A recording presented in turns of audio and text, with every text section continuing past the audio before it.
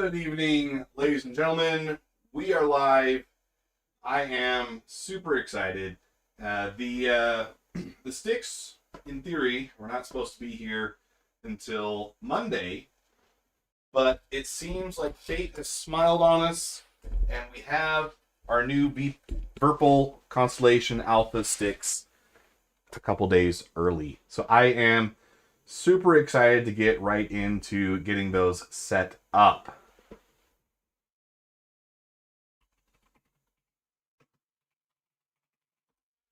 I'm going to do my typical... We'll get to that in just a bit. Just going to make sure I go through and share everything. Go.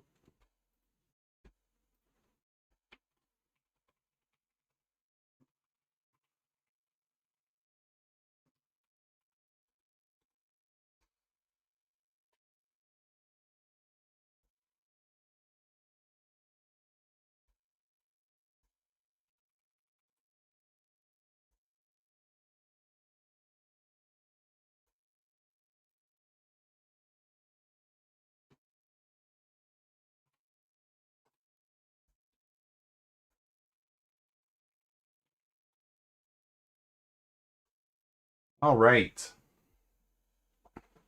So I've been waiting all day. Ever since I saw the notification at work.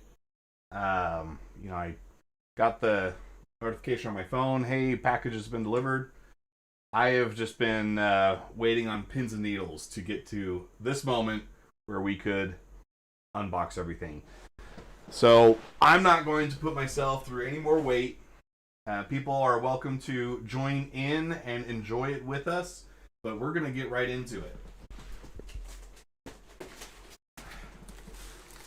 it. When you get your box, it will have a shipping label on the top for obvious reasons. Mine is gone.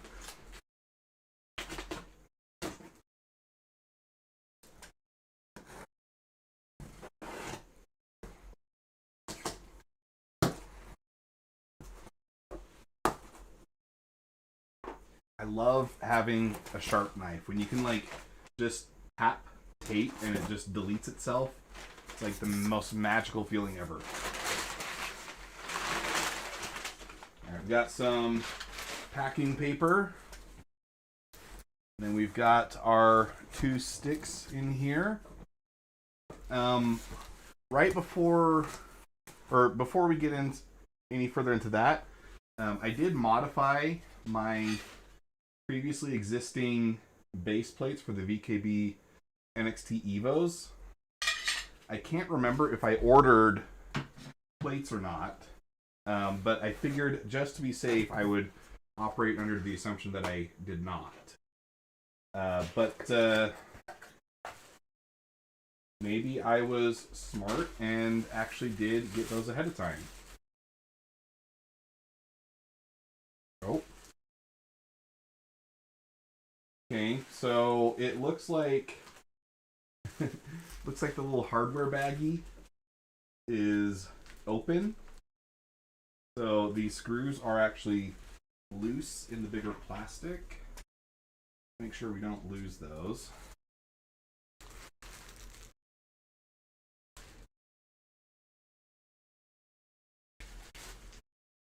Thankfully, I caught those early.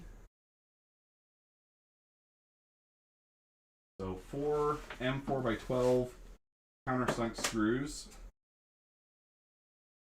Standard flare, that's for mounting the sticks to this base plate.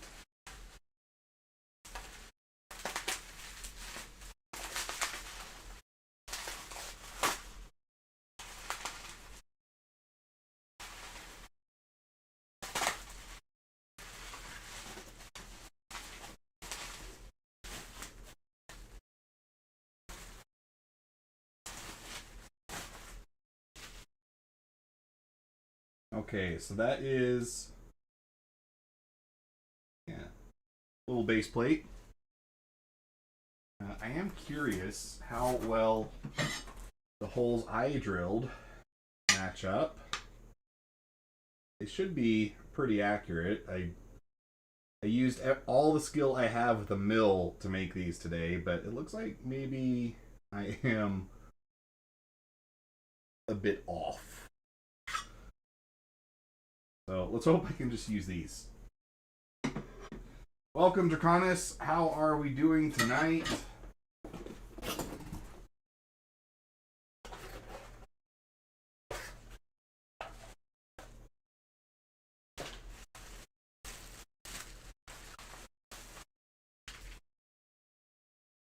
This baggie stayed sealed, so that's what the screws are supposed to do. They're supposed to hang out outside of everything.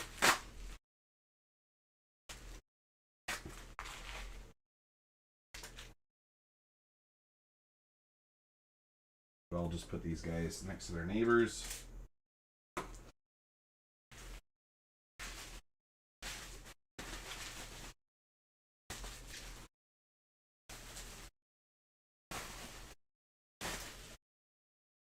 Second base plate.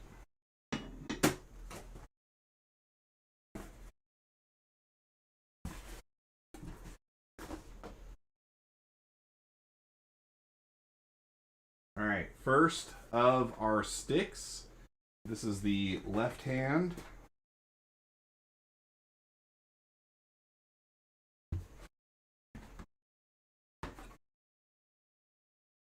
So pretty simple box, just normal brown, which doesn't bother me. I mean, you know, companies like Apple invest a lot into their packaging, but you know, you could argue that what you're really buying is just a fancy box with inferior hardware. With this Virpil, the idea is the star is the stick, right? So foam buffer around all sides. I can already feel the metal touch of the stick. A little colder than, you know, just grabbing a piece of plastic. Wow.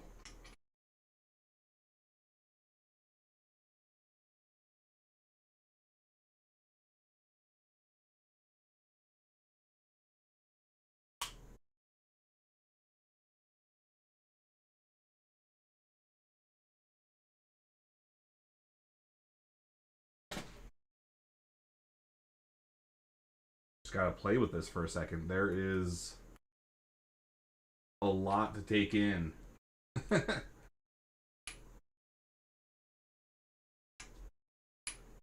Yeah, reaching that pinky lever, bit of a challenge for me. My little fingers. Let's see how much of that is.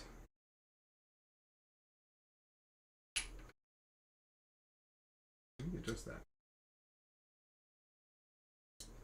Okay. So if I move the hand rest a little lower, I can get easier access to the pinky buttons.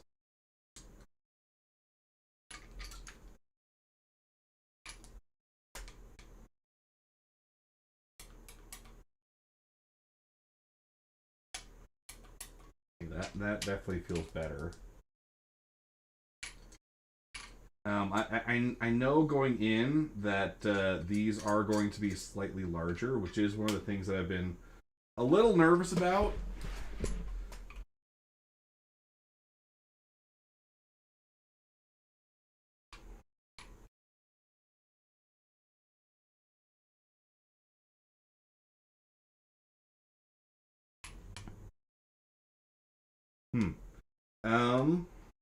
I don't know that I'll be able to reach the thumb hat and the pinky switch with the same hand position. It's not the end of the world. because I can just move my hand to be able to access the pinky, and I don't anticipate setting anything super important to that. Scroll wheel with 2 levels of click.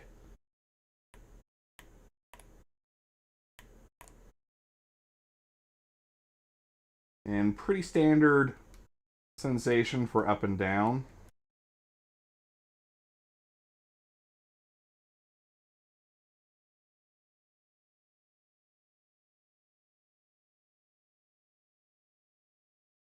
There's a soft touch on all of the finger surfaces, so like the mini stick has a rubberized feel.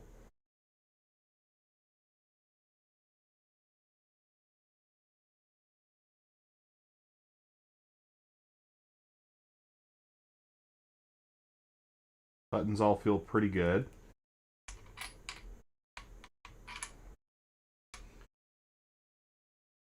Trigger feels really good.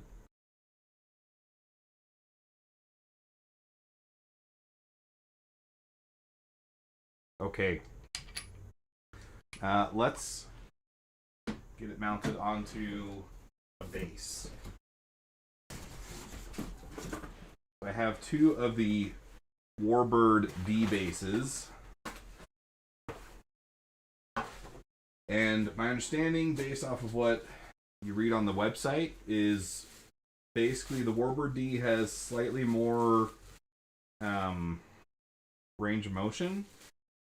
And so it's better for shorter height setups, where you have it mounted to a desk, for instance, where the Mongoose has a little less angular deflection and is intended more for sticks to be mounted on extensions. Other than that, they are pretty similar. Metal casing, pretty hefty. I mean, I think the base alone probably weighs about as much as the whole NXT Evos that I'm coming from. I do like, there's this little rubber gasket here. Now you pull that off, and I assume that's for adjusting the damping. A little like level indicator on it. But it's easily accessible from the top, which is pretty neat. When I want to adjust the damping on my Evos, it's not that simple. You have to kind of dig into it. Being that these are a cam or a gimbal based setup, or cam based gimbal, yeah, because everything's a gimbal, but these ones use cams in order to get their movement. It comes with a whole assortment of different cam profiles that you can equip to customize the feel of the stick. I think it comes with the standard AviaSim cams pre-installed, so I'm just going to leave those for now, but I think I will probably end up going to something with no centering.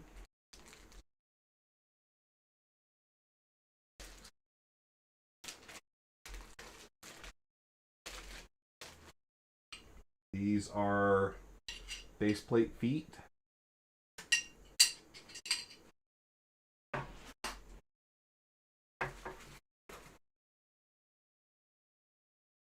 Four in total. Sure, right? And what is that cap for? Oh, it's probably to cover that, maybe?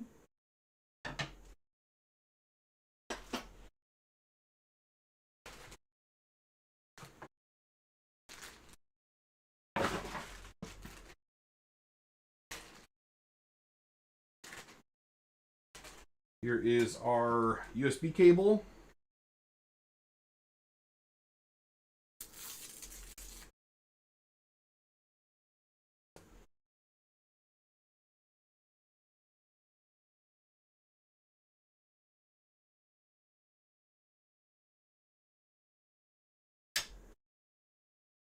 Right, and because I do want to be able to use my fancy mounts, I am going to take the time to at least cable route these cables.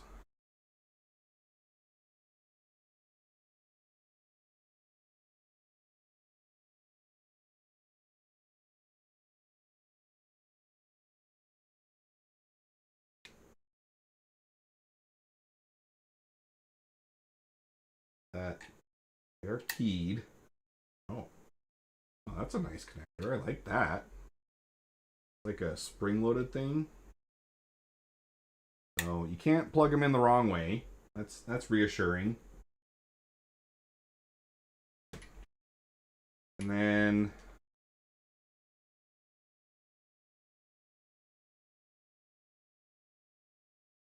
just go like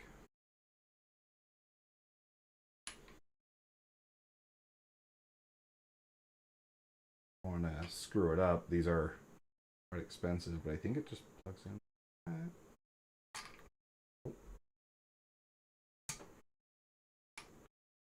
And you just twist it onto the base.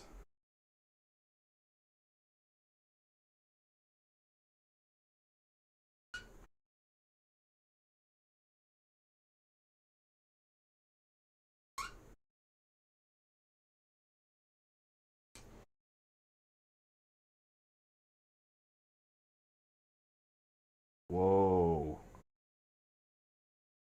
So I heard some critiques about the twist axis, and people were saying that they were not a fan um, of the twist axis on the Constellation. I think I'm gonna have to give a hard disagree, though. It doesn't move as much, I think, as my NXTs, but the motion itself is extremely smooth.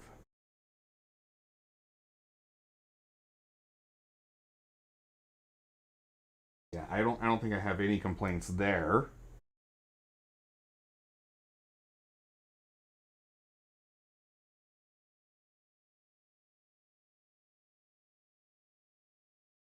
I can feel how it might be a little tricky to not send any input to the twist axis because it is so easy to move.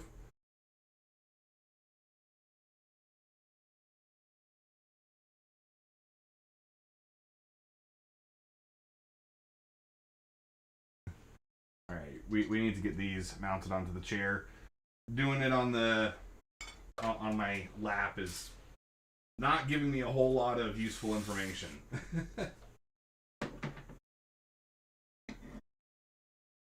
Let's see, this is our universal plate. So presumably it should mount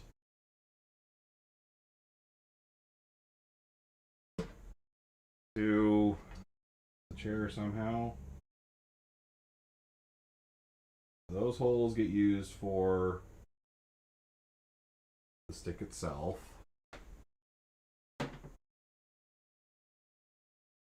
What hole options are left mounting? Well, we could do that.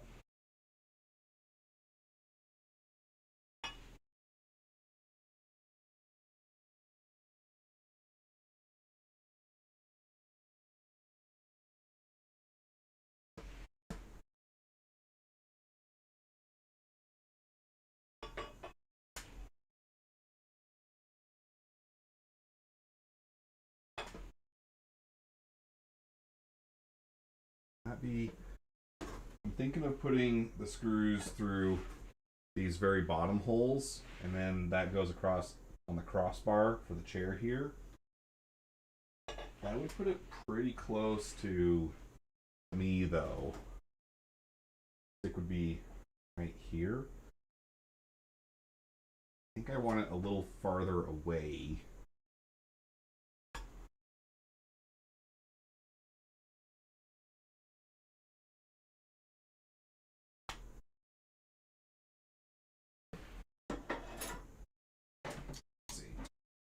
let's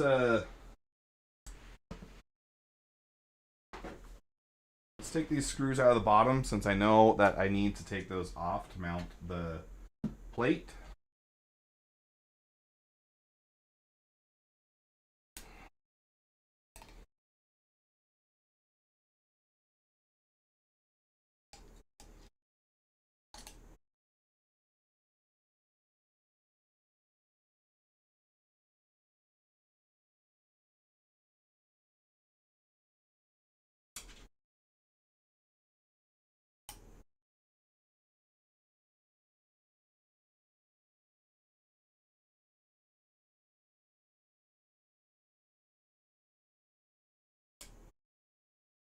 I did drill the holes on the older plates based off of a diagram I found online. So maybe I just wasn't holding it right, and they will line up better because it should be pretty accurately drilled. I just dropped a screw. Probably never see that again.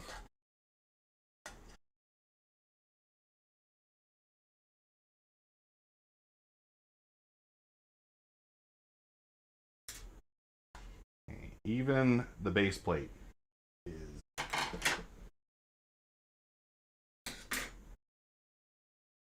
there's the inside mechanics. So you can see the gimbal moves around.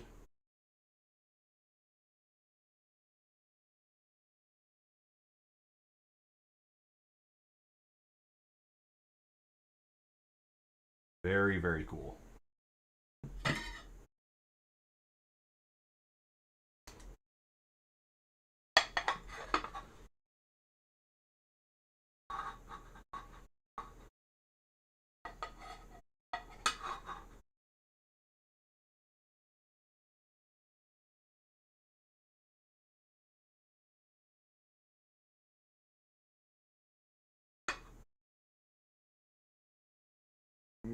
I'm gonna try and mount it. Let's see.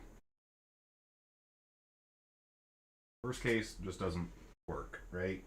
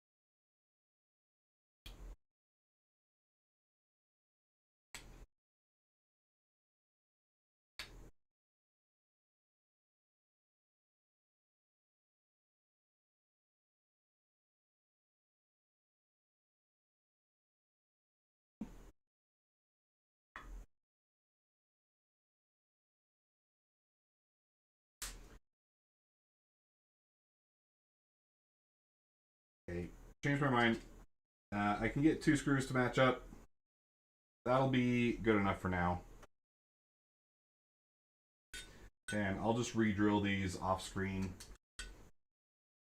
But at least that way I can get everything mounted to use for tonight.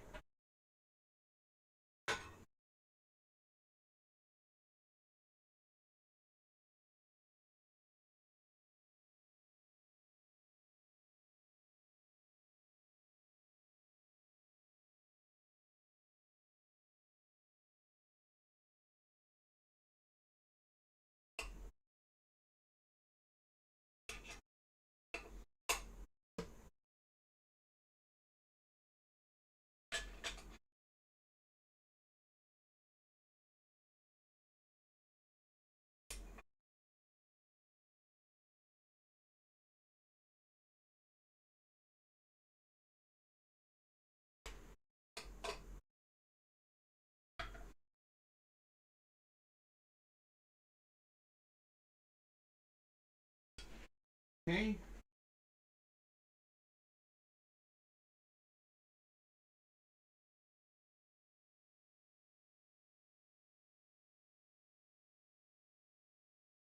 All right, let's adjust the camera down a little bit so you guys can see what's going on here.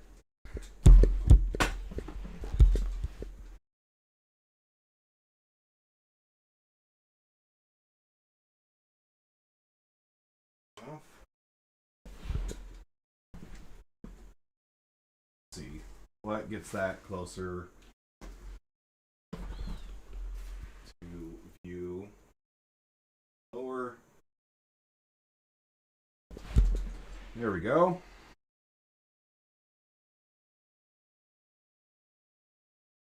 It's really a pretty different feeling than the VKBs. And one of my concerns with doing coverage for this is I don't want people to feel like if you own a VKB, like you have a bad product. I love the NXT Evos. I've used them for years. They are a fantastic stick, but it is a very different feeling coming to the Virpils. Now we're talking about something that is well over twice the cost, right? For a set of VKB NXT Evos, I think we're talking $135 for a stick that comes with the base. In this case, it's $290 for just the grip, plus an additional fee for the base, sold separately. So this is quite the expensive piece of kit. The NXTs, they have a damped feeling, and that is very intentional. It's not super easy to well, let me backtrack. If you have the older NXTs, the non-Evos, those ones I believe did not have the dry clutch. The Evos upgraded to having a dry clutch so you could get adjustable damping, so you could do things like lock it in a forward position. Right now, I would say that this has very minimal damping, and the evidence of that is right there, right? That overshoot, that's what the damping is supposed to mitigate.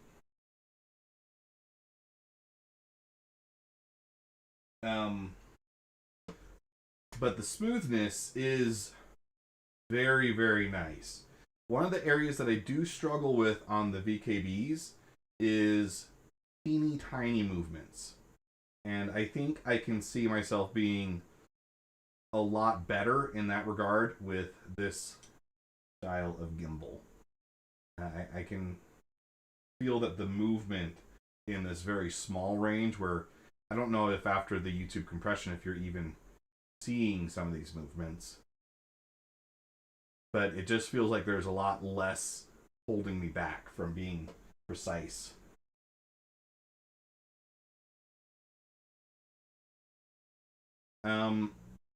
Spring tension is quite a bit higher out of the box compared to the NXTs, I think. Getting the stick all the way over to the side, a little bit more challenging.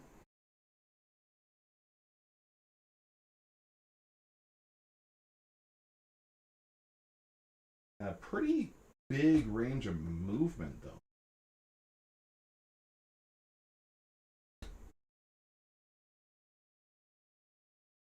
There is a lot more of a smack feeling, and I think that that's probably just due to the fact that all the internals are metal instead of plastic. Plastic is going to have a much more damped impact when you hit the edge of a movement, but if you smack into the limits of the movement here, you feel it a lot more, for sure.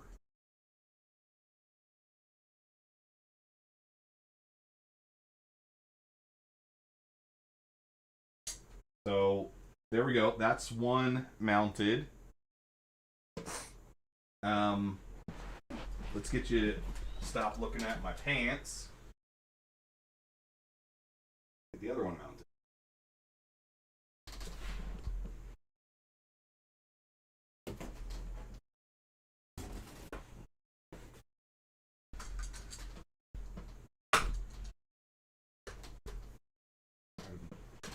careful with my unrouted cables.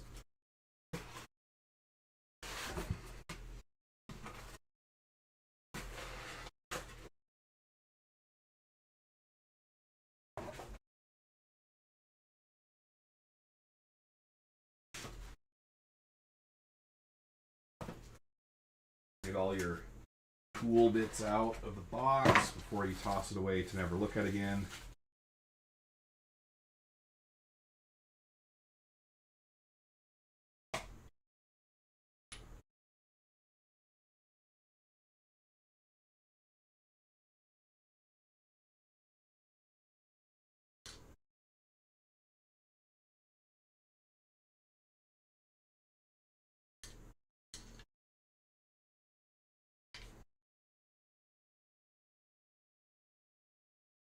These are pretty big grips.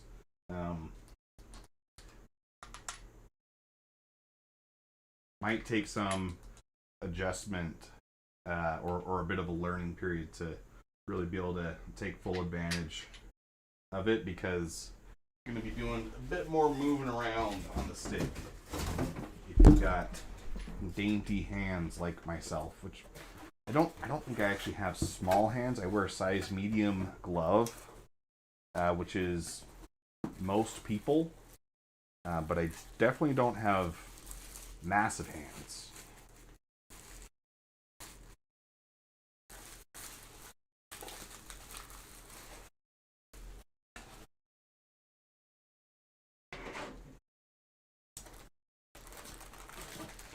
I do also have some cadets that should be coming in the future. Those are still on pre-order status, so it'll probably be a while before I get those.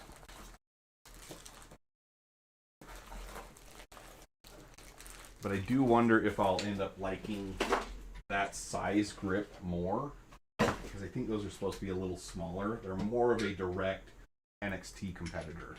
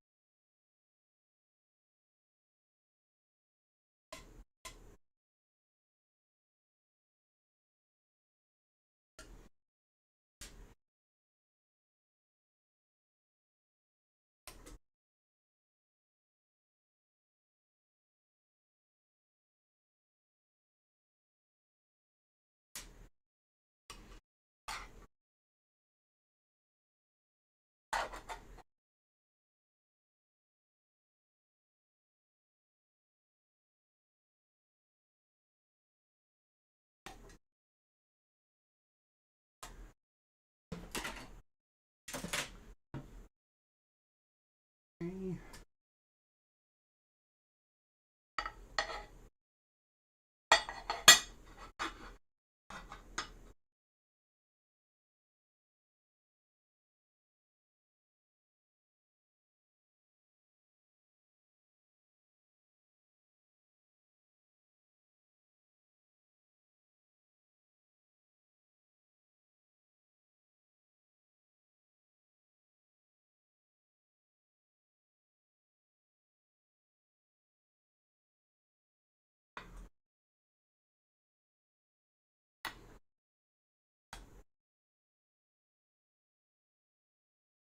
Feels like based on the weight, the base plate that comes with the Virpils are a steel plate.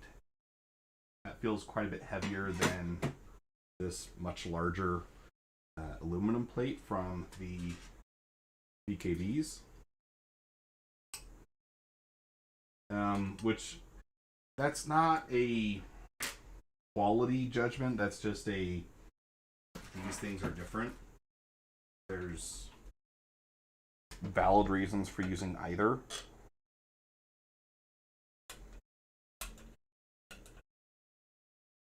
I think the idea with the steel plate is that it adds more weight, probably. So if you are using this on a desk surface, it will be weighed down better.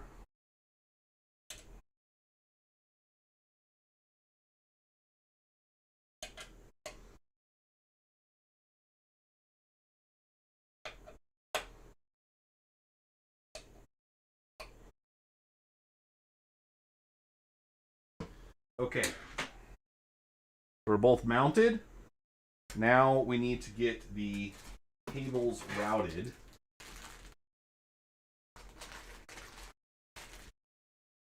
Which really should not take that long. With how I've got the chair set up, everything is pretty quick.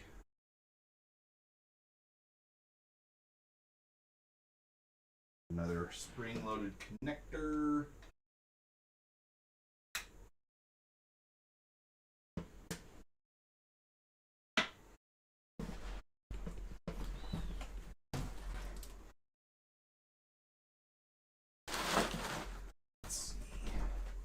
So, I mean, cable routing, there's not a whole lot that's interesting going on right now. It feeds under the base plate that it's mounted to. You've seen by this point several times the whole joystick mount. There's different anchor points along the path of the cable, and I'm just connecting it to all of those. And in this small room, those boxes added up very quickly, so you'll probably hear some trash sounds.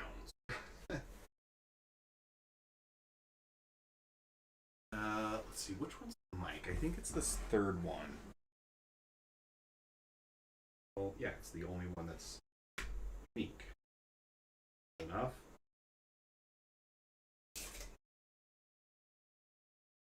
I'm gonna take the old cable out of the way while I do this, just so that I don't damage it.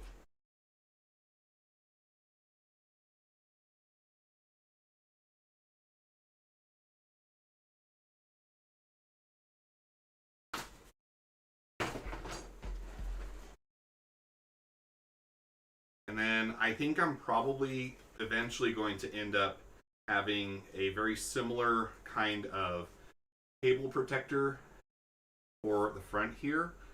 Just because when you are close to the desk, I don't want to damage the connectors.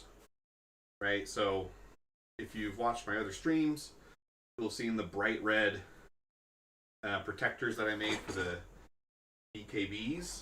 I'm definitely going to end up doing something similar with these Virpil sticks. But for now, we'll live life a little dangerously, and we'll have to do without. Thanks.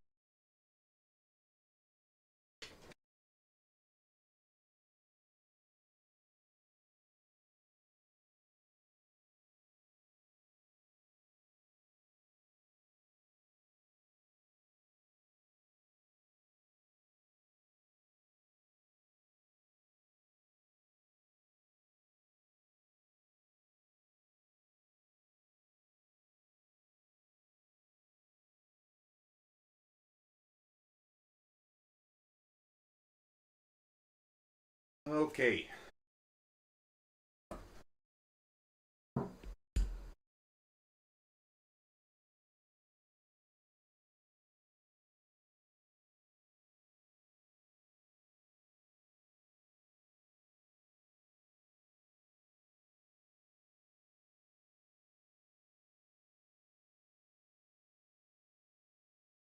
Okay, you can see they're both lighting up now.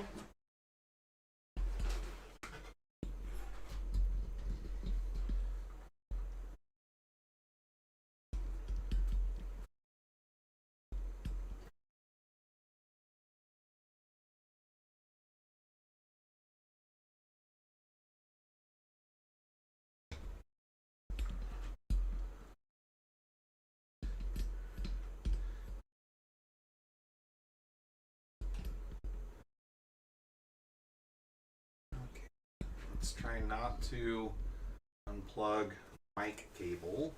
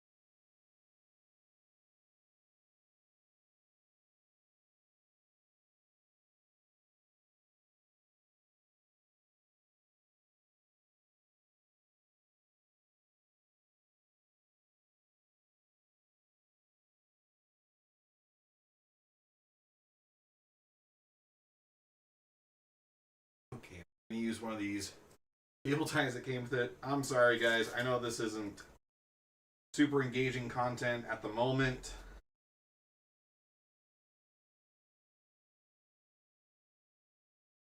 Should have put on some Subway Surfers.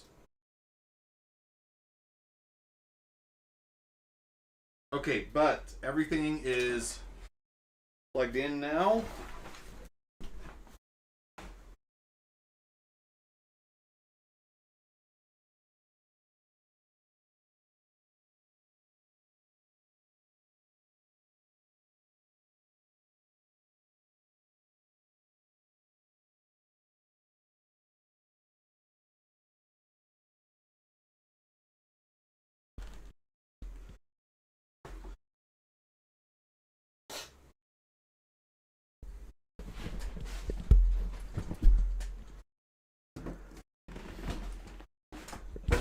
Eat that over there.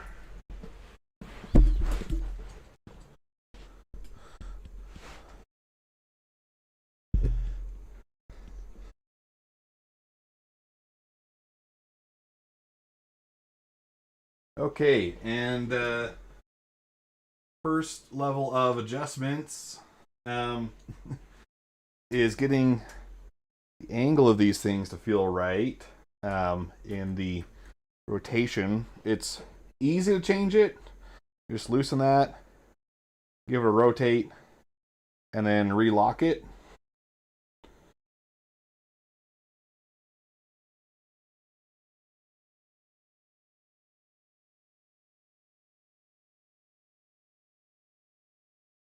And I have to imagine that these indicators are for the damping. And it definitely needs some damping. So let's try and adjust that.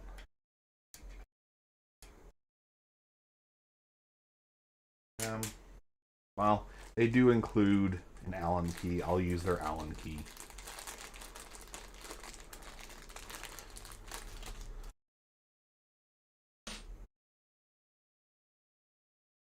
That one's too small. One.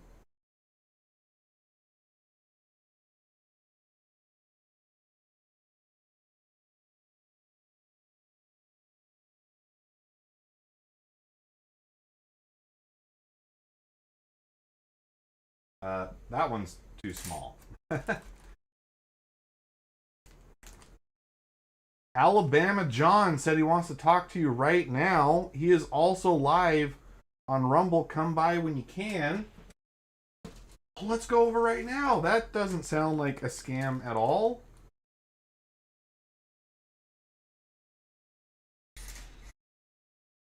Is that our first? Most of you guys are probably not seeing this. This is, I think, one of the first comments we've gotten on Rumble.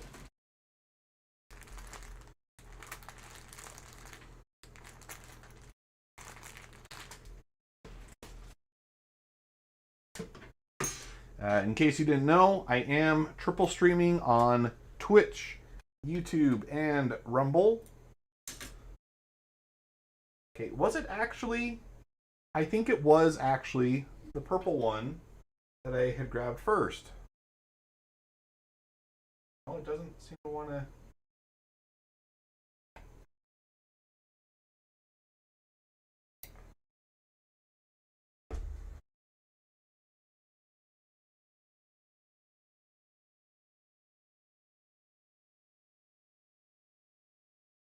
Okay. I think the issue that I'm running into, none of the keys that were included seem to be the right one. Maybe I'm just missing it. Maybe it's in another baggie. But these ones, cool as they are, with the color coordination, this sleeve oftentimes gets in the way. So if you have a hole that it refuses to go into, let me start that over. I find that the issue that I run into is you'll have recessed holes that you can't access because the sleeving is too thick. So I've already done this to the red one, but I've ended up just having to trim off like the last inch of the sleeve.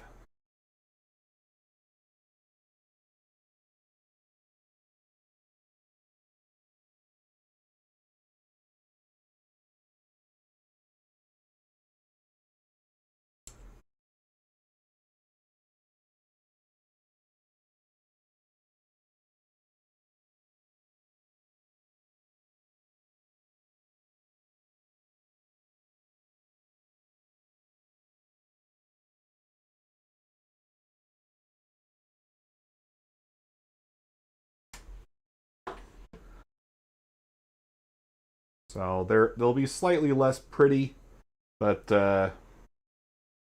quite a bit more functional, which is honestly, that's the important part when it comes to tools, right?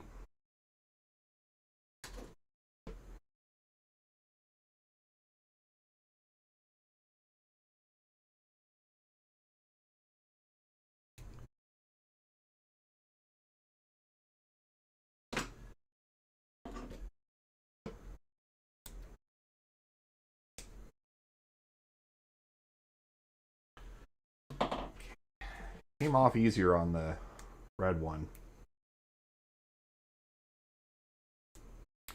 There we go.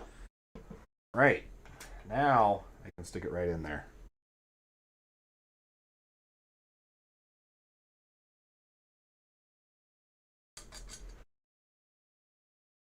Okay, so let's see. Just keep your eye on this little thing right here. You can see there's still a lot of overshoot. Significantly less with just a small adjustment. So that's like a full turn now.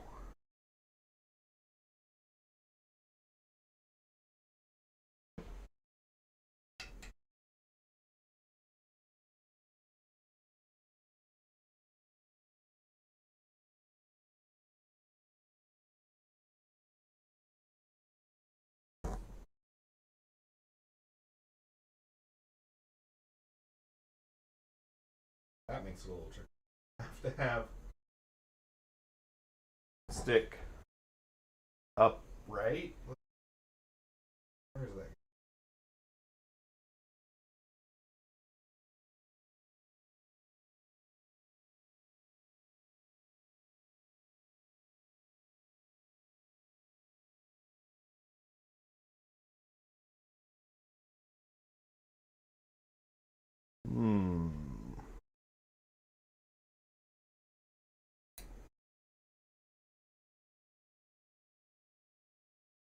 think I want to go with fairly minimal damping.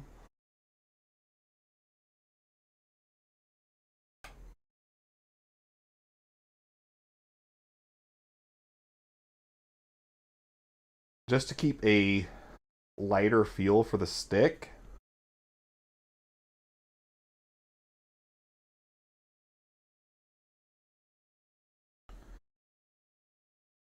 Like, I think I'm okay with a little bit of overshoot, honestly.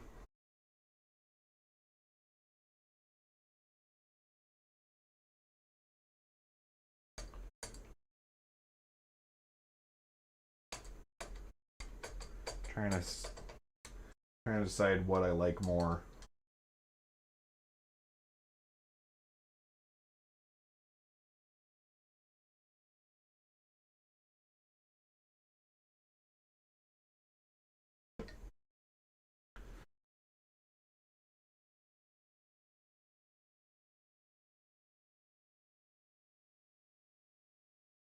Yeah, I think just a little bit of damping.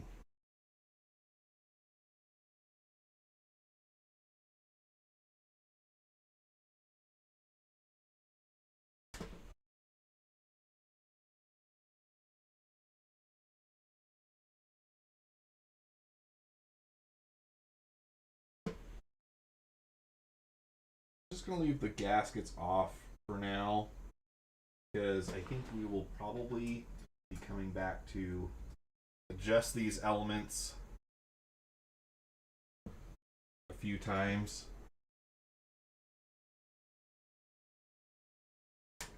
Okay.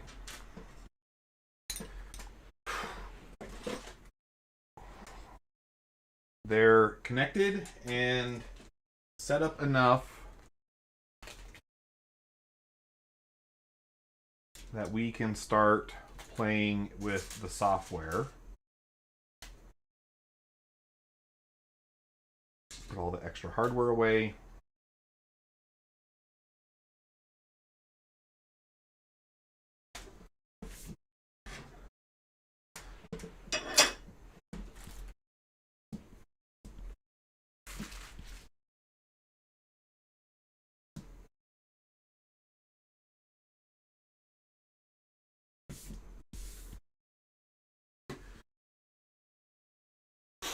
Okay, so pull up the main screen here.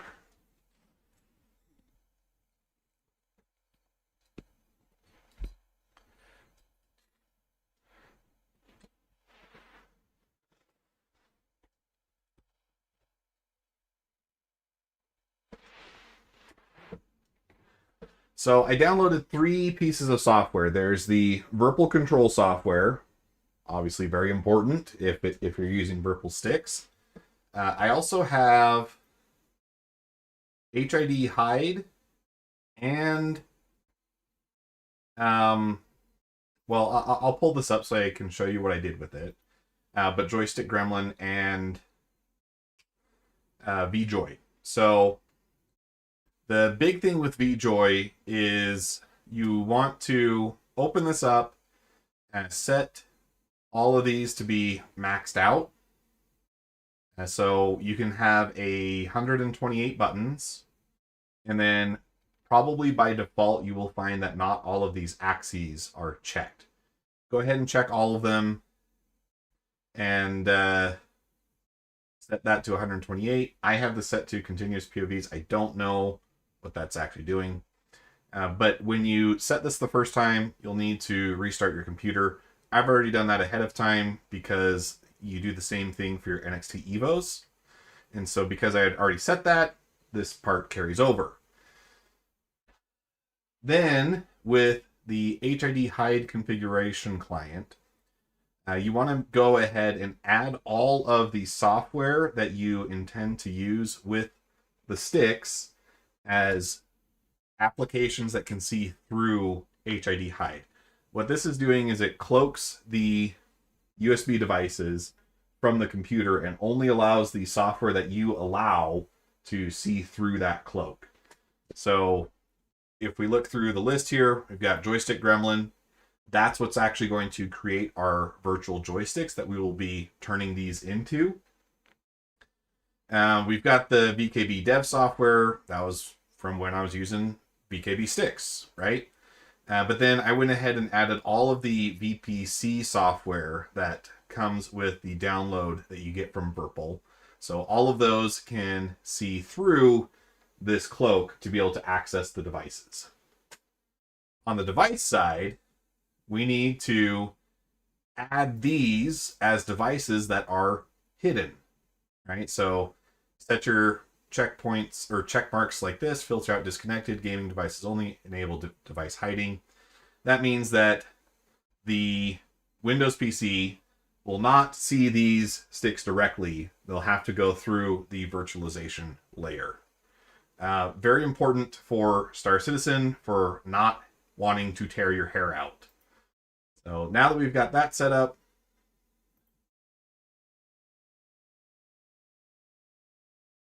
let's go ahead and... Okay. I haven't actually used this software before.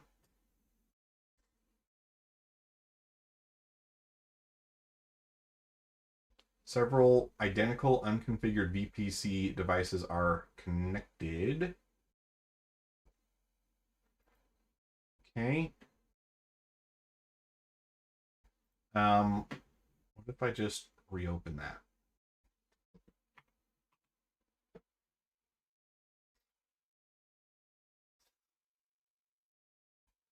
That was open from beforehand. Maybe it'll play nicer.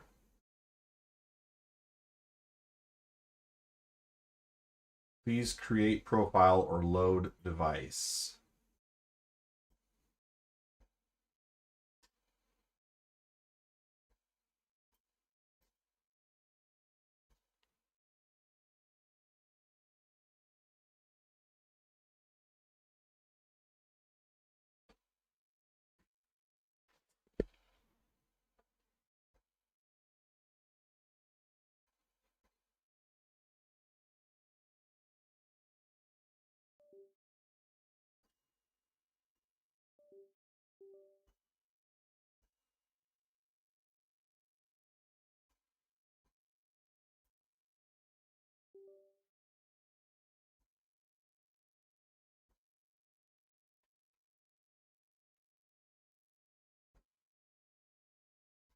Okay, we're getting an input there.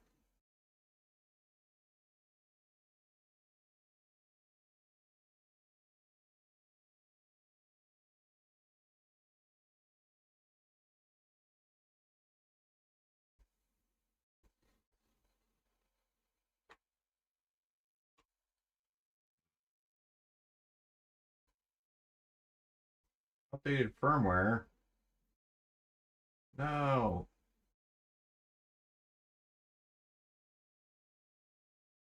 All right. How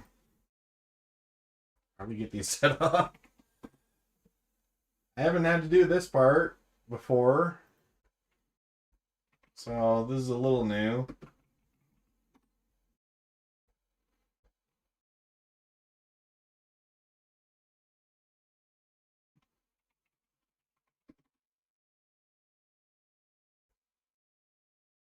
Nubifier coming in to save the day. I think these are actually going to work this time. Let's give it a shot. They were working earlier today, so I know you guys have seen me struggle with my Maxwell's.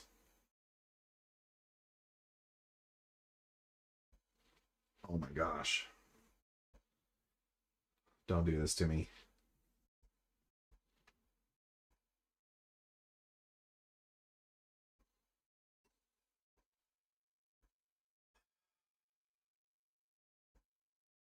Every time. Every time. Why do you do these things to me? What's going on?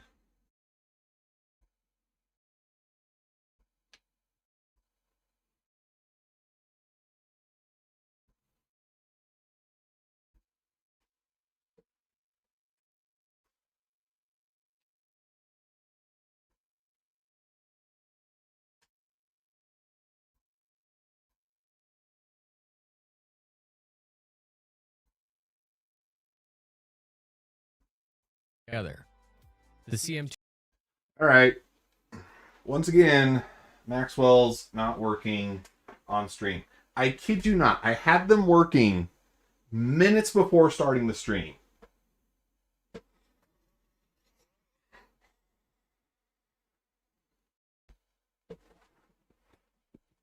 They're going to get yeeted so hard into a wall one of these days.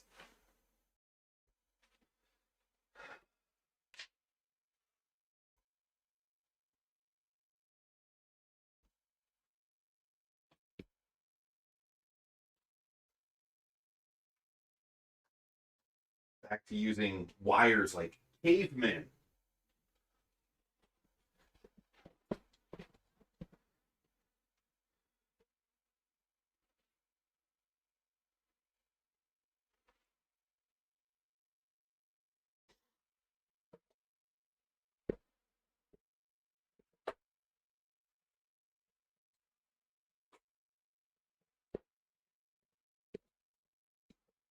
All right. Walk me through it, Nubifier. To push their build quality much better. Why can't I hear anything?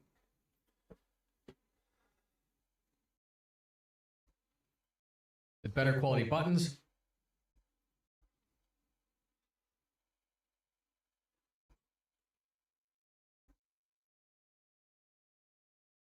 This one. Better casting and better There we go. construction. The Delta and the Warbird grips included a grip-mounted brake lever, a hook, Virpil, their software, taking our feedback and looking for better ways to build their products. Originally, their software was confusing and quite a blocker. I say blocker because imagine receiving your brand new premium controllers just to have to fight through a complex firmware update, then loading and unloading profiles, calibrating, testing functionality, and then finally binding. Okay. There have been some solid guides, and which when followed properly did work, but they lacked that mainstream polish and it wasn't very intuitive. The software grew up, it's now a lot more functional, professional, and simple. Welcome to my initial setup guide for Virpil products using 19.12.18 VPC configuration software, January 2020. Let's begin. This does look the same as what I got, so I think we'll be okay. From the VPC website, install, and then launch. It's important to have only one Virpil device plugged in during configuration because it'll reduce confusion and speed up the process. Okay. All right. I can do that. Let's just unplug one. No big deal. I'm going to start with my left gimbal and my left grip, which is a Warbird base and a Delta grip. If your screen has fewer options, try clicking the Pro button at the top right. Ensure that you can see your gimbal in the top section and then verify its firmware. Click the firmware button and start auto firmware update. It's going to proceed and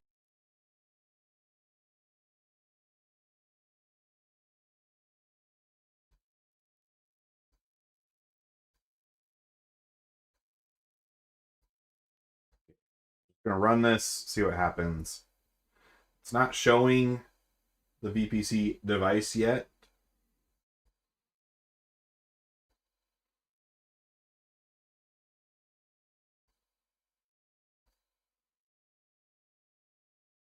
If it frees, try select joystick device from USB list.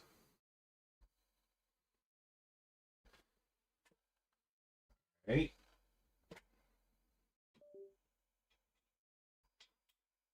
Let's try replugging it in, see if it gets it to pop up. Come on.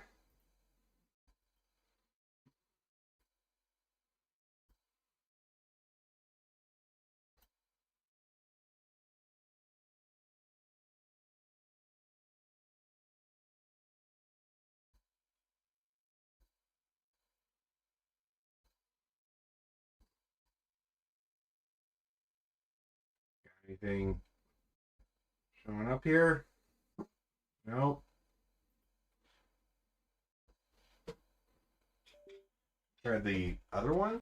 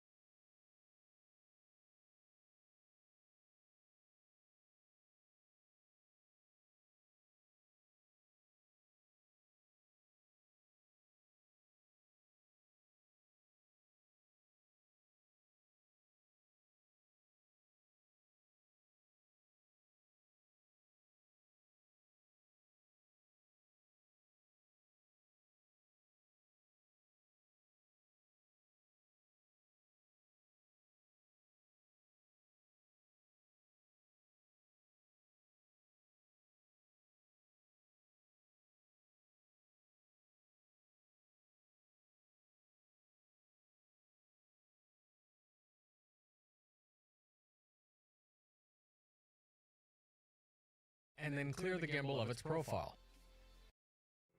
Ensure that you can see your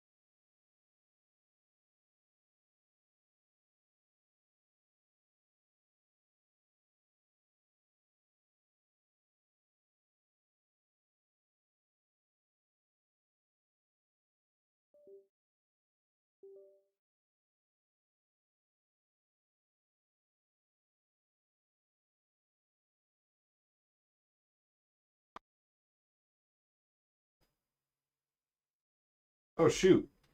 Have you guys not been hearing me this whole time? Mic check. Mic check. Okay. It's definitely working now.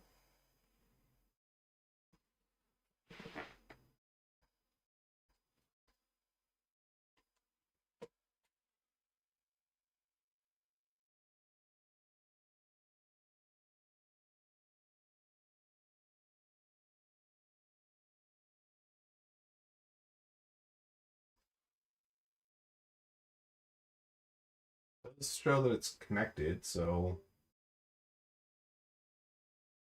it's just not doing the lighting. Why is it not?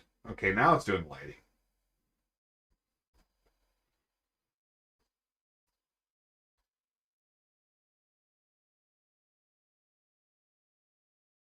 Okay.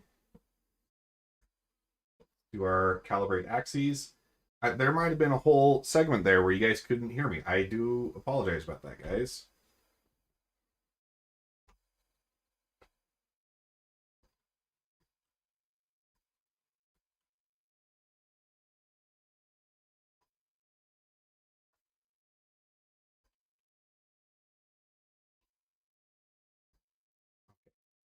Save that calibration.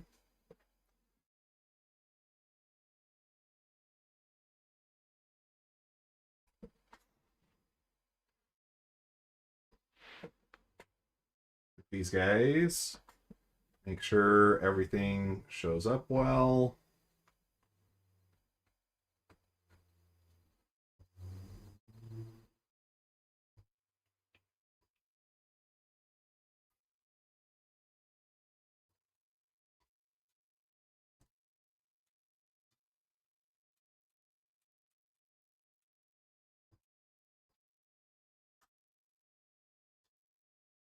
Okay, I do really like this flip trigger. I think that's going to add a lot of interesting possibilities with what we can do for trigger combinations.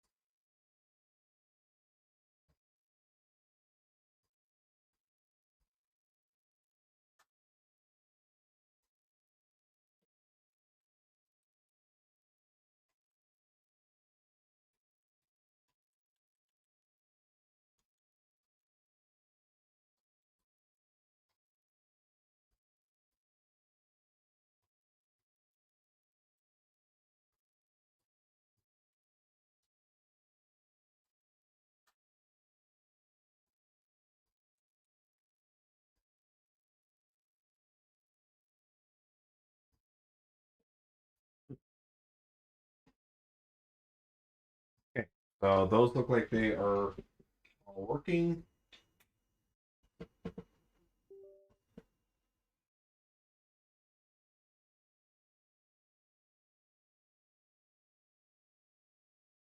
Let's go ahead and save that. Turned red because it's writing to that one. Good.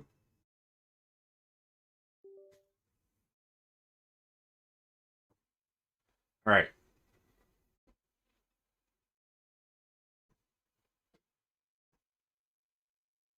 Now we have 2 sticks.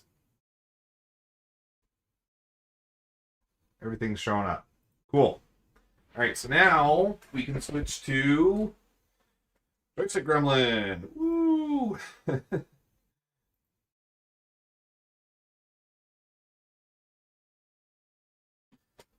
So I'm going to create a new profile.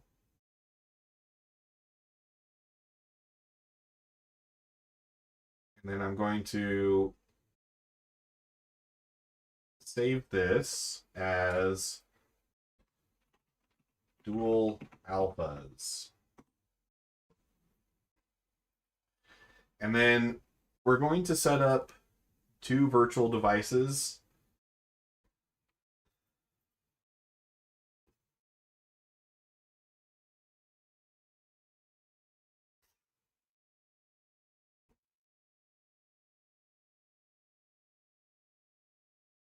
Let's see. I need to remind myself how we do that. I was just watching it earlier here with Red Lear. Menu. Click Add. Check. Now let's map button 12 to a right mouse click. New with it. We'll go through a basic example here of adding axes, a few buttons, and some keyboard and mouse bindings. These 4 things are really the core of getting started with Joystick Gremlin. The tabs along the top represent your physical joysticks, their axes, and buttons. We want to map these to the virtual joystick that we have, and then use this virtual joystick in the game. Let's start by configuring my left Virpil joystick and binding it to the virtual device. In the input viewer, I'll select the left joystick's axes and buttons, as well as the virtual devices. This makes it easier to see what's getting bound to what. We'll bind the left joystick's X and Y axes to the X and Y rotation axes on the Okay, all right. Thank you, Red Lear. Lifesaver.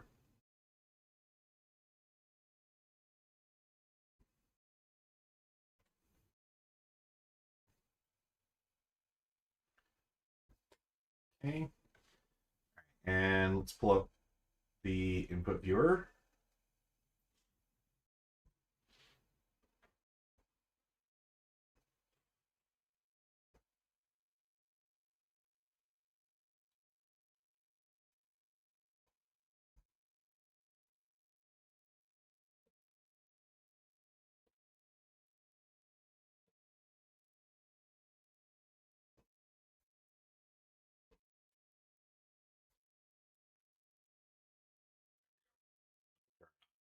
That's key.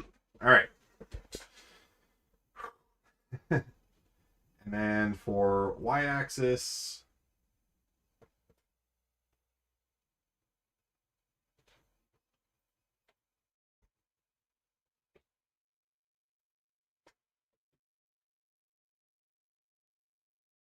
z-axis,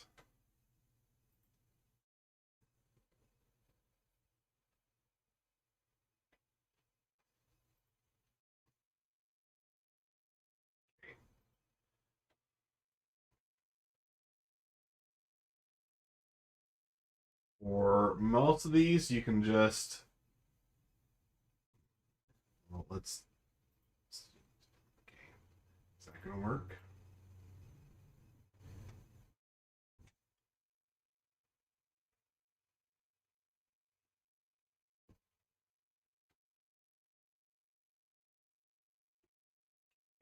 It's looking pretty good.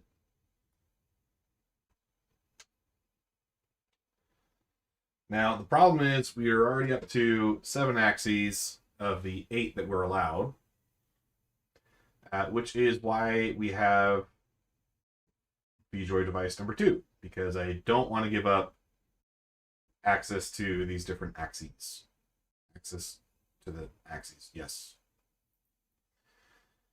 So I'm going to map these ones to the second VJoy device.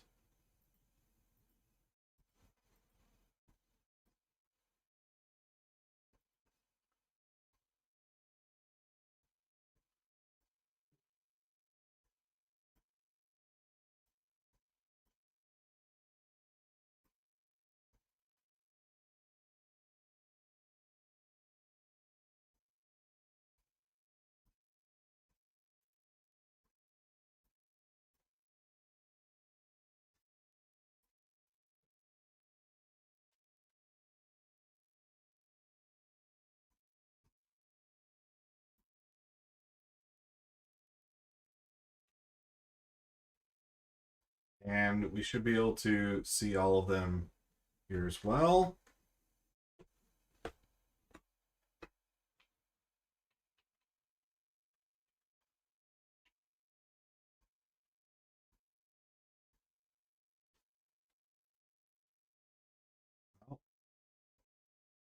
Needs to be on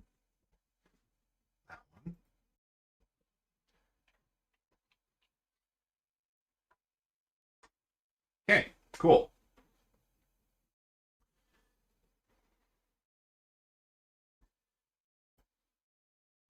Now, for the buttons, it's less important. You can just go through and order everything chronologically on one VJoy device. We're going to have plenty of inputs to be able to do that.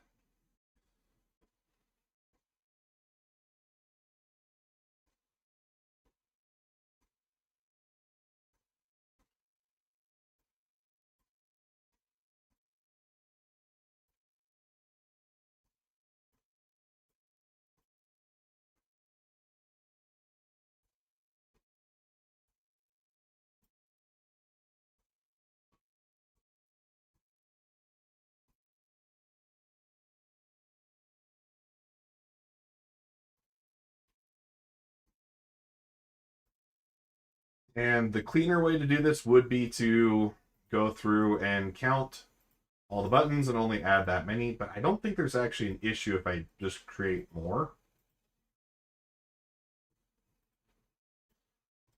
So I'm just going to populate the 32 that are here.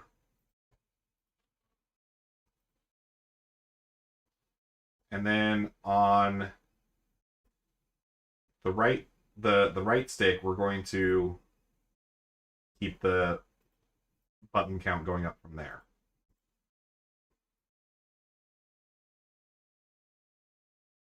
So in essence, what we do with this method is the second VJoy device is only the axes of the right-hand joystick, and all the buttons are on the first VJoy device. That just makes things a little easier to manage when you are in game. And if you end up adding a collective or a throttle or anything like that, you can do the same thing to add more axes if you run out.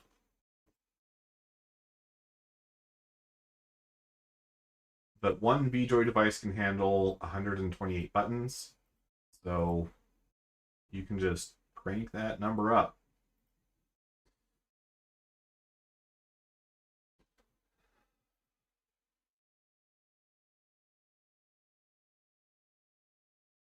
So now, if I click any of the buttons on the right stick, we will see those actually showing up under VJoy device number 1.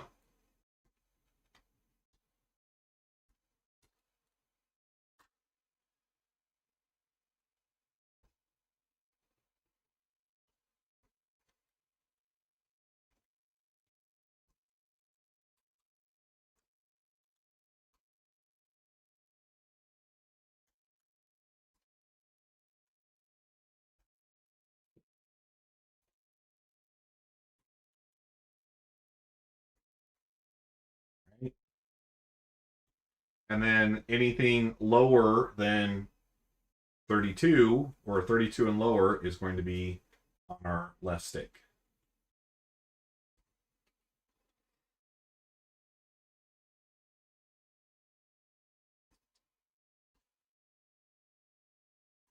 And that's all the setup that I need to do for right now.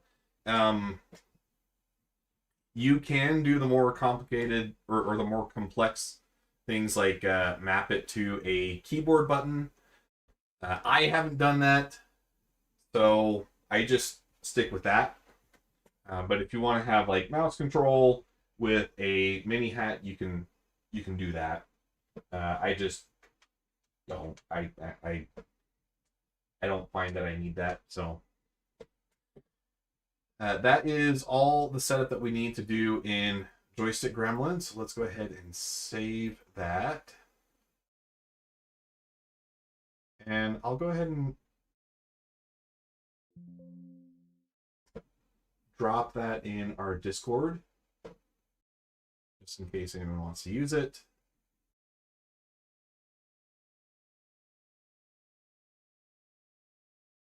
Just keep in mind, it is very basic, so don't expect too much from it.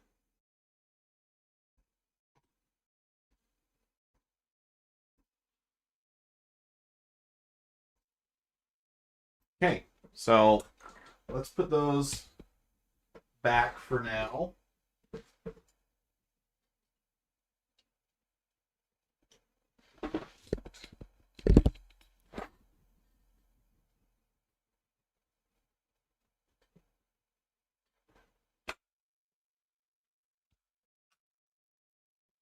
I am looking forward to playing with them, but I've heard that there's a lot going on with the recent Star Citizen Live, so I also want to check that out.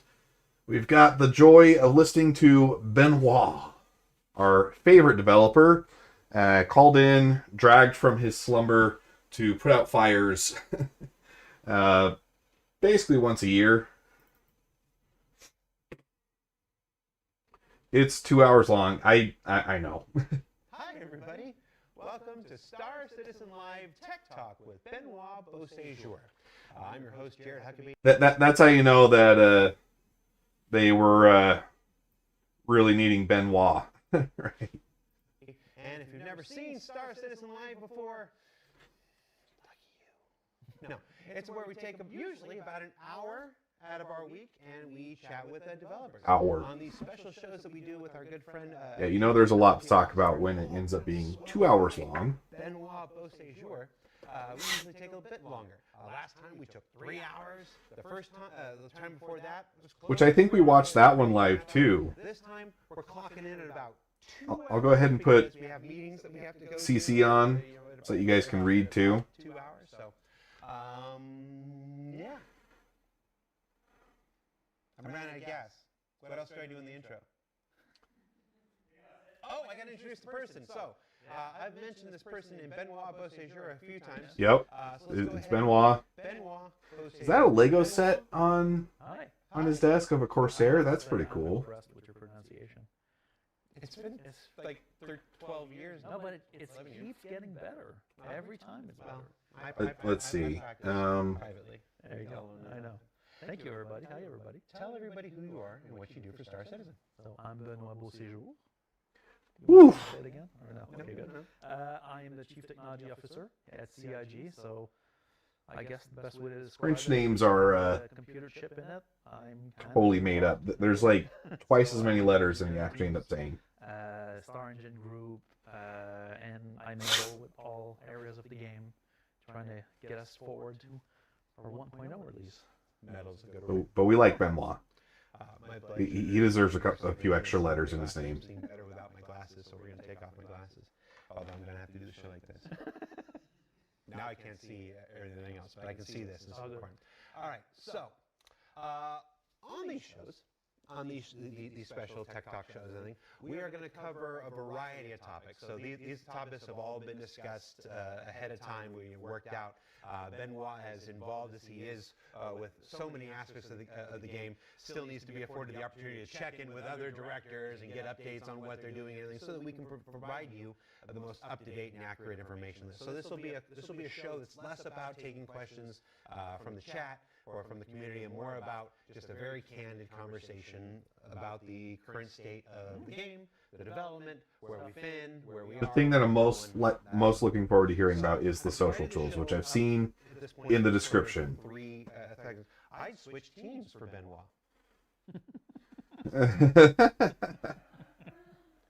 Oh, that wasn't in chat. I was just talking to myself. No, that was in chat. Send a DM after the show. That's not appropriate. So we're going to start the show with updates to existing endeavors. So this is the third one of these we've done. We've talked about a couple of things. So I'm going to update on a few of these topics that we've been covering through this before the second section where we get into some new things that we haven't discussed. So let's start with the biggest one, which is server meshing. Yeah. We're now a year on. We talked about it ad nauseum leading up to this thing. It's now been out a year. This is probably the last time we're going to talk about it for a while again, until Dynamic comes, and we're not going to put any dates on that. So let's put the story of server meshing. Let's put a button on the story of server meshing. Sure. And break it down into 4 sections. How's it gone? How's this last year been? Well, so like if I recap, like almost same date this year. Last I would say it's actually gone was when pretty we good. Actually launched 4.0. I think he's probably going to say the same Server Mesh thing. Actually went to the live environment. And so yeah, it's kind of the 1 year anniversary. It was not nearly as rough as I thought it was going to be for the first few It's patches. been surprisingly solid. I like to say that this way because it's a very large system, but it has given us just good foundation for what we had to do last year in terms I think they did a really good job at fixing it quickly, because while it was a little rough when it first came out, it wasn't that long before it was actually up to a good standard.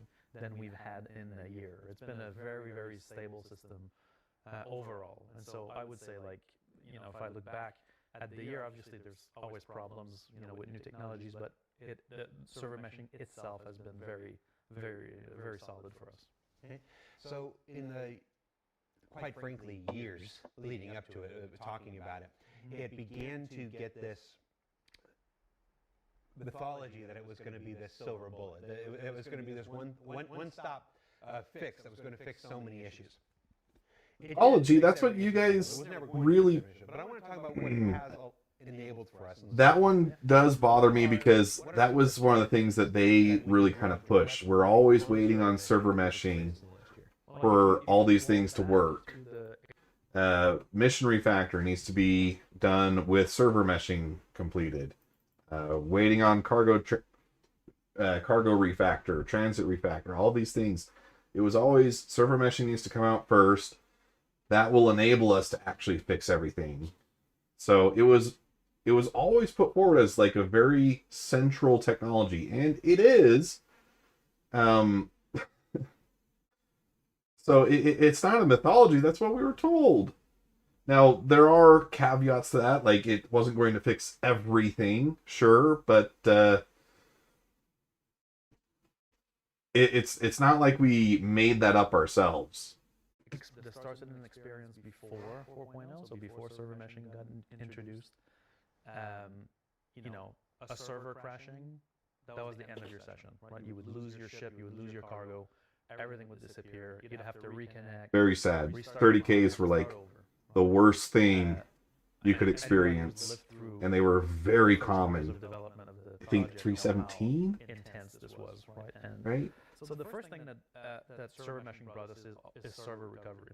And so because of the fact that the replication is separated from the simulation, when a game server crashes, which is where most of the crash risk exists, well, the state of the replication is still good. So we just tell you, hey, we're getting another server, you stay there, and when it comes back, we can recover exactly where you were. You don't lose your ship, you don't lose your cargo, you don't lose your materials. And I think that's been a very, very big, it's a kind of the unsung hero feature of server meshing. It helps with, you know, engagement, playing longer sessions, finishing missions. And so for me, that's like one of the big pluses that was brought in with server meshing. Yeah, it's actually very rare that my game sessions are ended by a crash now. So that, like, you can't understate that. It's a big deal. Also on top of that is crash isolation. So if a server is in charge of the Crusader area and he's the one running into issues, then only that area is affected. And so the player who's, you know, bounty hunting in Pyro or something like that, he's completely safe from this crash. Which is always, that part is pretty funny because you'll still have people in chat who are always like, server going down, and it's, in the first place. I don't know, do they not realize that it's only localized now? Because very rarely does it affect everybody anymore. So that's just the kind of meat and potatoes of what meshing has brought us, but the key bit it brought us also is much larger player counts. And so we used to be limited to 100 players per server, which had the whole universe to simulate. Now we've got a series of servers simulating the universe. And so we oscillate between caps of 600, 700, 800. We're still experimenting going higher with this, depending on multiple factors. That cap changes for the moment, but I think most often we're still seeing 200, or sorry, 600, right? People show up at one area.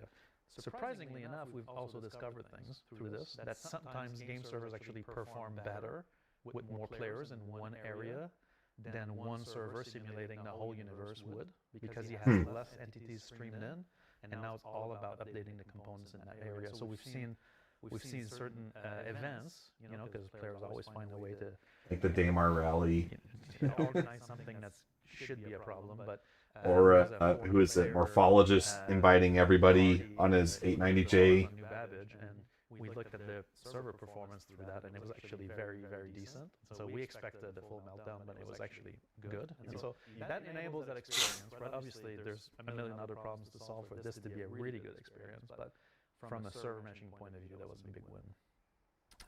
You've got a 500-player meetup coming. I just saw something. I know, it's like that becomes a kind of common thing, and we love it because that's exactly what the tech is meant to enable. I mean, it is a little counterintuitive. I didn't know that entities would have that much of an impact compared to player count, but okay. Solar systems. And so for years we had been stuck in Stanton, expanding the Stanton system, more POIs, more planets, more things, and now suddenly we were able to branch into Pyro, which was everybody at CIG was really looking forward to that. It was like, it was internal tension at when are we going to launch this thing? I've been working on this for a long time. And so that was really a relief to be able to get, you know, players to cross the jump gate. So the jump gate technology obviously comes with meshing. And so expanding into two systems. Which, side note, I did a jump the other day in VR. Very hard in VR. Not very fun. November, same year. It's this the most common question. We've been doing this for a long time now. Here, forget other places. We've been doing it just here for a long time. And one of the most common, persistent questions is about the pace of development, and people have been waiting very long for certain things, justifiably so. And we always People have gotten married, divorced, had kids. Its development kind of works on it builds. Sometimes it feels like it's a very glacial pace, but this last year I think they actually did pretty good. You can do more later on. This year, because of server meshing, we were able to kick out 2-star systems, and we're still expanding on Nix. Every patch this year will expand Nix even more. It's the one in March is looking to expand a bunch of the service stations, and our first big content drop, which I'll go ahead and say right now is supposed to be Rockcracker. If you watched what was it called, CitizenCon Direct. Names. So that's the one where you have the giant space laser. Our March release, and then on. I'm pretty excited for that. I think that's going to be really cool. I think in the Road to 1.0 presentation at CitizenCon 2 years ago. Service stations are interesting though, because Nix is supposed to be mostly desolate, right? That Castor would be our next system whenever that comes online. So it's just this technology. It's unlocked the capabilities to do what we can actually start to deliver so many of these things that we've been talking about and working on behind the scenes. Instancing has some role in that. Absolutely. Yeah, completely. There's one more thing that server meshing brought us that's not negligible, is a very substantial gain of performance on the game server in general. So those have been pretty good. Remember the single-digit FPS days? Those were rough. We had a very low bar for acceptance on FPS for game servers because we just had to deal with so much. Nowadays, like, the server FPS is magnitudes higher, so that actually allowed some of the content we've already produced actually shine because it was working properly. And so that's because servers have less to simulate. We can optimize their workload. We've also reduced we've talked about this before, but we reduced the size of the game servers because they just have to simulate one area. And so overall, meshing has improved server performance by big magnitudes. Yes, Chet, no, my head is not smaller. My hair is just bigger. It was very windy and rainy today, and it's just whatever. Leave him alone. He looks good. It's grayer than it's ever been. No, we are not taking questions from chat, but I will comment on every one of you commenting on my appearance.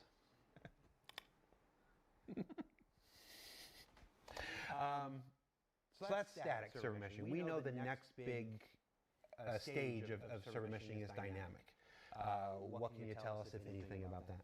Well, so the dynamism in the mesh, Dynamism? right? Dynamism? I guess. So we're running out of words internally to define what the next step of server meshing is. Currently, we're working on quasi-dynamic server meshing, which is we're trying to iterate on the static mesh, right, to bring it so that if an area is empty, right, and nobody's there, we can spin down a server, and if people go to that area, we can spin out the server.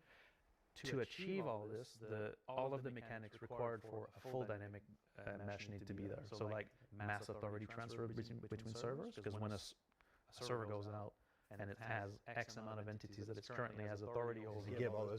So since it doesn't sound like he's going to really go over what we have currently right now, you have a collection of servers that all operate at the same time, and they're all in charge of a different location within the systems that we have. And if you cross the boundary, you get transferred from one server to another, right?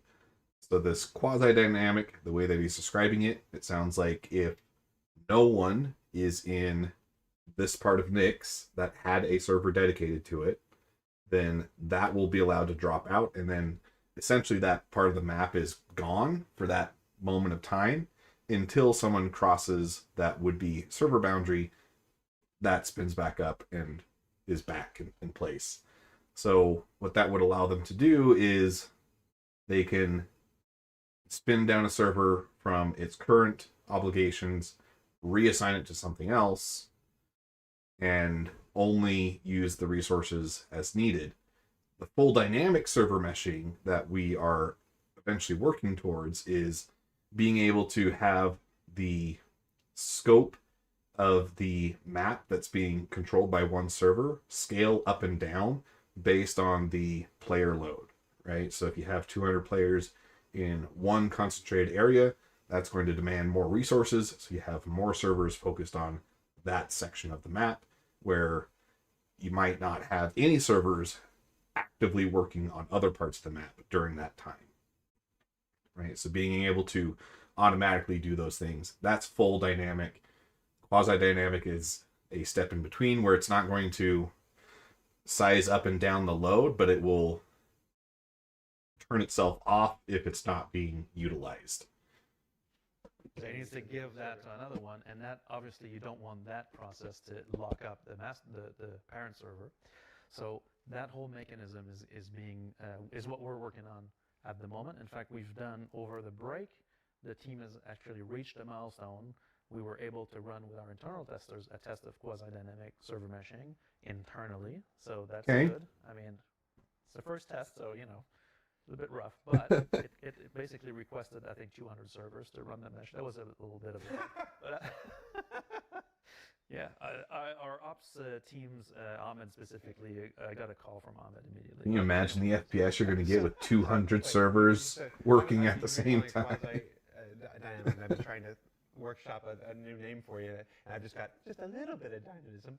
But so you did your first test of this quasi-dynamic, like, hey server, you try to determine how much you need, and the first thing it did was ask for 200 more servers. Yeah, exactly. A little bug in the assignment system, but that sounds like human nature. Correct. So that's it's what learning. we're working on right now. That's the next step towards the full dynamic mesh, right? Obviously, the goal with the dynamic mesh, just to recap it, is that instead of having a subdivision that we pre-make in advance, like currently, every patch we look at the territory assignment, is what we call it, of like what's coming. Like, oh, we have an event at this place, and most players are going to go to this system, and so we adjust the mesh, right? Okay. Sometimes we get it wrong, and it's a very manually intensive process, and we don't want to keep doing that. So the goal with the dynamic mesh is to be able to just adapt to where the players are, the cost of the location they're in, to be able to provision compute dynamically up and down. So there's also the unfortunate cost equation in this, right? The current static mesh. I would imagine for now, or right now, for instance, that they probably have fewer resources dedicated to Pyro, because everything's happening in Stanton and Nix, right? The dynamic aspect of it is to be able to always make sure that the proper compute is available for players when they're in an area doing something, right? So That's the goal. Chat's debating whether the servers have actually achieved AGI and have played the game. And they're just like, we've played the game. Give me 200. So that's server meshing. We're all a hive mind, us gamers. I had the same thought. Last year was coined as the year of playability. Mm-hmm. So we've just backdoored a whole bunch of playability improvements that server meshing, which dropped last year, enabled. So we've had all of those improvements last year that made the game far more playable than it was in any previous year. But And it really has gotten quite a bit better in this last year. I'm pretty impressed. Every time somebody encounters any kind of bug whatsoever. So I want to talk, and that's not entirely unfairly, because everybody's bug that they're encountering is the most important bug in the universe at that given moment, and that one is not resolved because they're encountering it. I want to talk a little bit more about what we did gain last year. So it's whether that's the transit system stuff, the 30Ks finally being killed, the creatures and boss fights and stuff. When you tell me, how did our year of playability go in your head? Well, so I think that, obviously coming from the server meshing improvements, there was also some failings at the beginning of the year where we saw, transit became a very big problem. Oh, yeah. That's an example Yep. of a system. Those freight elevators at the outposts, really, really bad. But that's a Very example painful. of a system that was built years ago that wasn't properly scaled over time, and so when you added dynamic gateways for the transit system plus the meshing situation, that became a really problematic system. And so that was, I think, the first order of business once we launched 4.0 was like, we need to really take action on transit. And so Can't really comment on whether that's much better today, just because I don't do a whole lot of cargo hauling because of the things I ran into. But maybe it's better today. I really don't know. Voluntold, yes, exactly. To come and give a bit of oversight on this, to look at the system to see, okay, what do we need to actually, have stable elevators and trains, and make sure that that's always available, because the traversal of the game, if that doesn't work, then the game doesn't work at all, right? If you can't take an elevator to get out of the house, It's an important feature, You've got good luck, right? So the Transit Heroes team, I think, has done a fantastic job. They haven't re-engineered the system in that strike team, but they really focused on self-healing strategies, right? If a manager loses a By that, he's referring to a larger transit refactor that is still incoming from everything that I remember. In this effort, they couldn't rebuild the system. There was fundamental flaws in how it was engineered for server meshing support, and so, but at least they got it into working condition. So I do think, like, if you look at the game now, transit is no longer the big problem it used to be, right? Like, it actually functions when you need it. Now, that said, most times it fixes itself, right? So it's still getting in a weird state, but it fixes itself. So, we've done more about this, and we'll talk about it later. It still gets, anxious Correct. and freaked out, but it gives itself a slap across the face to refocus and lock in.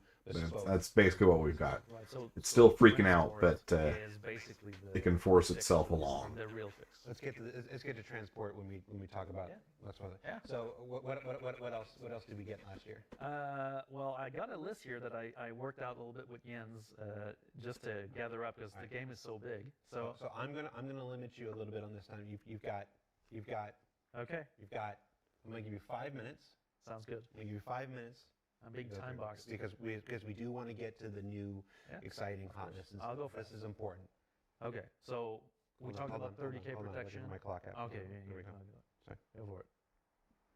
Go. You should be a producer. Okay, 30K protection, transit improvements, right, to make it stable. A stable tech base for the content teams. What doesn't show is that to achieve the content we shipped in 25, we actually froze a lot of the technology to give the content teams a stable base to work off. Before, it was a bit more of a mayhem. So we did that. We as we built all of this content last year, so a monthly patch was a very heavy cadence. 10 patches last year. Yeah. Which was you know, kind of that's insane. What's really cool is that we've built kind of a library. Considering that we're used to that if you start 3, putting sometimes something 4. there's that to do, right? It's like that. We never had that before. Like a real set of locations that have like a full-on, you know, storyline to follow. So that's really cool. In these really enjoyed locations, that we're able to aspect. ship some creatures, I really some like new the creatures, story a lot of elements. New creatures and boss fights. So we had the first couple boss Those fights have been this really year, cool. The boss fights are you know, with your Mandy, awesome. Stonebreaker. So that's like a brand new, you know, design discipline for us to design boss fights for multiplayer. and the so new that's interesting. missions and Spawn Nyx. and Hangar is something Got a that we little bit of actually everything enabled going on. beginning of That's this pretty time. cool. So we tried to enable that in end of 24, and that was a bit of a disaster. 25 now, Spawn and Hangar is there. So if your hangar is available, you spawn directly there. That's actually a very large quality of life improvement. I play the game a lot. And they've acknowledged this Every go before. is It's an fantastic. incomplete quality of life We've been improvement able because to you weather still end up key having to locations, go including some of to the those, city for big a key lot of locations we your talked about. fundamental We'll do more, resources. but, you know, for now it actually is So there. it's helpful, Um, but it's not. 2 new It's not starters, everything. Talk about this jump gates, which is a whole, you know, a game on its own. The way it functions is actually super interesting. As you're going through, the zone is moving, and you're moving within the zone. It's really a fun system to go through. So that's in. We fixed the goddamn bounty beacons, which is one of the coolest loops in the game. I love it. Sounds And, like that you one's a know, bit of it a was pain obviously point. not working, so now we've actually got them to work again, which is a big win. Quantum interdiction was in the same bag, where now with a server mesh, having proper interdiction was kind of difficult, so restoring it was an interesting one. We had to actually build systems to allow that because not every server has a view of the entire shard anymore, and so in order to interdict cross-server, you needed to have special tech to do that. That fixed also quantum linking. Now, Makes sense. Not something I would have routing is thought still of on my own. Yeah.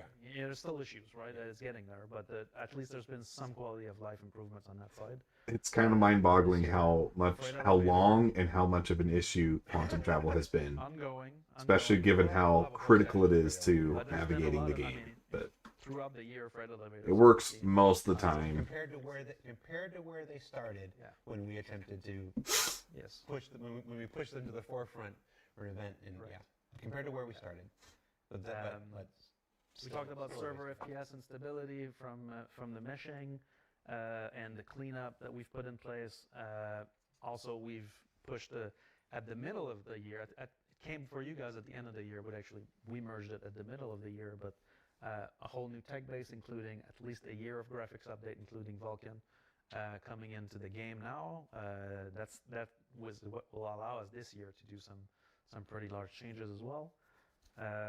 Which I'm still really looking forward to some of the more intense Vulcan stuff, like the ray tracing. Boost. We still don't know if it's a vehicle. I think Star Citizen is a rare case where, because it is generally more CPU bound, you might actually get to use ray tracing and not have it be so much of a performance impact. So I'm kind of excited for that. The jump jets were a feature, I suppose. There you go. The jump jets were There a you go. feature. So I'll give you half credit for the XD. Correct.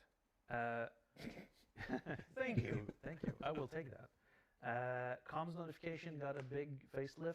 That's something that we want to use a lot more of. And so we needed the proper tech to be able to render that properly and not just the equip lines, which, you need more immersion than that. So that was actually a pretty big thing with facial animations and Oh, okay, tracking. yes, So yes. that's- He's that's talking about like important. And then cross-shot where the box will progress. appear on the So, right side of your screen, and you what see powered a lot of like content this year was the a character resource talking to you. service That in part's the been pretty background cool. that you I like call that a the lot. scenario service, which whether you're doing clean air or the resource drive last year, the cross shard progress of these events is tracked by the scenario system, and so that's how we were able to show tables about how many resource drives and resource drives, stuff like that. Exactly. Hey, quick note on that. The crazy thing is when we had events like this in the past, none of that was visible in game. It was, you were having to check it on the website, which was really kind of crazy to think about. So being able to just see basic information like that in the game, pretty big deal. That's a pretty good list. You just got, it says 502. Yes. Look at that. Look at that. On time. And you didn't even mention like item recovery. No, I did not. You didn't mention item recovery.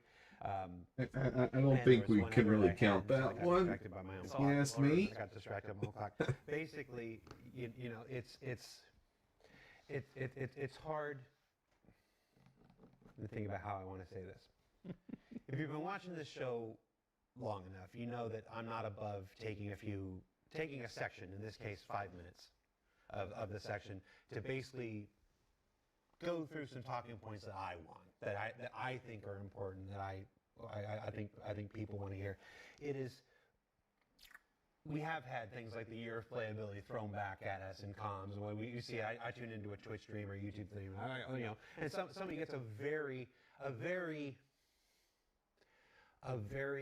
frustrating experience. I was looking at experience of somebody, you know, just going to town with their whole C, and they went through a jump point, and it took them trying to go to one system, it kicked them back out to the next system, and the thing crashed. Or they got back in, and the spindles they tried to open the spindles, but the spindles were closed, looked closed, but they were actually open. So they were in the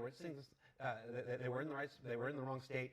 Tried to get refueled, tried to go to refuel. The refuel thing wasn't working, and then stowed the ship and spawned the ship, and it didn't come back on the docking port. It came back in their hangar full of cargo, and it's like this. It's like, it feels like when things do go wrong, it's like a cascade of things that go wrong. I'm sitting here saying the game's been significantly more stable than it has in years past, but when things go wrong in Star Citizen, they go wrong hard. You used an analogy last time we did. I don't know if you can hear this, but I'm getting a little bit of a Batman voice the big giant Suez the longer this goes on.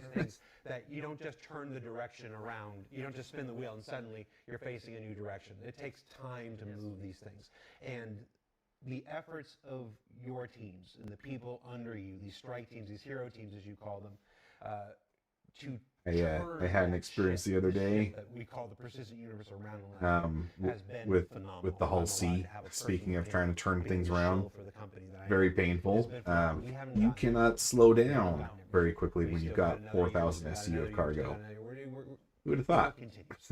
But it's my show, and I wanted to take 5 minutes to acknowledge the tremendous work of those teams. And a whole lot was accomplished last year, in addition to the amazing content work. You know, I said 10 patches, and I realized we actually had 11 because we kicked engineering out. Yeah. We kicked engineering out in December, so it was actually 11 patches. You know, 11 patches in 12 months is pretty crazy. So you allow me to have a moment, to have some time to sit there and sing the praises of those people, because I've seen where we were, and I know where we are, and we're in a much better place now. Still, it's just back the beginning of the still places to go. Yeah. That scenario I just described was like last week, and we have still places to go. Yes. But that doesn't Oh, mean the places you'll go. we don't acknowledge Good the book. progress we've made. That was given the to systematic all of us approach grandkids to when we were solve some of born. these issues instead Dr. of, Seuss. previously classic. we used to just assign tickets to people, and they would, you know, find the fastest way to solve it. And now we kind of work as a team with the teams in quality assurance that are basically the arbinger. Like, no, it's not fixed. I can still repro, right? And these guys have been going through a systematic approach for it. I think that's paid off a bit, you know. We get better. Yeah. Not always, but we try. And in this case, we've definitely gotten better. There were some big changes to internal infrastructure and stuff in the last year or two, and we're seeing the results of that stuff. All right. So now let's go into some specific updates here. So let's talk about the transport system. We don't need to talk about transit so much anymore.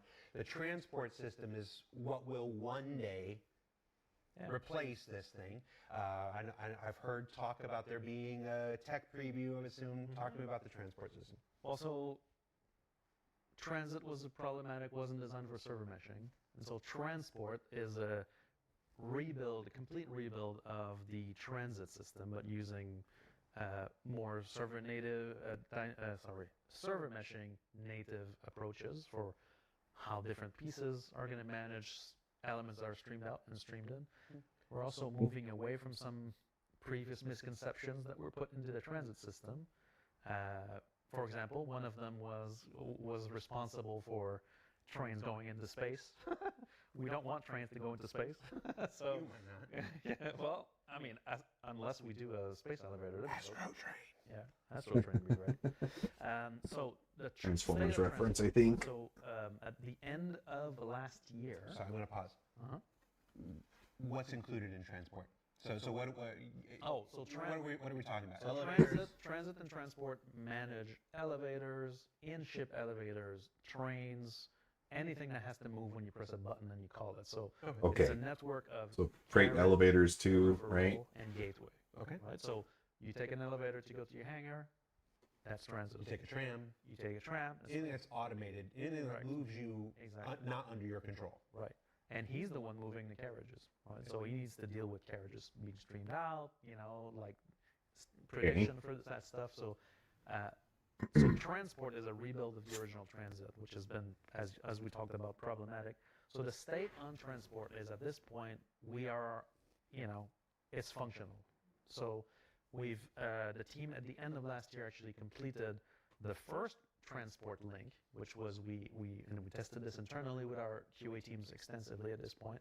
All of the new Babbage HABs links. So we took one link in the universe, that one, and we tested the crap out of it. Right now, that's a static link. So it's going this. When I say static, it means the 2 points that the elevator goes to exist. They always Yeah. exist. A and B are always now, there, I would guess, so right? We know that works. Where Then a ship the elevator, state at the moment your is we A also and B support points move. hangars. So these are dynamic gateways, because if you're online and you're at the Oh, location, okay, yeah, your 'cause these get hangar streamed is shown out. there. That's a dynamic gateway. When if you leave, that gateway disappears. So the system needs to deal with dynamic gateways. The previous system. So are outposts dynamic gateways And though? the candidate was the piece that wasn't great. And so we've got internally at the moment new Babbage. We've got hangars and HABs. So the state of transport now is the team is working at converting all of Area 18. So we're talking HABs, hangars, transit trains, all of Area 18 to the transport system. So we're going to go to tech preview with that. That's our plan. And the reason why we need to go to tech preview is because we need players. We've tested this internally. We can't muster as much players as we want, so we're going to try to see if you guys want to come and help us out test the new Babbage Transit for real. Want to try on a busted tech preview, elevators? validate all the assumptions that are in the system. So we're going to launch tech review and ask people to just come and ride the elevators, Correct. come and ride the trams And their hangars. and the hangars, and hope nobody dies. No trains in space. No doors opening to nothingness. That'd be great. No passing through the floors in the carriages. The single most exciting tech preview we'll ever do. But incredibly important, because it's a tech preview that doesn't just affect Area 18. It's one that can literally affect quality of life in every single landing zone, on board every single spaceship. That has an Ships elevator. that have elevators Correct. and stuff. Well, then space stations. It's going to be this little thing for Area 18, but it ripples out to everything. And so after a tech review, if everything is validated, there's one thing too we want to try to avoid is the train prediction taking like you in 32 seconds to come in, where the train says train arrives in 1,060,000, which obviously we hope that. I just thought it was a metaphor for the project. Am I allowed to say that? I don't know if you are, Jared. After tech review, we're gonna scale this out to every landing zone, and we're gonna see which patch this will load in. But at that point, we hope to bring transport in and completely deprecate the transit system from the game and nuke it from orbit. Based on what he's saying, though, it does make me wonder how much of a manual process this ends up We being. don't give dates. Because Best effort, but it's looking. if it's we have to do work to convert Area 18, then we have to do work to convert The issues of transit Crusader. come up with scale most of the time. Fair enough.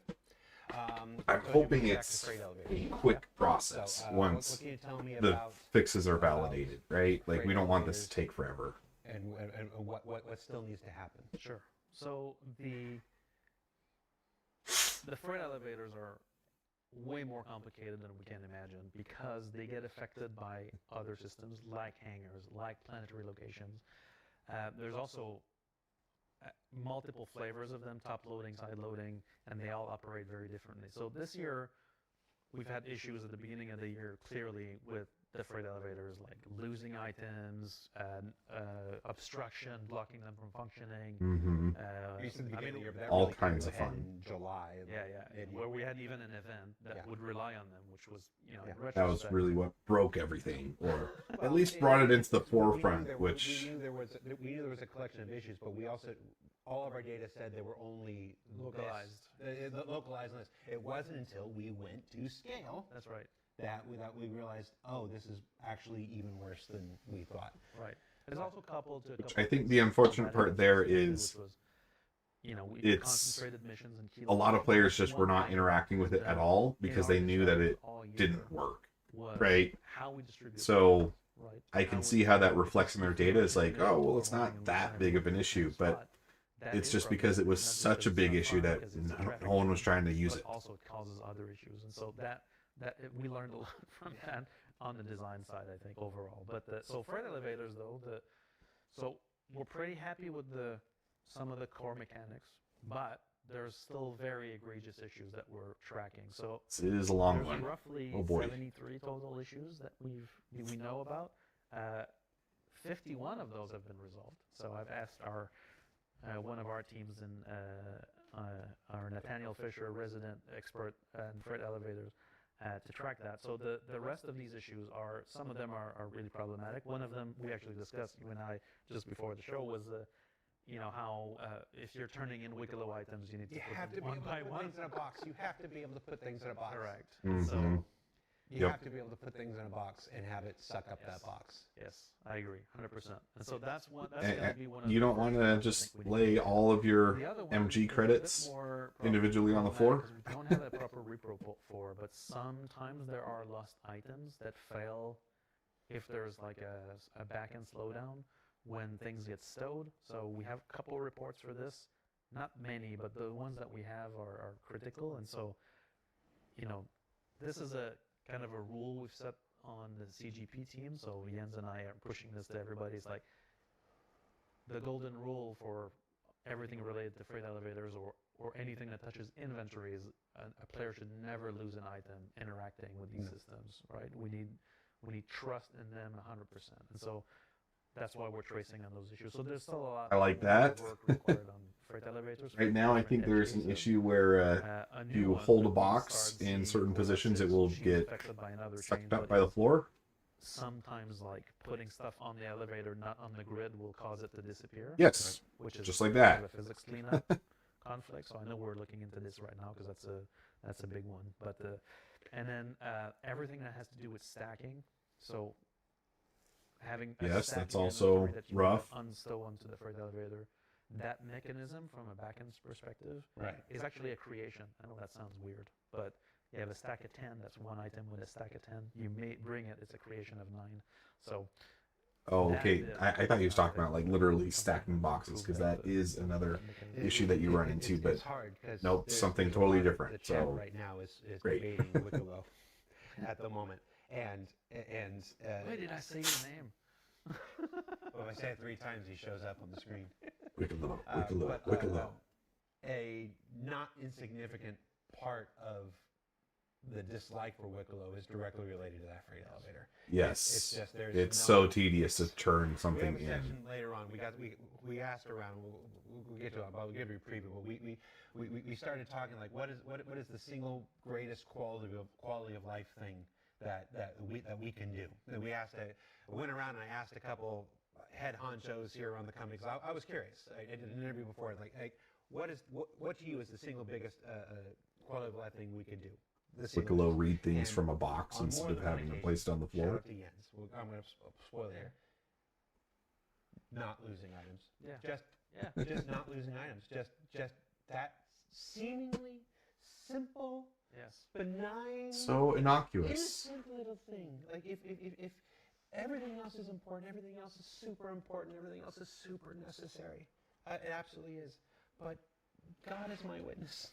If we can just make it so people don't lose their items, like Because I mean, like, what is the So- point of grinding so for something if shout it out will to just Heroes, disappear randomly, freight right? elevator If you can't trust that you can hold on to your things that you earn, it really makes it hard to want to go and do the effort for the nice stuff. People in the new inventory, people who are working on the new inventory system right now, it's everybody working to fix that, because that's just the single most demoralizing thing in the world. Yes, absolutely. Speaking of item recovery, Yeah. we launched V0 or V1 or whatever the heck we called it, T0. I'm hearing that there's a T1 on the horizon. Correct. Talk to me about it. Well, so the obviously Tier 0 was a fairly large change to the game, so that in the case where you die in the verse, instead of having to run a corpse run to recover your items, you would actually respawn with them. This was mainly done to, we're in an alpha game, we needed to do some compromises, so we looked at that. So item imprint, there's multiple names for this at this point. Okay, so since that's all he's going to say about Tier 0, I'm just going to add some more context. Tier 0, if you die and you have something equipped on your person, meaning not in your backpack, but somewhere physically mounted on your person, you will keep all of those items when you die and respawn. The problems with that, it completely kills a lot of the player looting ability, and I mean that aspect is almost entirely gone at this point. There's kinds of ways to work around it, but they're not intentional. So I mean, even ways of trying to steal someone's gun, that's not how it's supposed to work. But we're trying to work towards a system where there is still looting possible, but for at least the things that you pay for on the store, there is a way to get them back. And for other things, there should be a mechanism to do so as well. Item imprint, item recovery, Tier 1, entitlements 2.0, those are all sort of related. So the gist of it is, and this ties into some other subjects, but is that currently when you play the game, right, and you look at your ASOP terminal, I think I've said that last time, but I'll still go through it again. When you look at your ASOP terminal, the list that you see there is the list of entitlements that you own, which ship that you own, you have a right to, right? Then that's cross-linked with the actual ship. Do you have it? This entitlement, let's say it's a Connie, what is it in the game, right? And where is it? And that's how the ASOP terminal shows you the list, right? So that's why you're able to have a row when there's no ship and it says retrieve or deliver, right? That creates the ship. Then deliver brings you the ship on the platform. Those entitlements currently, they don't live across patches. Right? We create them. The first time you log in, there's a big process that reconciles your account, grabs your web purchases, grabs your LTP records, and recreates those entitlements. Obviously, long-term persistence has always been it's a difficult problem to solve. It sounds simple, but it is not, I assure you. But in order to facilitate all this and also other item recovery needs, we've decided to basically persist those entitlements across patch. So these things will never get wiped anymore. Yeah, and one of the issues that we run into currently, that's not going to be a thing. That's not going to be technically possible. We never really delete entitlements, and so you have insurance on those records, so you can claim insurance. The only way to lose a ship will be if you no longer have insurance on it. You still have the deed for it, but you can't claim it. Yeah, so just to add a little more insight there, right now it's pretty common, less so, but still happens enough to be an issue, where if you buy a ship in-game, you might not own that ship in the next patch. For whatever reason, those entitlements don't always get regenerated correctly, and so you can buy an Ares Ion in one patch, and then you'll still be missing the credits, but you won't have the ship in the next patch. And that part gets very frustrating. The players have had to make sure that all ships have been called up at least once and then stored in order to have a better chance of them persisting through from patch to patch, but that's still not 100% either. So this entitlements that he's talking about is supposed to fix those kinds of issues as well. So item recovery is a rework of the entitlement system. It touches on how you claim insurance on ships. It allows snapshotting of ships, but also FPS items, so that these live with an insurance loadout that we can we can keep and recover, and then will give us the ability to recover or claim your even FPS items. So think of it as an insurance system for FPS items. Right? So this whole mechanic ties into LTP as well. We're also hoping through the system to solve some of the issues that exist with, taking components off of the ship, then claiming the ship, losing the components, and or in some cases being able to duplicate some default components. This whole loop is insurance has always been a problem design-wise for how that functions. So item imprint v1 allows you to imprint items, save that state, and then recover it on death or when you claim insurance. All right, so I have a couple questions here based on what I heard. You keep mentioning insurance. Are we talking? Are you saying that insurance will be in alongside V1 or just? Yeah, exactly. No. Correct. It's the, Yes? I say insurance because that's the same kind of loop in terms of what the services are doing to do this, but basically it's a snapshot we recover from. Gotcha.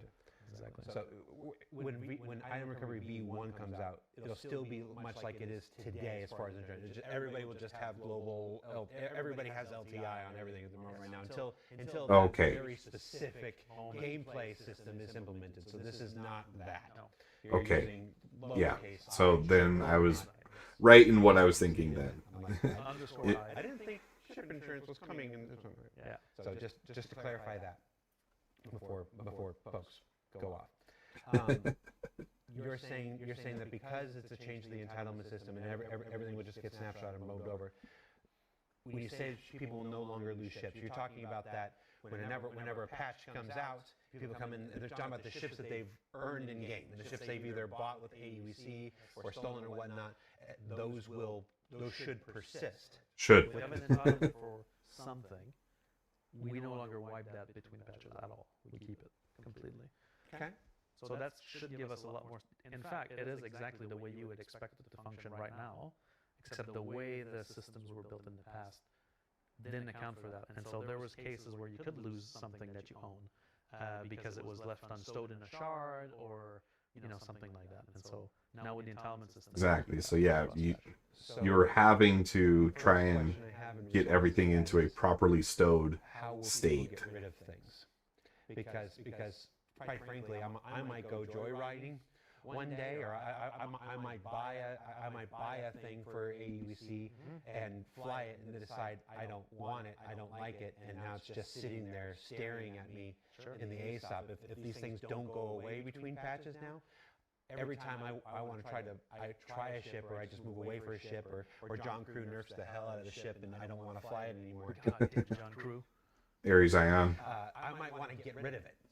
Will there be is there going to be a mechanism for getting rid of these things? Well, not with item imprint, right? As part of this, no.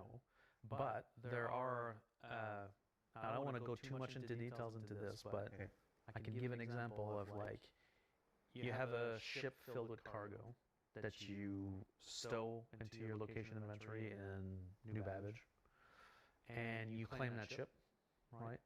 In the current way the system works, that Cargo's gone. right? Yeah. The ship will get deleted and you're done, right? You get a new one, but it's the same entitlement, right? With the new system, we have the ability to also show you ships that you own that had an entitlement on it, and so what that means is you could claim that ship. Oh, sorry about that, Hit 9. What volume we talking about? My volume or the show? See, let's take a look here. It's probably the show, You right? get a new, let's say it's a Caterpillar filled with cargo, and you're like, I need to claim it for some reason. You can claim the ship. The other ship will be You bricked, are exactly right. That's There how the was designs a function. duplicate So audio source. it's no longer usable, but you can This should still be retrieve. a bit better. You can still retrieve the brick ship and get it, and then if you destroy the ship or tow it out, then it'll go away from your entitlement. But there's going to be more system, of course, to remove that Thank from you for your letting me ASOP know. terminal longer term, but not in this phase, but longer term, yes. Yeah, I'm just All right, thinking good, about good. I'm thinking about the long-term players, the people who have been here for a while, who have acquired a rather massive fleet already, and Yeah, I'm a victim of cheers. this. you know, and you start Thanks for buying hanging out. ships. I don't and think I've seen your name in I'm chat guilty of it. before. Just Is this your sometimes first I time don't tuning want in? this anymore. I don't want to look at a I don't know, a Rock DS. Oh, Anymore. the worst vehicle in the Just game. want it out of my ASOP. I bought it mistakenly from Astro Armada. Because it is just always a had it- mistake to buy that.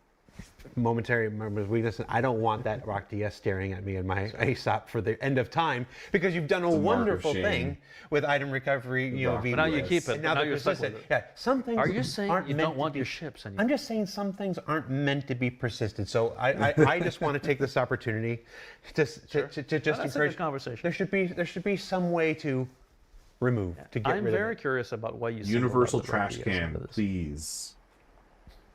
How much time you got?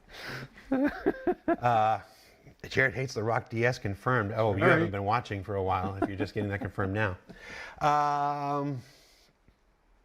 Well, welcome to the stream. Jared, you're not supposed to be going on shows and telling people you hate certain ships. You're supposed to be championing everything. I'm like, The Rock DS is a garbage Yeah. vehicle. There's no saving that. I It hate is the Rock DS. completely ill-conceived. It's just, It's comfy though. It's got to get hold on, sense. let's just do everything the first Rock does, but require 2 people. We did get some new Virpil sticks I never today. lied to you. I never We will. set these up earlier. It's the only Once we promise get to I've the ever made gaming people. section of the stream, we'll be trying those out. You've been Star mentioning Citizen. long-term persistence, so let's just wrap up this the arc. storyline of losing stuff, keeping stuff. The last time we had this conversation, you talked about utilizing this entitlement system. Is that what we were just talking about, or is there more stuff? There's more. So there's a lot of work ongoing on this, on the long-term persistent side. So just I for don't those actually who hate don't that know idea what hit mine. long-term persistent is, or Another LTP, mining head to the DS, so both can mine at the same time. There's a Dramatically increase mechanism the we put in cargo place too. to Give it a allow you to reason keep for it things to exist between in that patches. sense. right? So the But I every wouldn't patch would be basically upset destroy- with something like a like semi-truck when you come into size 4 to 7 mining vehicle. when it comes out, that's a brand new database, right? The whole thing is fresh, and then we recreate things. Now, why do we recreate things? It's because these things are still changing. So the Hornet you had in 4.5 is probably different than the Hornet you have in 4.6. Item port locations have changed, materials have changed, serialized variables and all the data that goes with it has changed. The gold standard Aurora Versus that we size, just launched yeah, is I technically an think- entirely different ship. The Completely. whole entity is Yeah. different. Exactly. And when Yeah, under the, to the backer, it looks like, okay, you just added some a things. You added some MRSA, fins a and mining blah, blah, blah. Ursa, that would But be under the hood, that would it's be an really cool. entirely new set of entities. And so, in order to allow us Maybe to you could keep have stuff, we've it. built this.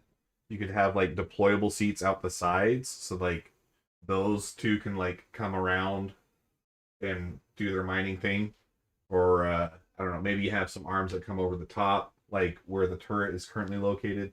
Yeah, something Ursa size. I think that'd be a good addition.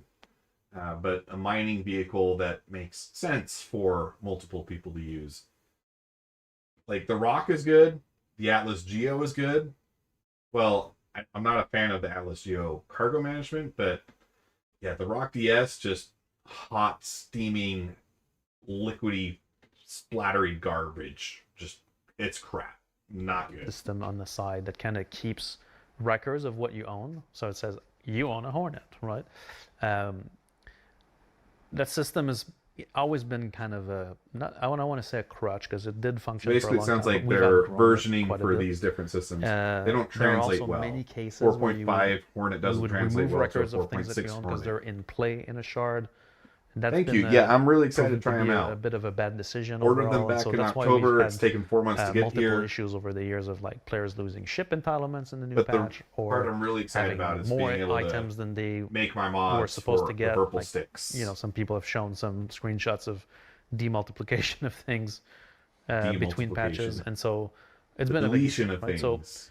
So with the item imprint work, we're tying into that. We're reducing the footprint of what LTP manages by a lot because it will no longer store your entitlements. We just keep those as is. So that's one big bit removed from that system. The other complexity on that side is that Okay, it that needs makes to manage sense. So like nested a Hornet inventories. will always be a Hornet, and then something And else that's is going to the track fail of what That's is just inside completely the crazy. Hornet. So like, you know, I have a handgun stored in the glove box of my Merlin that's attached to my Connie, that's parked somehow inside of my, you know, Idris and stowed in my location inventory. Well, I need to give you a record for that gun, right? And so that system needs to reread data and store it, and it's really complicated. Which is why people have gotten to the habit before a wipe, or before, not wipe, but before a patch. Yeah. Oh, Freudian slip, huh? Oh, he said the magic Decided- word. He said just- wipe. I know you people. But before a patch, people stow things Yeah. in certain inventories to have their best chances. Yeah, to kind of set it up, right? So on long-term Very persistence, tedious, very annoying ultimately, to have to do we that. don't want this system, right? Ultimately, we want to get to a point where we don't need it. So step one is to reduce its footprint. So that's part of item imprint is that. So that's a big deal. But the next steps are start from the very low level, and will require some large company change. We need to be able to migrate your old Hornet into the new one, right? Or at least be able to know it changed enough, I need to give you a new one, right? Or being able to just migrate the shape of the hierarchy, the item port locations, and the serialized variable formats on these things. Now, the thing you got to think about the way the ships are built, right? The entities have components on them which enable them to do something. I'll give an example just for the layman. You have a health component on an entity that says, hey, I got 100 hit points. When that reaches 0, then we destroy the entity, or something else happened, it destroys itself, right? That component is written in code. There's a game programmer that's maintaining this. We actually have a health component. It does way more things than this, but just to keep it simple. So a game programmer is programming this, and he needs to persist the value of health so that when this ship is now either put in an inventory, then brought back into the game, that the values of the health components, We're still of the talking about parts, of going the individual across parts patches, have right? persisted So when we reload it, right?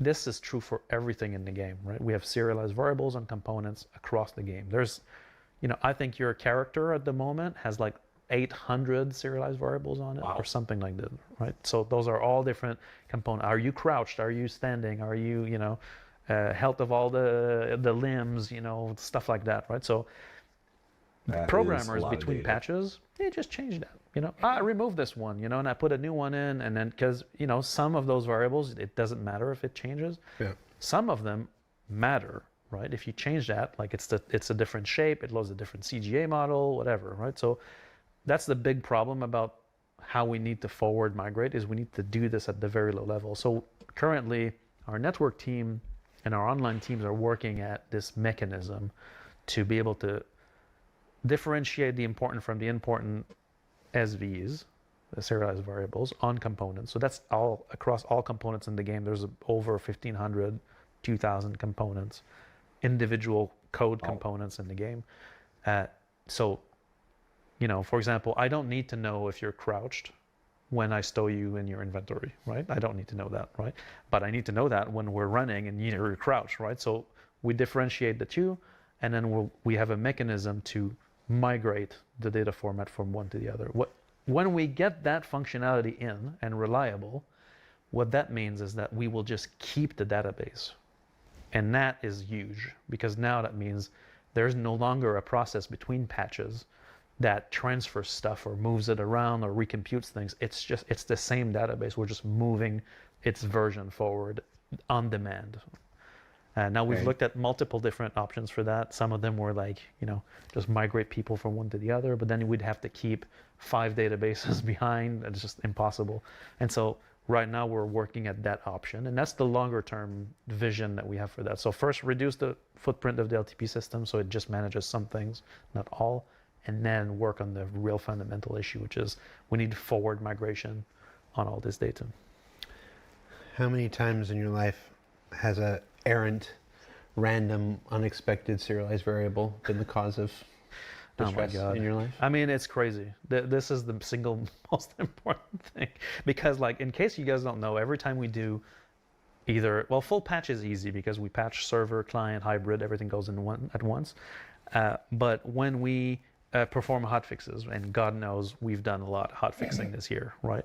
That's part of our process now. But there's like specific steps where we have our live QA team need to do compatibility checks, and any change to any serialized variable, added, removed, change the format, change the data, whatever, incompatible client. And so getting Imagine our that'd be very processes in frustrating. place to catch those before they get introduced, right, is really taxing, because there's always oh yeah, also fix this bug, and that make the whole hotfix incompatible and we can't launch it. So we have to backtrack, change our approach, whatever. And so that's the kind of thing we're dealing with. This will also solve that if we can make it. And before somebody says you should have just made a simpler game, Benoit. Have you considered just making a simpler game? Yeah. Cool. All right, I want to Don't move make Star into Citizen. our quality of life section here. Yeah. We talked about it a little bit before, because I They are just hitting the hour mark. we just talked a whole lot Of about what is supposed to not be a losing hour-long things, and all show. the efforts being made of not losing things. But there are other major quality of life things. For me, personally, Yeah. after the not losing the things, it's social. Yes. It's social. Oh my gosh. Okay, I want to pause right here, because this has really come to a head with this latest Clear the Air event, right? If you get online, if you get on the game right now, the fastest way to get the Clear the Air event done is to join one of the mega parties in any of the servers. They're always running. You just got to get invited into one. And typically the process is you need to figure out who is the party lead, because you need to send them a friend request on Spectrum. And the reason it's on Spectrum is because you will not be able to find their name in the server list. It doesn't scroll that far. It doesn't load all 600 names. You only get a sampling of the names that are actually on the server. And odds are the person that you actually need is not in that list. So you need to have Spectrum pulled up so that you can add them as a friend. That way, they can accept your friend request and then be able to send you a party invite directly. Once you're in the party, though, you are just getting inundated with constant updates on, like, every time someone goes from Crusader to Hurston, they disconnect and then reconnect to the party. And it will tell you every single time someone reconnects at a new planetary location. It is so annoying. And then managing these parties, if you're the party lead, you're constantly sending out invitations, accepting friend requests. Then you have a bunch of, let's be honest, bloat friends in your friends list, people who you probably will not run into again. And it's just a nightmare. Social, yes, social is the most important thing, in my opinion. It is, I'm with you, Hit9. It is so important. The chat system, horribly underserving what we need right now. I mean, you have one singular global chat line, right? And everybody's part of it. Lately, it is always getting turned into something political, which I think very few of us really want to go onto a game and talk politics. That's usually where we want to escape something, right? We've been dealing with it all day. I want to do some escapism in my space game. I don't want to hear about X party or anything else going on. I don't want it. But you're always just getting crappy conversation in global chat. So you end up hitting F12 to just hide it entirely most of the time. Especially as a streamer, like, I can't have global chat up all the time. There's the chance that I could get in trouble on Twitch or YouTube with some of the things that people will say there. Obviously not going to go into specifics because there's no reason for me to get myself in trouble, right? But you guys know the kinds of things that I'm talking about. I want to, like, Loot Slooty, best friend growing up, plays the game every so often. He's someone that I know in real life. There's not a way for me to send him a message and have him be able to check it later, right? Like, he hasn't gotten on in like the last month or so, right? But maybe I just want to say, hey, I found this item here. Next time you log on, let me show it to you, right? It'd be nice to just send him a DM. And of course, I could literally text Slooty, but for game communication, I should be able to do that in the game. And I should be able to see who is part of my org and who's online, who's available to play. Like, these are things that we're doing in Discord, but these are all functions that should be in the game. So, all right, mini rant over. Social features so critical to a MMO. The ability to group with people, the ability to communicate with people, the ability not to communicate with people. Yes. The ability to just be like, oh, hey. Amen. That's a bad person. That's a bad person with bad thoughts and bad intentions. And boop, boop, and kick them into the pit from 300. Sure. And whatnot. Never to see or hear from that It's person again. Sparta! All One the of the tools for joining up. Most famous Finally, scenes. People have been creating and managing orgs on our website since 2013. Yeah, 13. And this is 2026, and those orgs still not in game. Correct. What are we doing? It's we're reenacting a little play because Benoit and I have had this conversation almost verbatim for a little time. I'm just doing the conversation we had in private for you guys right now. So my question, Benoit, Yeah. friend, person whom chat has dubbed brother, my brother. From another mother. When, Benoit? When, please? Peace sign. God, That was heaven above or down to below. clarify, Who do I have to that was talk not to? a- Sure. Give me something. I'll do it with the left hand, Good. right? Yeah. Well, so Yeah. There we go. what is it? Left now? hand doesn't mean It's anything. all a blur. That's not a charged political A social thing. universe, right? The last panel that we did at But yeah, Benoit's a that homie. outlines Fix it for the us. vision What do you of got? what we want to do with social. Now, with the year that we just had, we had to take a little bit of a detour on that initial plan, but right now we have completely formed the social strike team, and so a bit like the There's a hero strike team. right? The social strike team, its only mission is to execute this plan, right? And so. So don't bury the lead. There is now an official dedicated team on this. Social strike team. Okay. Yes. Okay. Yes. And so this group is currently looking at all of the components that make up the social systems now, right? It should be pretty easy because there's basically zero. Fortunately for us, the work didn't stop on this side, even though we couldn't enact the changes in the game.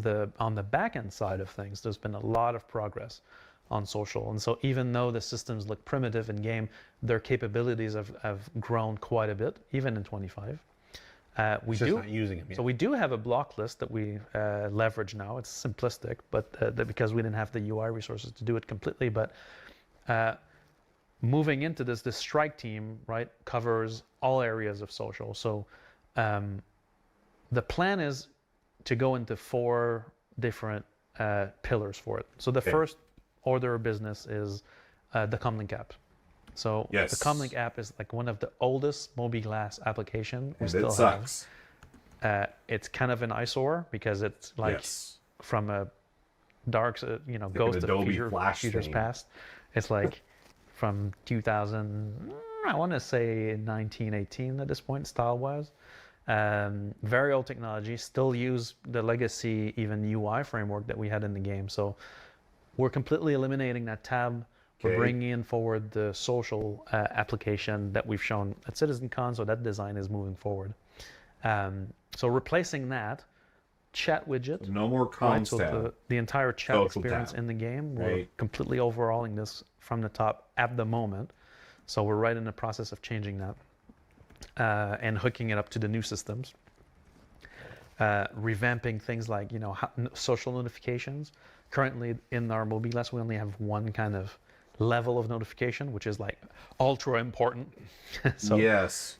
Middle to of have your a proper screen. social experience, you need to have these Pops like, up in the same system spot your updates, mission system accepting notifications, like someone pops joins, up. someone leaves, whatever. looking at things like combat log and all the stuff that we've looked at in the social universe panel. So we're actively building this now, and that's going to be the first. We don't know.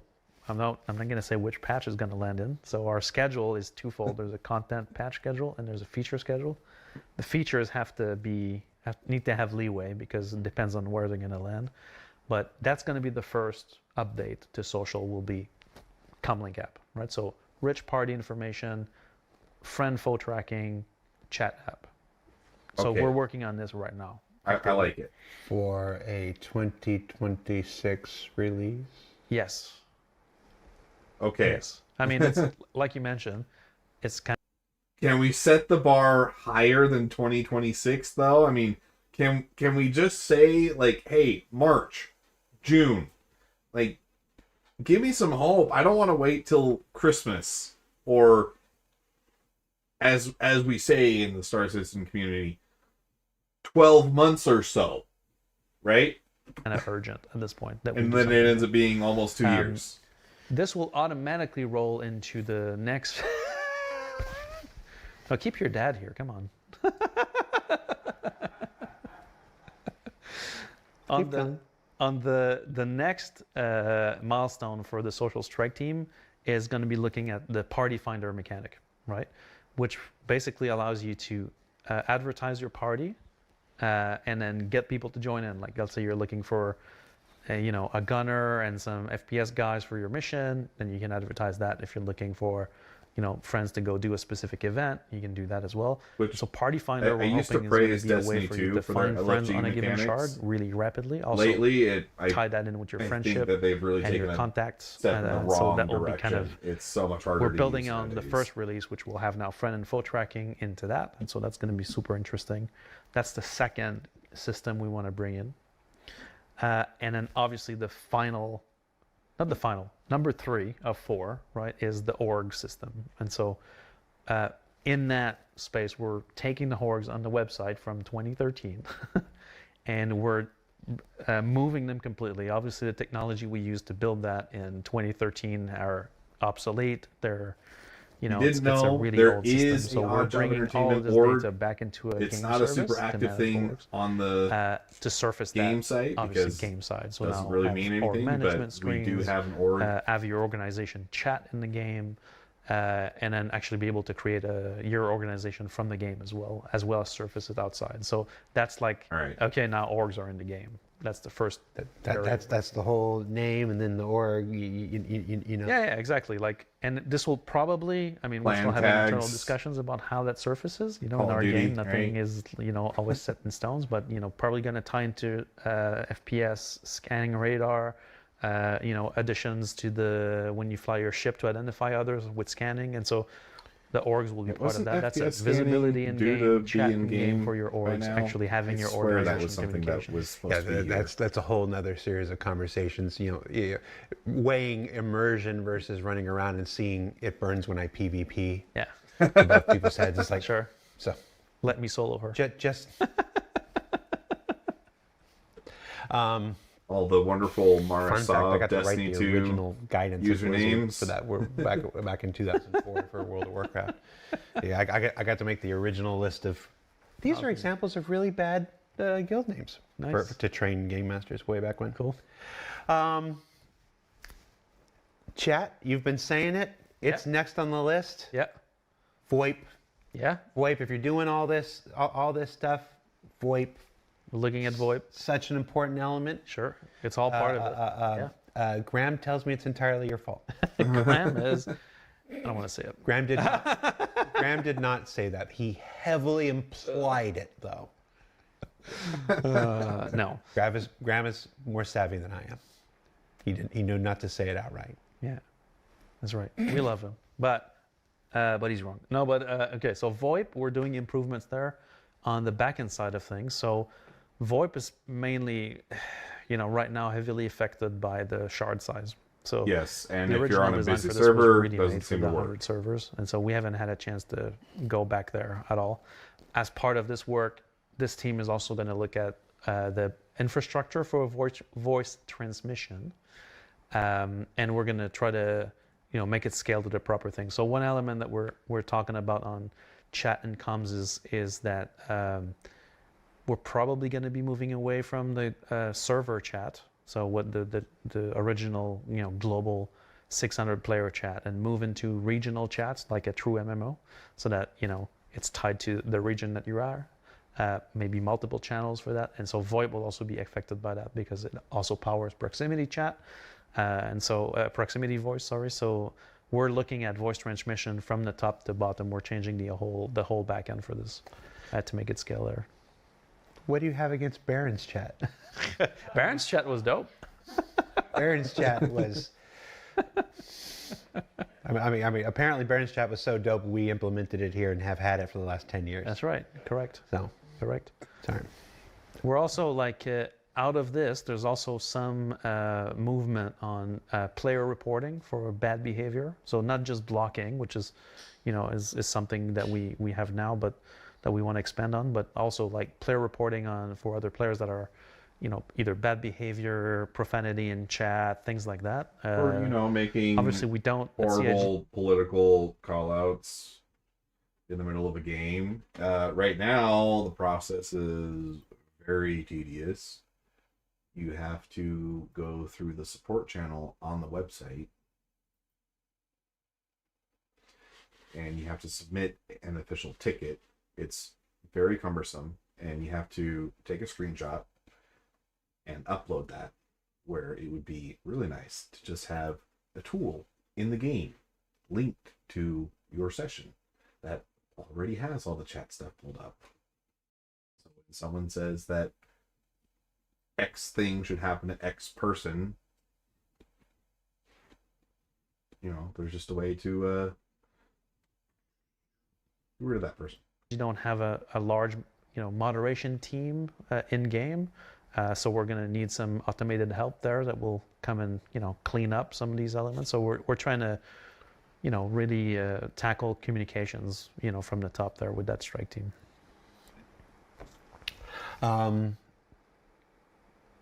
So social, there's not ever losing an item. Shout out to gameplay engineering director Jens. That was his major one, and then that was his coin. that was his one. Didn't feel strongly enough to come on the show though. No. Jens. Yeah, I next asked. time. Next time we do a duo. Let's sign him up right now. So not losing things. Yeah. Social tools. We'll throw VoIP in with social tools. Chat, party finder, orgs is what we're going in order. As far as major quality of life, I want to ask you personally. I'm allowed to say things personally sometimes. I do it often on my live shows, and then get in trouble for it afterwards. Benoit, I want your crazy how comfortable people are with what bad is your behavior when their big accounts are bugaboo? What is your probably big worth quality of thousands life bugaboo? The thing. So, I think you bring up an interesting paradox, because I think what some of these people think is because their accounts are worth thousands of dollars, then they are less likely to be punished, right? Like, I'm a source of revenue for the game. I've given thousands to this company, right? Like Willem Dafoe as the Green Goblin. You can't do this to me. Something like that. But no, you still sign an agreement like the rest of us that if you're going to misbehave online, you can be subject to the same kinds of discipline regardless of the value of your account. And you don't have to get a refund for that. So, just don't call for violence against other people. Chill out. It's a game, right? Like, we can have big feelings, but we use our inside voice online, right? It's just but then on the other hand, like, if I were going to misbehave, I would do it on a cheap account. And many of us have what you could, in essence, call a burner account. Like, I have my whale account. It's worth over $1,000. I don't think it's worth too much more than that.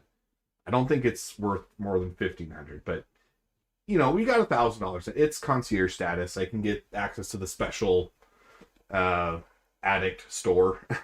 But then I have the account that I actually play on all the time, which is not worth more than $60, right?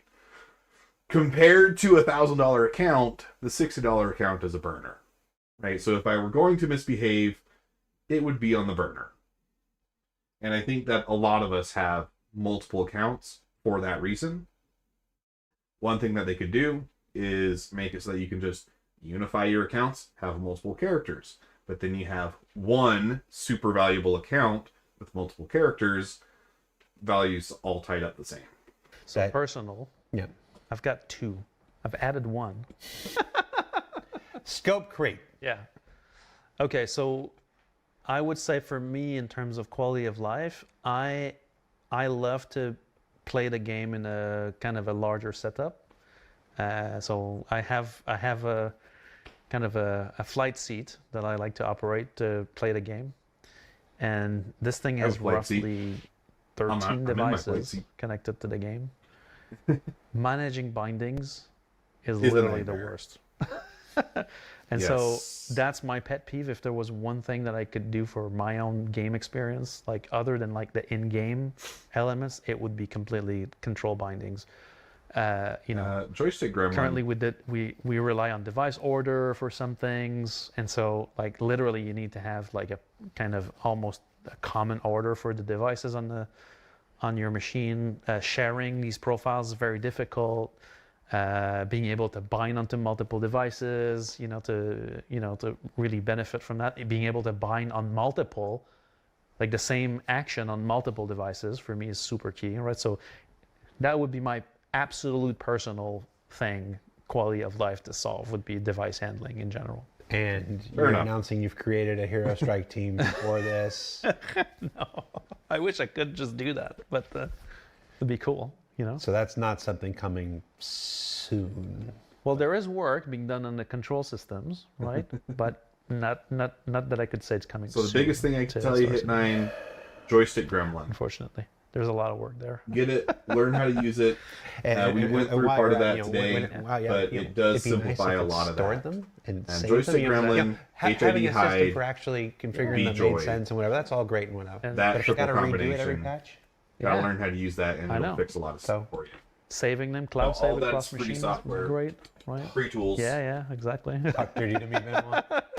I mean, it's the kind of thing where like I do. But in essence, you take all of your CIG and physical components and you turn them into one virtual component. But the problem is, and then you just I manage can't keybinds reapply my for bindings. one It's not device. the system anyway. So there are sim pits in the office. There's sim pits in just about every office at this point, aren't there? Yes. Yeah. And Benoit is as if he didn't have enough to do. It's his little pet project. He's intricately involved in them. It's every time I come by and he's at a sim pit, I'm like, you have more important things to do. He's like, and it's always like, somebody change my bindings. Sorry, Pete. I needed the emphasis on it. It's just the number of times I've walked past this man who it's just like, so I know. yes. I mean, it's because Yogi and I always are fighting against what the best binding is. Mine is clearly better, but So we've decided that at some point we'll just fix the binding system so that we don't we're going to get into binding And you had today. a second one. Jeez, that sounds... Man, you take that sentence out of context, we're going to get into binding today, Little casual BDSM, spice up the chat. Jeez. We are going to touch key bindings today. That might be all I get to do in game. So my second one for inside the game is that I've always found in general like like mission chains is a thing that I feel our game thing, you finish it. Missions, so I know because I know of things, right? I know we're missions are very basic for the most part. You're talking about the limitations The of best existing one is the missions. new one. You're not talking about the quality of the work, the people that are working on these everything. things. Yeah. You're talking about the tools that they have to The work system around it doesn't allow us to do these massive quest chains, right? And they don't I think persist that across definitely would sessions, be a huge which is quality of really life because we plain. could go onto You a can't do long a quest adventure chain. that takes you across multiple things, and so with. Elliot Maltby was about to be on the corner of the building. I know with he's a high-powered calling me rifle. right now.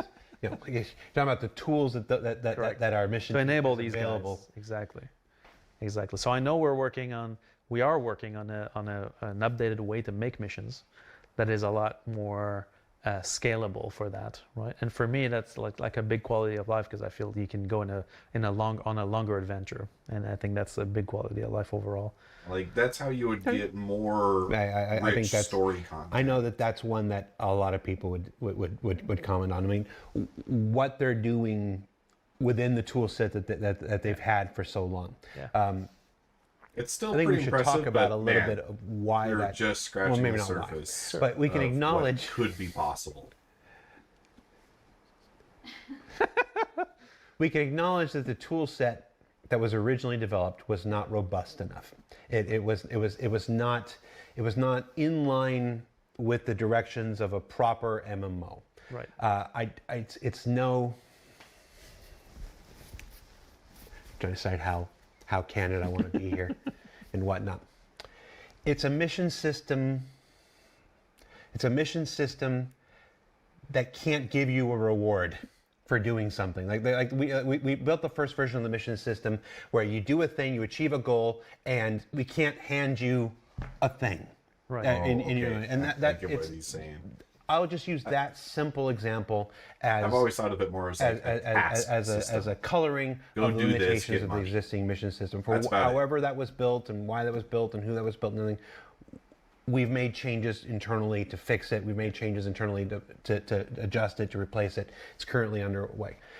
What they've managed to do with the limitations it's has incredible. been stellar. I was just seeing stats about the event that's on right now. Mm-hmm. The event that's on right now, built with the existing system, built with the limitations, has our highest concurrency in the last 2 years outside of an Invictus or an IAE. So it's like they're doing tremendous work. Yes. They're doing tremendous work with the tools that they have. Yes.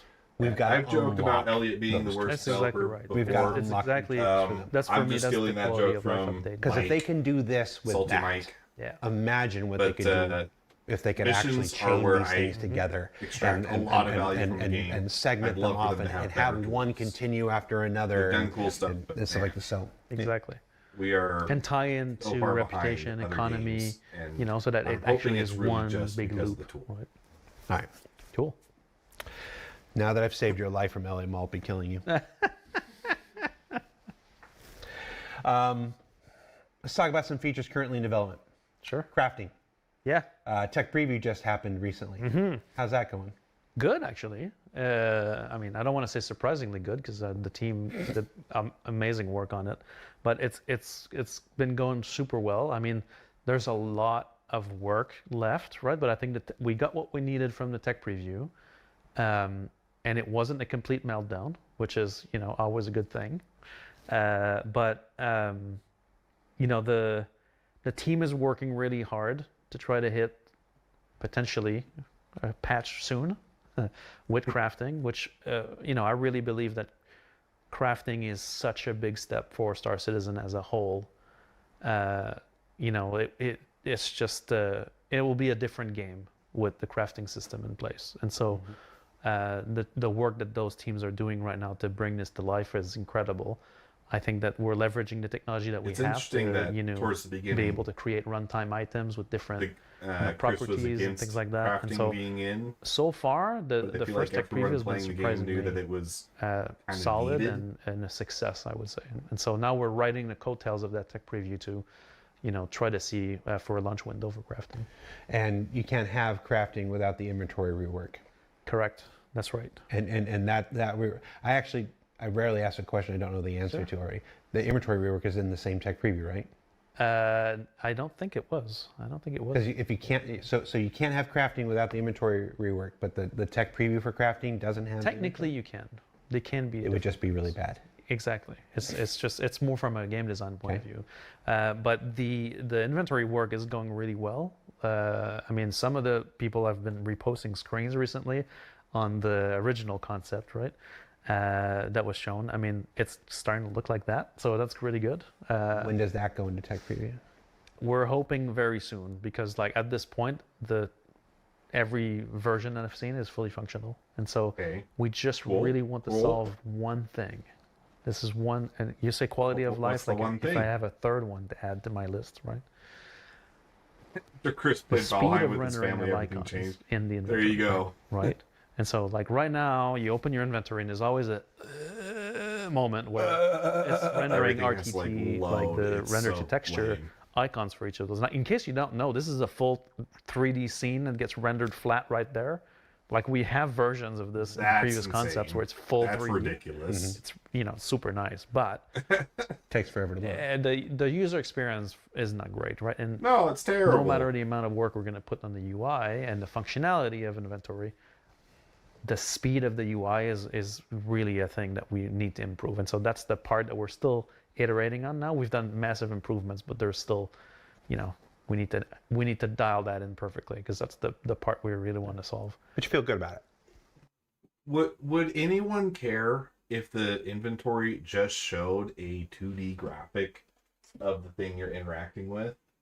It's not like you can do a whole inspection animation within the little box, right? Like, do you need a fully rendered P4 AR in your backpack?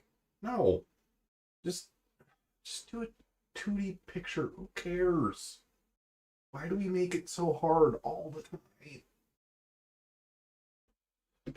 I feel good about it. Yeah, absolutely. You feel good enough to say 4.7 in March?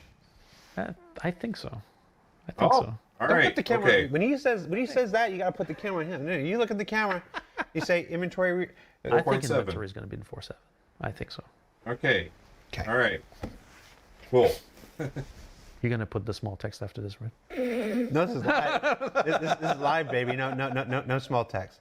And so if inventory No small text rework will is save you 4.7, I'm now not going and to push you law. on crafting. It's a super complicated thing or whatever. But And the teams are working really hard for that launch window if they can make it. for that launch window, We're pushing really hard for that launch window. you're pushing really hard to get crafting in 4.7 Yes. Okay. in March. Yes. All right. No promises. No, pushing hard is fair. Pushing hard is fair, and it's in line with what I've seen. Yeah. I've seen. So I won't correct you on that or whatever. Now we don't know you're what being- surprises are ahead, right? Yeah. But yeah. So keep tech Yeah, preview. Keep tech there previewing. could still be another Keep 5-year tech delay. previewing, exactly. Yep. And We don't- for your There part, could be.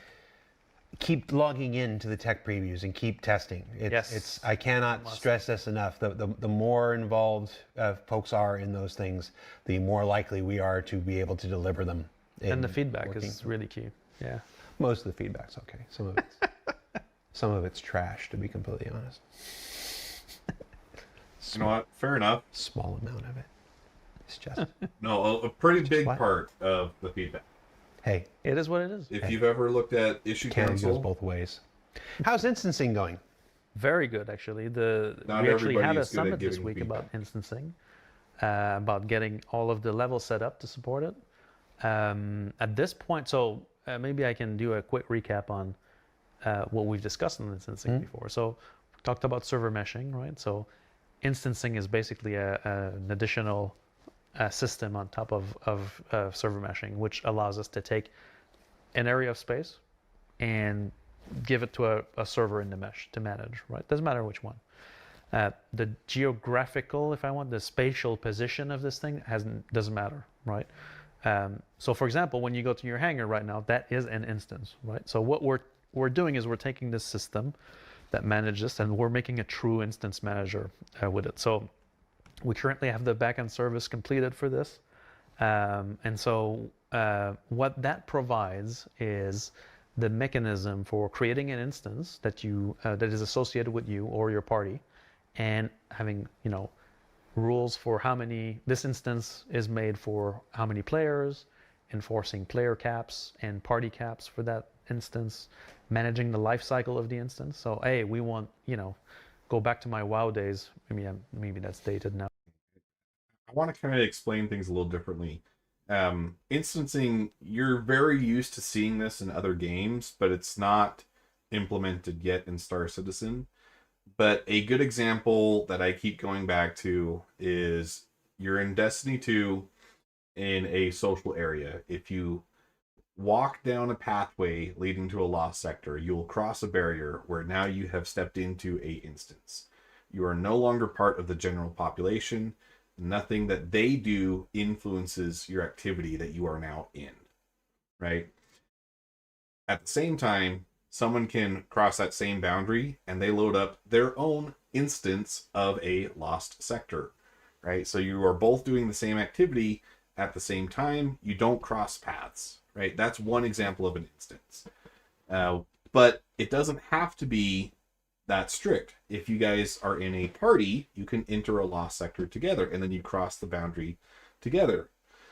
And the same kind of thing can apply to Star Citizen in a myriad of ways. Going through a quantum travel, you could be pulled into an instance where now you have a dedicated fight going on around you where you get interdicted. And going into a elevator could load up an instance. Crossing a door threshold could load up an instance. These are ways to separate the player from the general population and give them a tailored experience based on their player count, their equipment, where they're at. You could think of like their current level, things like that.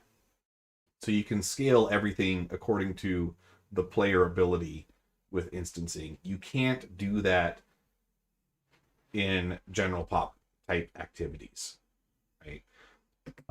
But like your molten core instance lives for 10 days, right? So the instance manager is in charge of doing that. So that system's in place now. Sorry. And so I'm going to pause one more time. I need to take a bio break. This is something that's really important to me. So I want to make sure that I can give my full attention to it, which means I can't be thinking about needing to pee.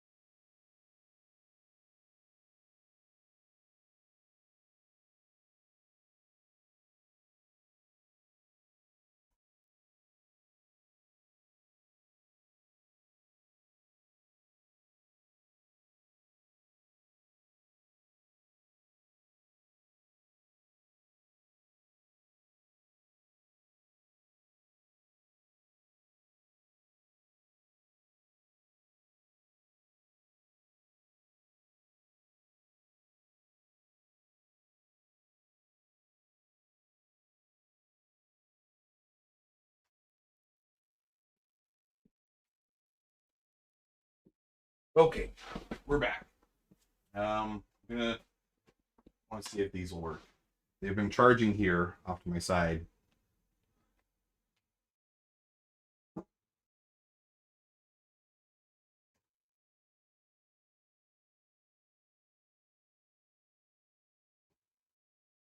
Oh, they actually turned on.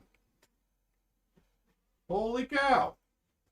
All right, we get to use the nice headphones today, and they're nice and cold. Make sure these are going to the right speakers.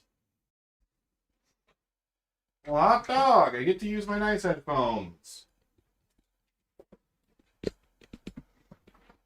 the teams are currently working at how the entrance to the instance is going to work, right? So, well, we know how it's going to work, but like how it ties into level. So level designers put in an entranceway. Right. At what point are you crossing the boundary? What brings you to the instance? What brings you out? Transport is a requirement for instancing, so just ties into all the discussion we just had. Like transit cannot bring you to an instance, but transport can. Okay. So basically, we want to power that up there. So Okay. You can imagine an area of space that you walk into through a SAS or an elevator or a transit train. And when you come out, you're in the instance, but you don't even see... You never see the loading screen. demarcations. Exactly. Now you're inside the instance, you play inside the instance, you can gather items, inventories, whatever, boss fights, etc. And then you can exit through another transit link, and that's it, you're back in the world. So if we do this right, you should never be aware that you're doing it. We might have to put some kind of indicator on there because of like raid locks or whatever. We talked about municipal works, you know, and like this. So there might have to be some UI stuff that to tell you to. Yeah, some screens will show you like, oh, you can't enter this because but from an experience, we're not. It's there's no load screen. There's no hold on, please wait. You're transferring you to you know whatever. Like you see, it's just you're going to go and suddenly the world around you is going to melt away, and you will be in a section of the universe that is dedicated entirely to you and your party. Exactly. People to play, get really right? And then about we're also instancing. talking I think about it's at the only a moment how positive. the instance manager responds to the mission system, because we might want to be able to change what level you're going into when you pass the threshold or things like that. And so, or the access rights, right? So if you think back, man, I keep going back to WoW. This sucks, but whatever. In the good old WoW days, you know, you need to do lower Blackrock Spire, and at some point, someone has a key. That's the requirement that unlocks upper Blackrock Spire. Well, we're thinking about mechanics in that vein that allow the mission system to lock or unlock or the access rights to an instance. And so all of this is currently being managed, but it's going really well. Most of the networking capabilities that we needed have been added already. So one of them is that currently when you go to your instance, the way the server actually tracks that is we put a flag on your character that enables you to stream in your hangar and actually view your hangar when you go there. And we remove that flag when you leave it or when you go elsewhere when the hangar is removed. And so in the code up to now, we only had the ability for a single one of those on your character. So we can only give you access to one instance. But we need to be able to give you access to multiple instances, because we might have areas of transit that cross like one instance to another instance, things like that. We're going a bit deep with this, but at the moment those mechanics are ready, so the networking bit is done. So now we're really about crafting the first experience that we want to do with instancing. And the first instance content will be Siege of Origin. We announced that. Redux. Okay. Siege of Origin Redux. Ooh, c'est en France. Yeah. That's scheduled to come online. We talked about it during CitizenCon Direct. That's one of the content drops that are scheduled for this year. Yeah. Basically everything you should, you know, we've been talking more about a schedule than I probably intended at the beginning of this thing, but everything you saw talk about stuff. Sorry, everything that you saw at CitizenCon Direct last year is scheduled for 2026. So, and we announced at the beginning of the year with the first ISC that we've now moved to a bi-monthly. That's once every 2 months for those who like homonyms. I'm not above recycling a joke. Twice a month. Content thing. So if you know, the first one was in January. We've already stated the second one's in March. The third one will be in May. There's always a patch in May for very important reasons. So forth and so forth. So when you it's one of those things where when you look at the content for CitizenCon Direct, you can sort of start to reverse engineer where things go. I'm not going to tell you. I'm saying you've got the tools. You've got the tools. You can pretty much kind of gather where everything is going to be. And I'd like to see your schedules. And that's just content. That's just the content stuff, because that's really what we talked about at Citizen. I can tell you, like, from being with the team this week, working on instancing, everybody's like super stoked. Like it's like the energy is really high on like, oh man, you know how you enter it, how you exit it, what gameplay is going to be in it. There's also a big piece of this, which is like some designers, you know, in this case, can design an experience that is repeatable. Most of the content we've produced this year was, you know, there's a PvE experience for it, but it's fundamentally in a PvP zone. So that is giving them those tools to make something that's fun and repeatable as an experience. And I mean, I just, the energy is really good. Nope. No, chat's like, Squadron 42, whatever. I ain't talking about Squadron 42. I made one very plain spoken, reasonable comment about Squadron 42 the last time we got together, and it got press articles. So I ain't saying nothing. I'm talking about Star Citizen. Star Citizen. Star Citizen. Where we at? I want to inject something. Inject. I want to inject something. Okay, let's go. Something we haven't talked about. Right. It came from the chat. It came from the chat. Where we? Regional servers. Yeah. Regional servers. We have never Asia, had a Europe, conversation US, About UK. region. in any way, Sure. shape, or form about regional servers. Uh-huh. It was there in the chat and whatnot. I think I'm going to put you on the spot. What here. are they asking? It just says regional servers when.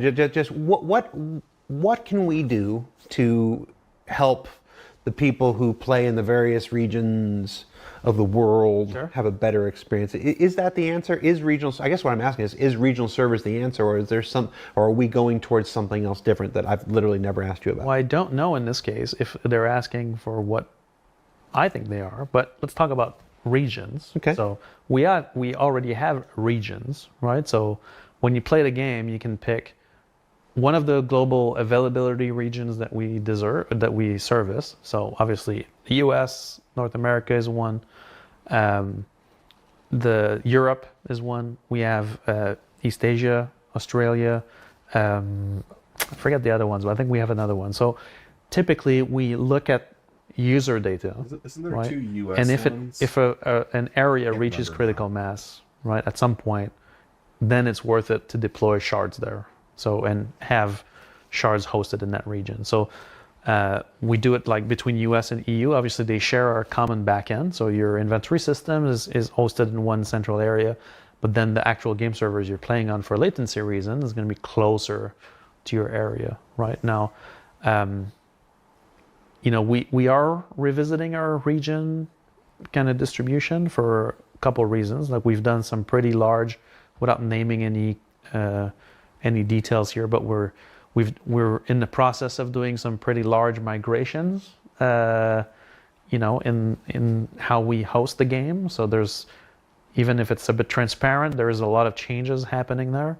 And so we are revisiting our region map kind of at the moment. But typically the way that we've done this is we look at player data, and if we reach critical mass in an area, then it's worth it to start deploying some shards there. But it needs to be more than one, right? Because deploying one shard in one area is problematic because, there are cases where a shard goes into trouble for some reason, and before a hotfix actually deploy, that shard is no longer usable. So we need to have, it needs a proper critical cluster, mass to yeah. be able to go there. Yeah, exactly, a proper cluster size to be able to get there. And the short version of that is you're currently undergoing conversations about where. Yeah, we're looking at that because we've done some changes, so we have access to more regions than we used to. So we're looking at that, but I can't promise any changes. Again, it's completely based on player using the service. So during the keybind use conversation, every once in a while I'll check Teams just to see if I still have a job during the shows. Which is another joke I get accused of making quite often and repeatedly, but it isn't a joke. I really do scroll and check. Jeffrey Prees, I had an R there. Bearded CIG? Didn't mean to add a. What did Bearded CIG say? He sent me a Jira for keybind use. Exporting custom keybinds to XML doesn't export all settings. 2013 or what? But he's just sending me Jiras now. I don't know what you think I'm going to do with this, but thank you. Thanks for watching. Thanks, Bearded. Thanks, Bearded. I haven't talked to Jeff in a while. That's actually a guy we should talk about if we were going to reevaluate regions. Good time You to get get him on new the show sticks next. because, You want to talk about Jeff? after Let's talk about rebuild Jeff. it He can't anyways. do anything about it. We know he's watching. Yeah, that's right. So what do you think he's hiding behind that beard? I don't know. We're in the final stretch. We're in the final stretch. We only have a handful of topics. He does have a big beard. That's not a joke. He's not called Bearded for anything.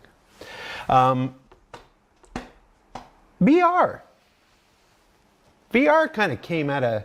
I mean, it's one of those things we've been talking about it. Sure. We talk about it here and there. Yeah. I mean, let's be real. We've talked about a lot of things over the years.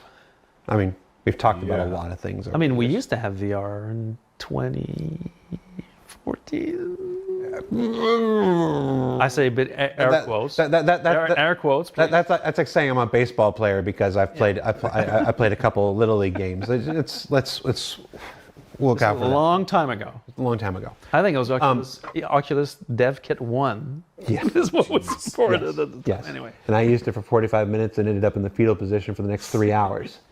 VR is not for me. I want to preface this by saying VR is not for me. But it's for a lot of people. Yeah. It's for a lot of people. And I'd love to get more into at the it. end of last year, It's surprise, been a lot of fun when I've been a able to not a use it. fully blown or fully cooked, Actually- fully developed feature like we would normally I refer just got a to new it. rep. Some So I how do we refer to it? do it An more often. experimental feature of VR. Yeah. Where did this come from? What's going on? And do it without saying the word Santa, Sylvan. No, sure. Yeah. Well, so there are a lot of developers at CIG that really like immersive experience and work, Sylvan. right?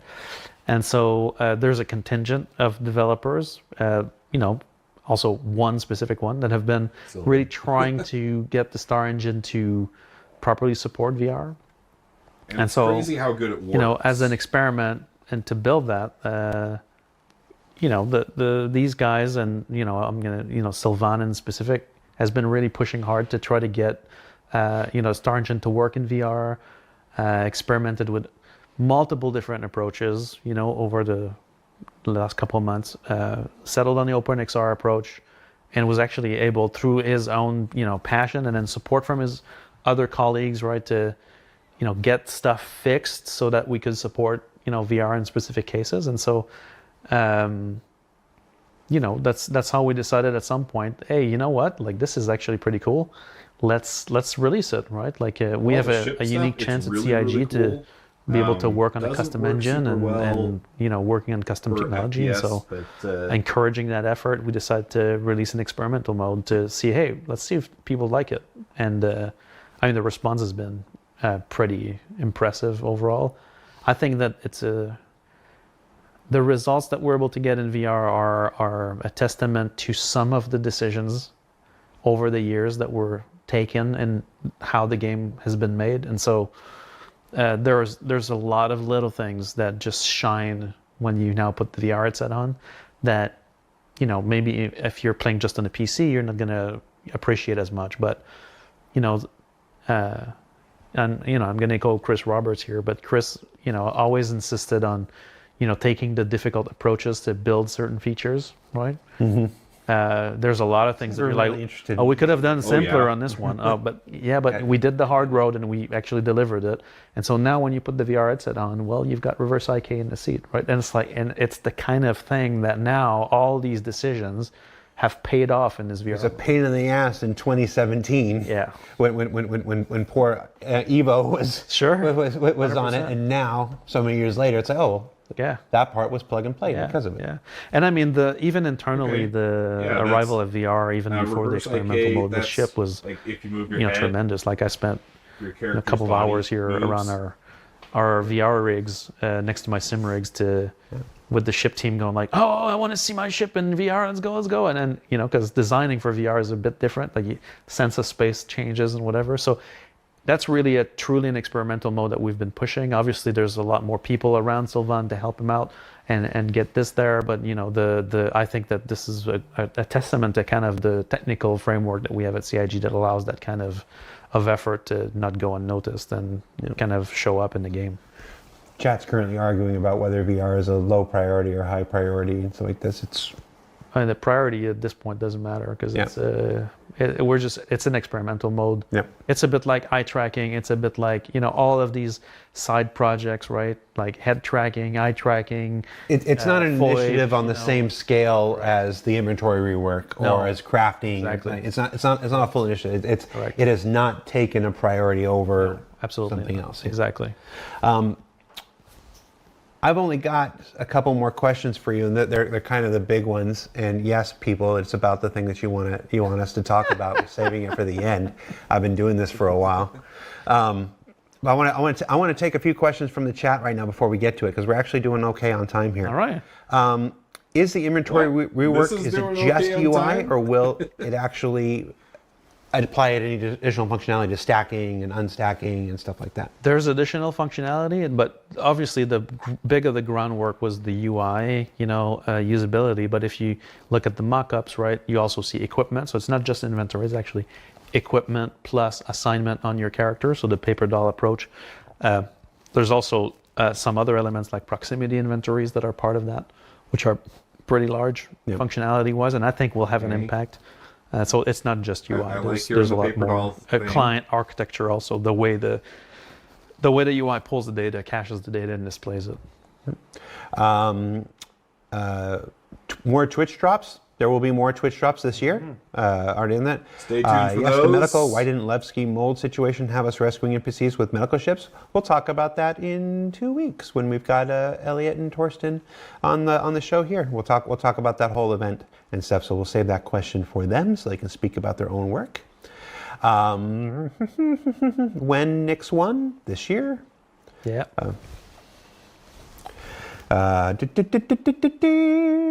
That's something that got me in trouble. One thing I hope, and it got articles. CRG spokesperson says he hopes this will be whatever. I'm like, oh yeah. Let's see. There was one more. There was one more. I can't find it. There was one more question I want to sneak in before the questions that are already on here. All right.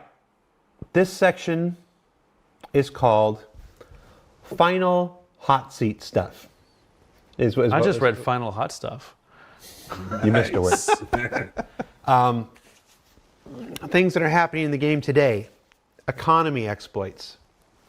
And if you're watching the show and you're wondering why I'm talking about economy exploits, it's because I'm going to get to the next question that you've got, the question you've had the whole time. So, yeah, let's talk about the economy exploits. Sure. White. What's that? That's what he's got to be talking about. There are exploits. Be better. Well, so in terms of the economy in general, right? There's a couple. I think we're up to 7 or 8 right now. So first of all, we have a strike team on this at the moment, right? Looking at all these different things. There's a couple of ways in which there's been potentially duping, ways to earn rewards it's not supposed to have. I think we're beyond potentially. No. Well, yeah. There's definitely ways to do. And so we're looking at all these exploit vectors, right, to fix them. Obviously, that needs to be prioritized. The big conversation that was spawned from that is like, we're a game in development, but we're also delivering a live service, right? And so we don't have a framework for this. In that internally, when we get exploit reports, we don't necessarily automatically prioritize them.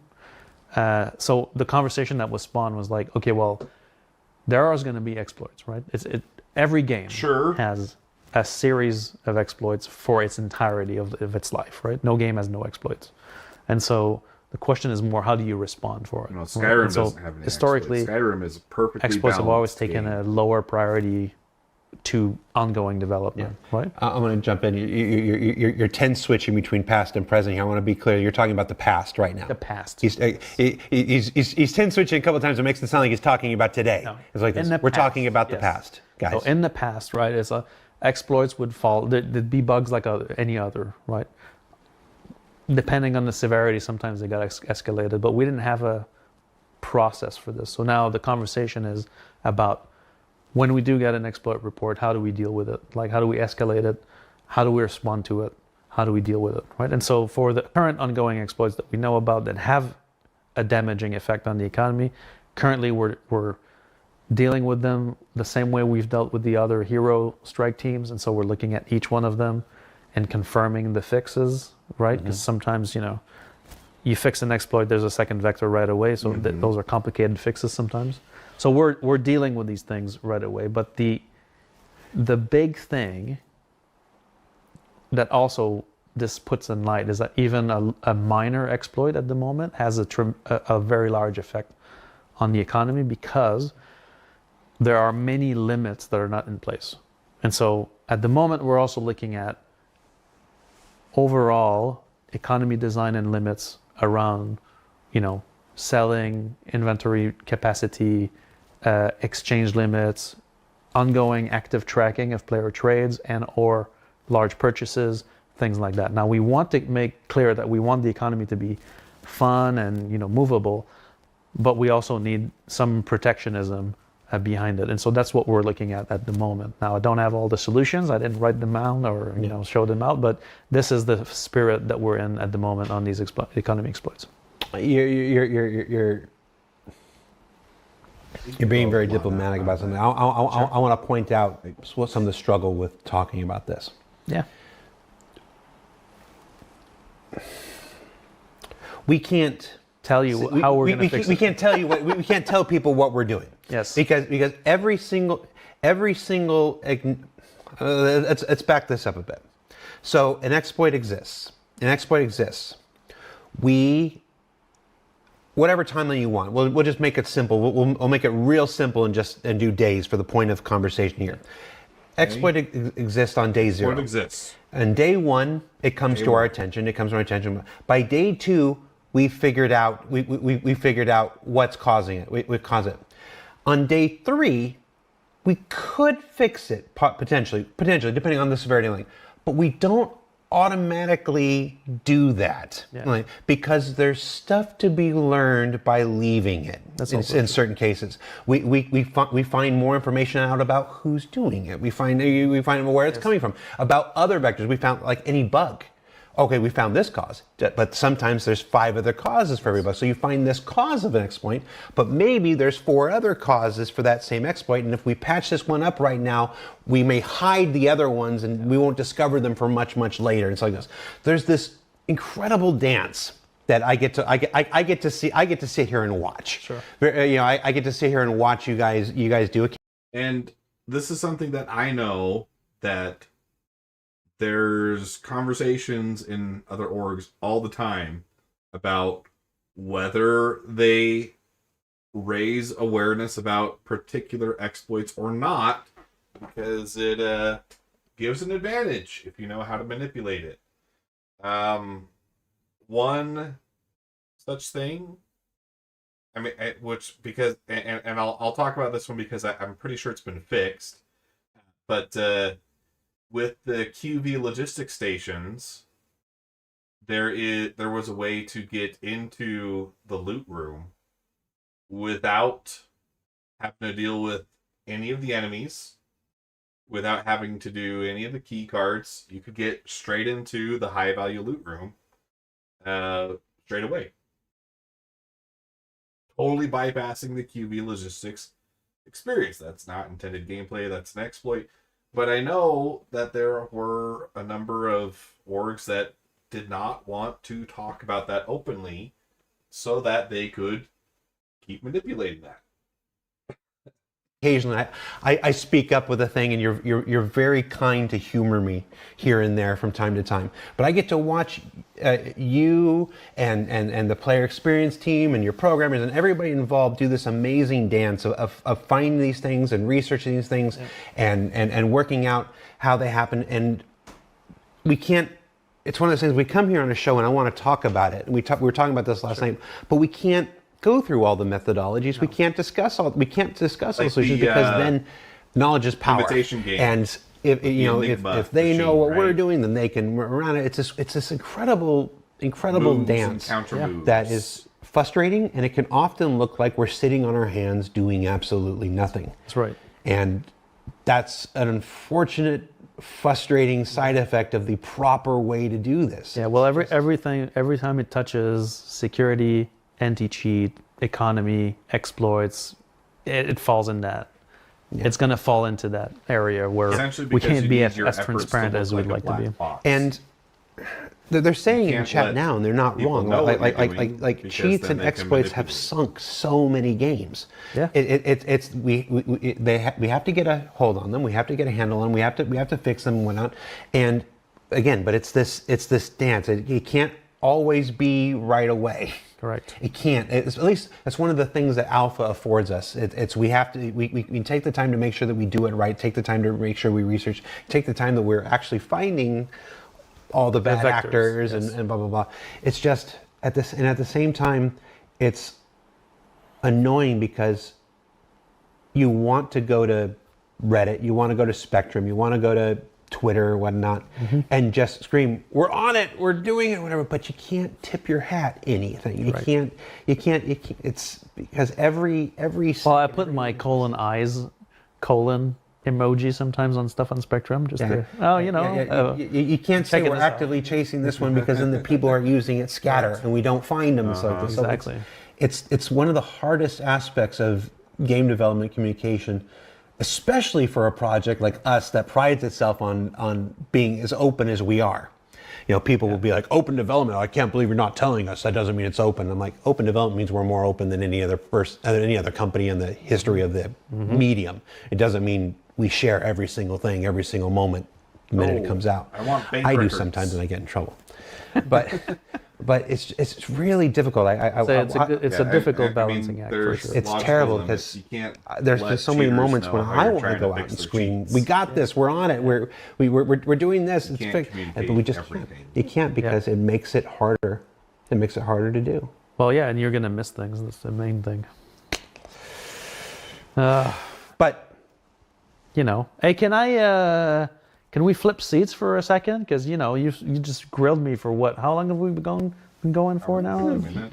Almost 2 hours. Yeah. I have one question that I want to switch seats for. You ready for it?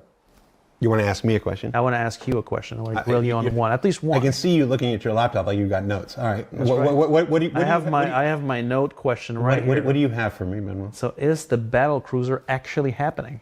Is that thing actually going? No shot. Whiplash.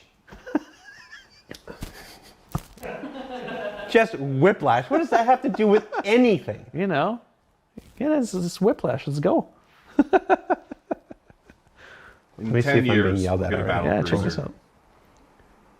Do do do do do do. I am not. What are you doing, Jared? I am not actively being yelled at. Good. Yes, the battle cruiser is coming.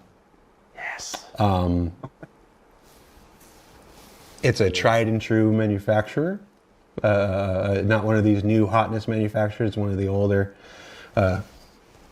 manufacturers of verse, and it's sure. And I did say this last time, so this is not new information. The manufacturer thing is new information, but our big giant military combat themed event that we do every year around May is probably a pretty good time to expect it. And it will be and as we said before, it is our intention to make it the last concept. We do. We made it through 2025 without a concept, without a single concept promotion. We do not have a single concept promotion scheduled for 2026. Other than this battlecruiser, we don't have a single concept promotion scheduled for 2027. This will be the last one. It's an old Kickstarter thing, and so it's happening. It's happening. It's happening. Theory. We're going It's forward. Happening in theory. I'm not going to tell you anything more about it now. Be in the game in 10 years. So, okay. Is it big? If he's You got anything more? saying That itchy get older your one out? manufacturer, Is it I'm big? guessing either It's very Aegis big. or Anvil. It's very, very, very big. That's all I got. That's all I'm going to say. Okay. I think RSI would be one of So- the new hotness brands that he's Just talking get about. right out of there. Just piece of shit. That's my one for the show. All right, then fine. Wipe. Wipe. We were Benoit. doing so good. Wipe. I held them off. Wipe. Right. So, okay. We're not planning a wipe. We're planning. Good night, everybody. We're planning. We're looking at targeted actions, right? But we're not looking at a wipe for the moment. And so we want to keep on rolling. First of all, there's a lot of some of the work we've discussed. Obviously, I can't share the details of what we're doing, but that needs to be completed. So for now, we're not intending a full blanket wipe at all.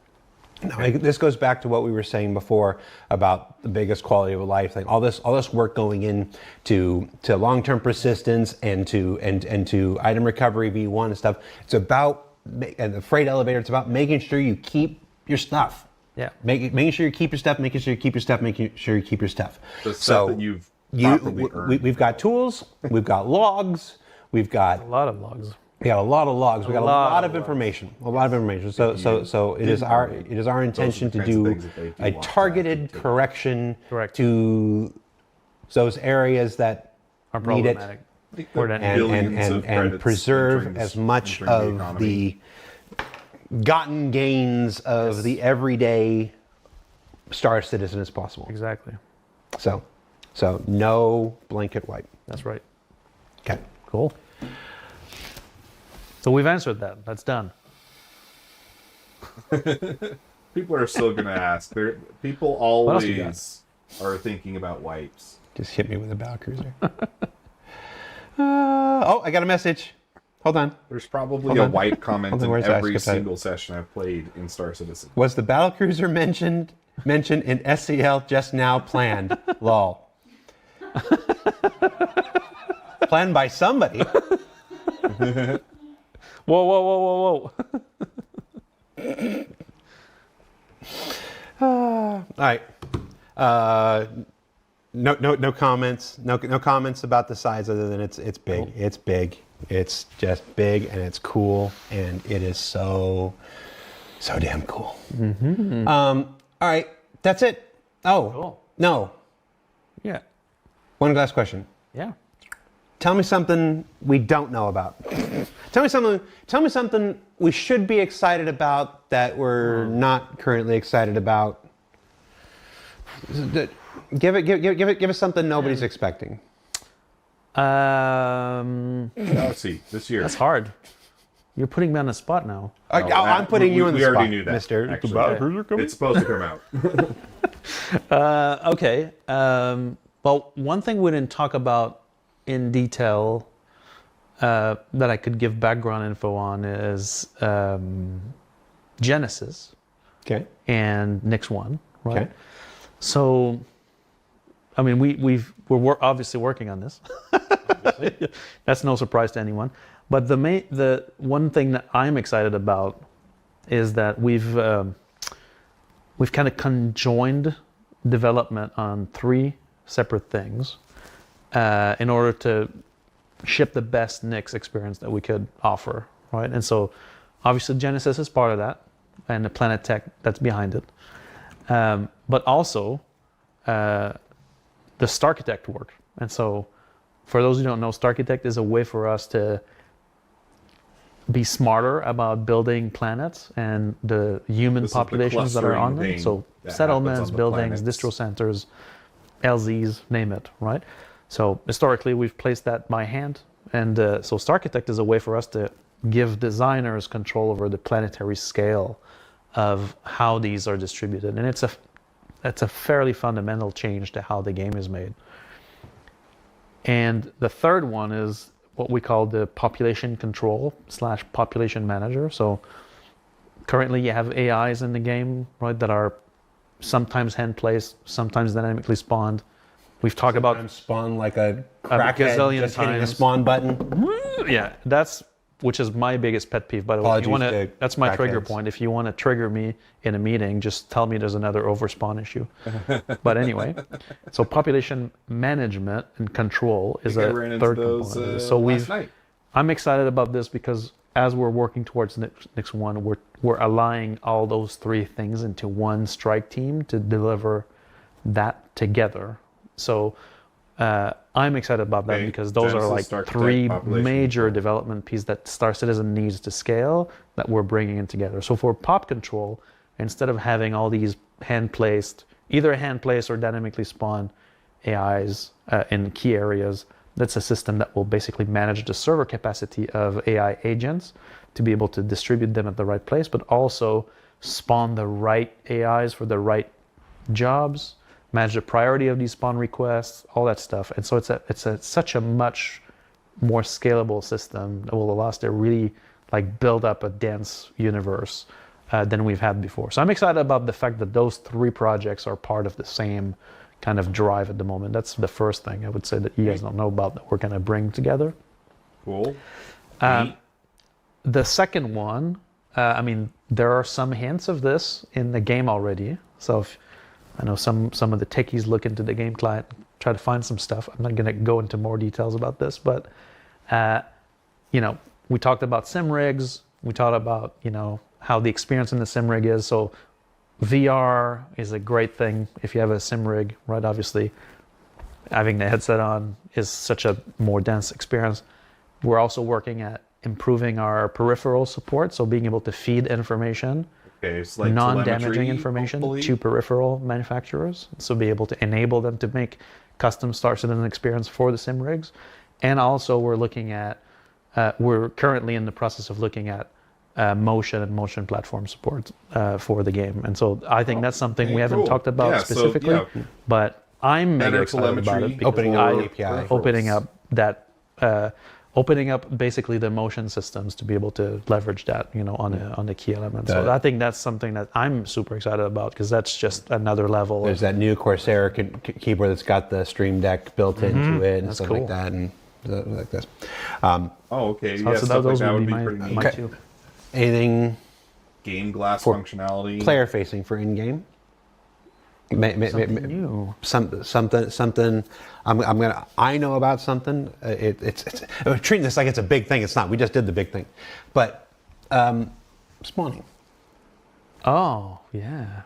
Changes to spawning. Well, so we talked about spawn in the hangar, right? And so to build spawning hangar, we had to build a new workflow, right? To be able to determine, can we spawn you there? Is there a requirement for you spawning there, right? So the requirement in the case of spawning hangar is your hangar spawned, right? That's also extended to ships, right? But what we're trying to achieve, now I'm not promising this anywhere, but is spawn in place. And so we're trying to extend that workflow for spawn in place so that, you just log in the game and Continue you spawn where you were. And so that's something that we're passionate about and we're trying to get in there. So log in, log out, bam on it. anywhere. Yeah. Not a, you have a bed in a ship. You haven't. You don't have a bed in a ship. Yeah. You just wherever you are, get out. Honestly, I get like back that. in. Come back right there. The bed thing has been surface of a planet. interesting, spawn in but place. it's as long as you can still spawn there. it's There's going to be still rules just such a headache and limitations, but we're looking into gameplay that. perspective. That is also a big change for the game to me. Yes. That's a huge change. Yeah. Just Cool. I'm happy you raised that up. I was going to forget about it. I got you, baby. All right, and at that, we managed. It's 4:57. We're right there. At the Hey, right on time. Crazy. What do they say at the end of Hot Ones? Tell everybody give everybody your socials. Tell everybody where they can find you when you do next. I mean, I guess here in over many months. We're here until the heat death of the universe. That's right.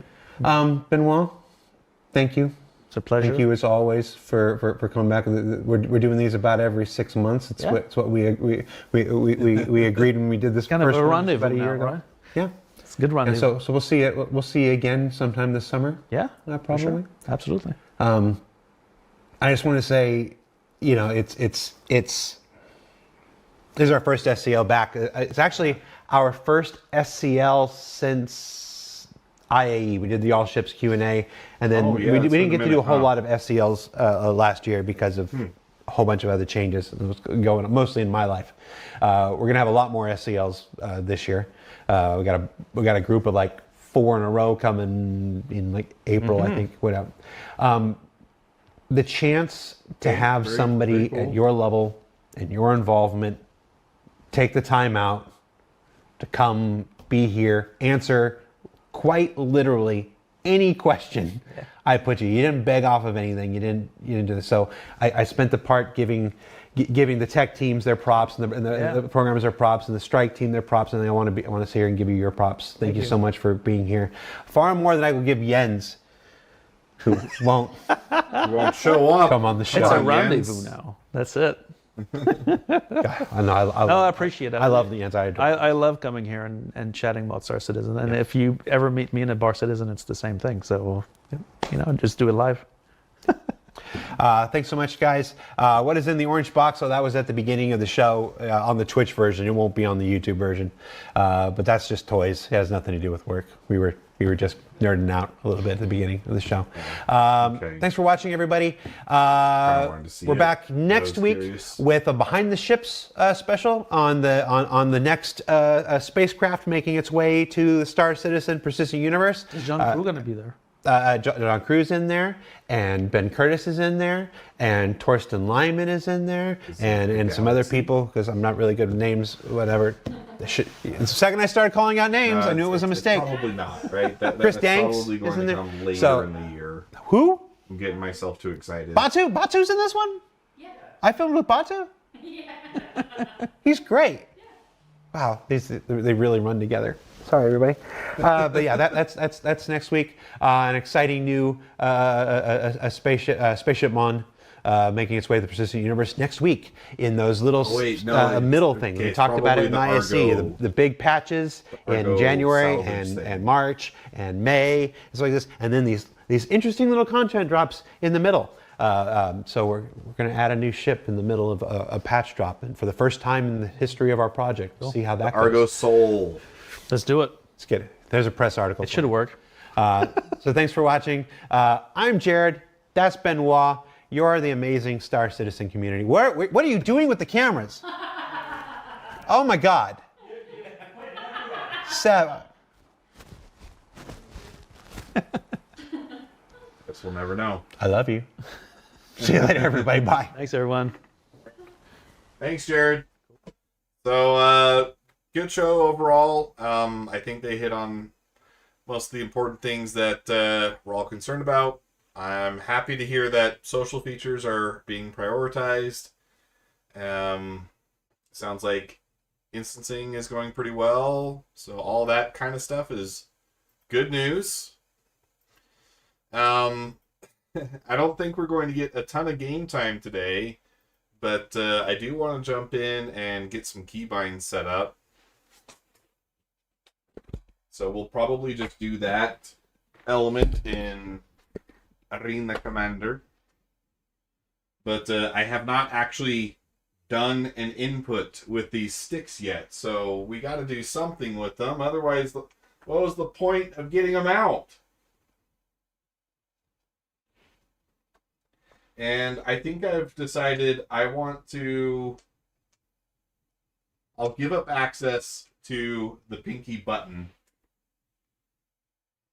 in favor of better access to the upper buttons.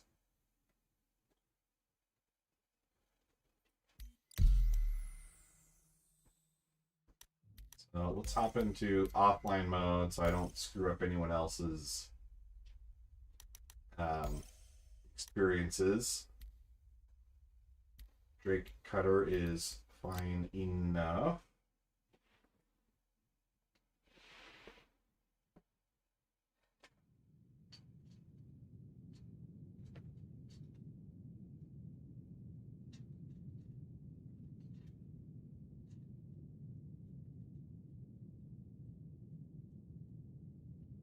So I'm just adjusting the,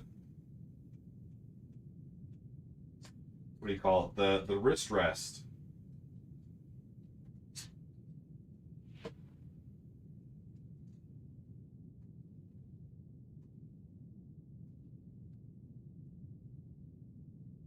Getting it back to a higher position so that it holds my hands in a position where I can access the majority of the important stuff.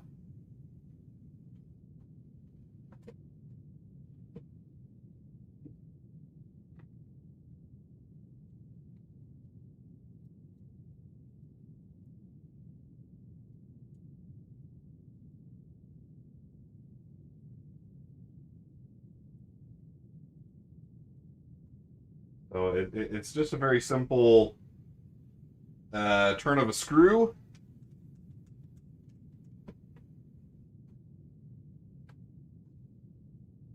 A little more.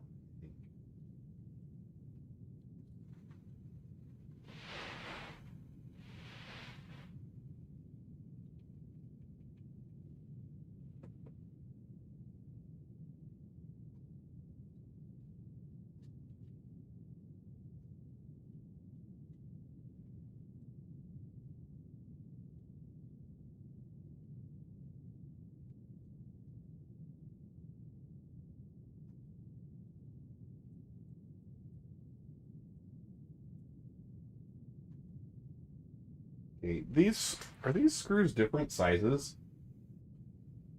No, maybe not. I think I'm just imagining it.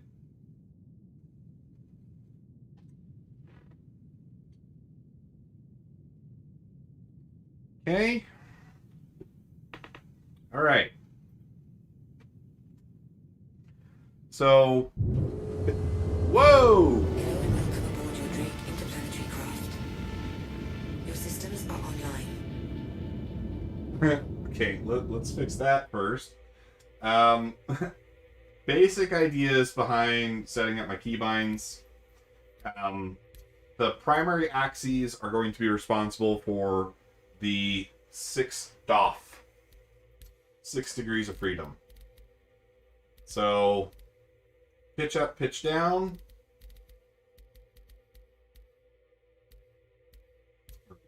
Pitch.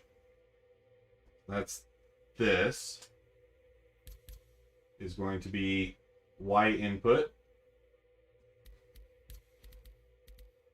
Yaw.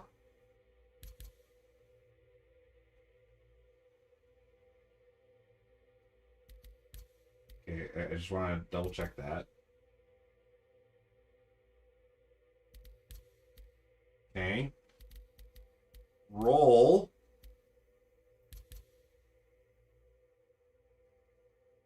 It's going to be Z. So that is the 3 rotation axes all on the right stick. The 3 translation axes I put on my left stick.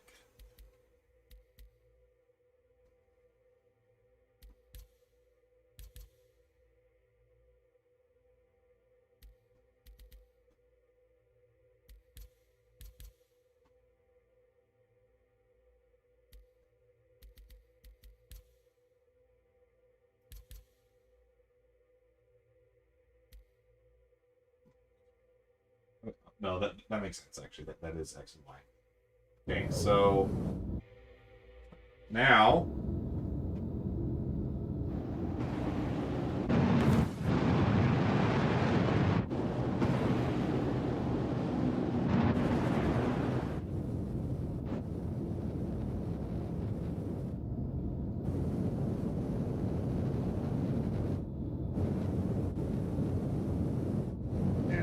these movements are so smooth.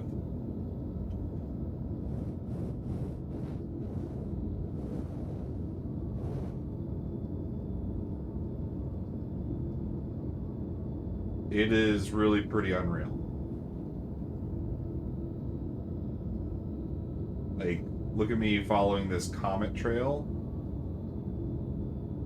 I'm still not the greatest player, but I can feel there's a much higher degree of precision, especially with those smaller movements. That's awesome to see.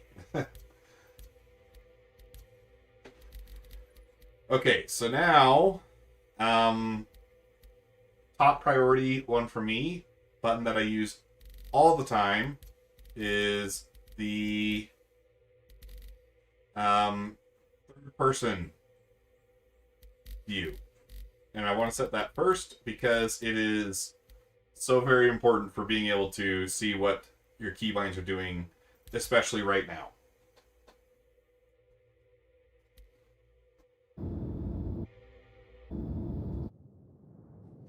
So, let's check forward. See, these are messed up. Right now I'm pulling back on the stick to go forward. So that is reversed. Pretty common. Not a big deal.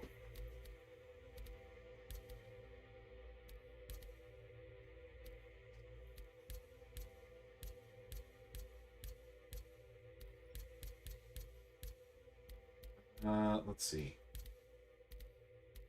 I don't know which one it's going to be. There's several that we got to fix, that we got to take a look at.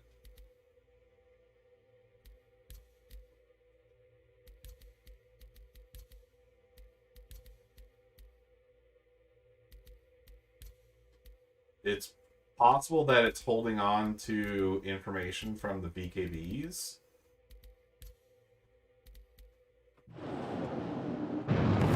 There we go. All right. So this should be up. I like that. This is down. Side, side, forward, back.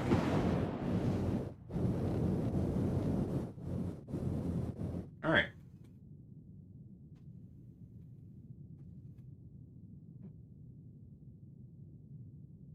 So the triggers feel good.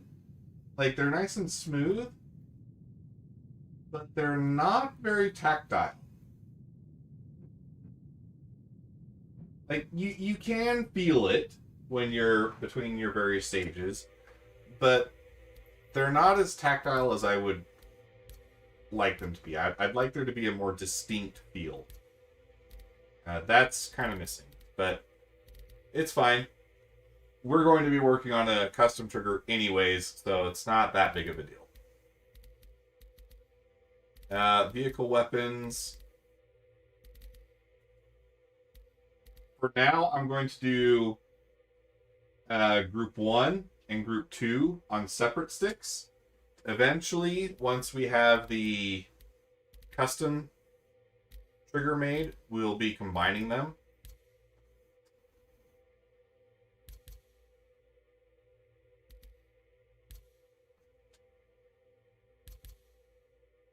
But for now, this is what we have to do to make it work.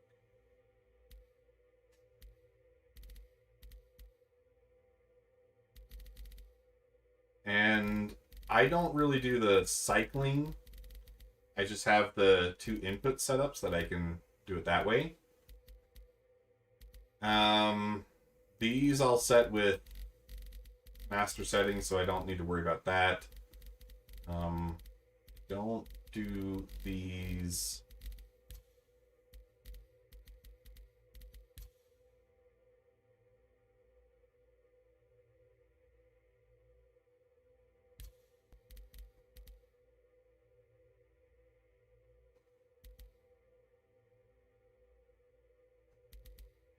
Now, this is where on the VKBs I had my master mode set to be toggled with the forward trigger.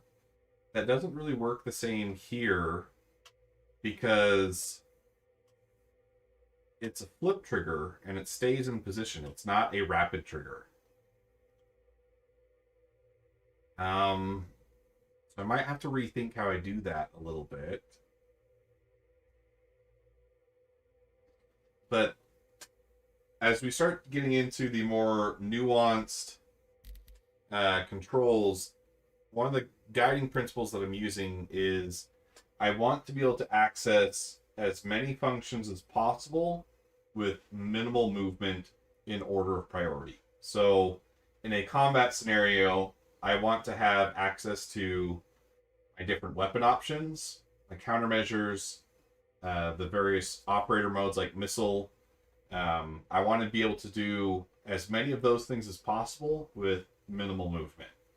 So I avoid putting high priority items on the thumb because that's always going to require more movement than a simple trigger pull or adjustment of my index finger, right? So when we do eventually have our split trigger made for this stick, having both weapon groups on one stick means that it's just a very subtle finger movement to be able to do all kinds of different DPS combinations. Right now, we have to split it up because we haven't made that yet. But that's one of the guiding principles when I'm creating keybinds. I want to minimize movement as much as possible.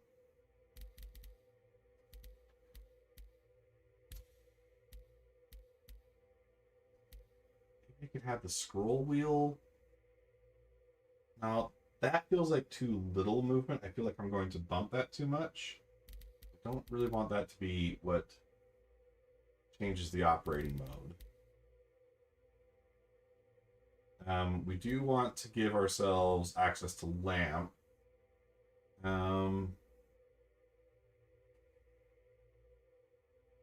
This might require some homework to really plan out better. Let's make sure that at least the triggers are working.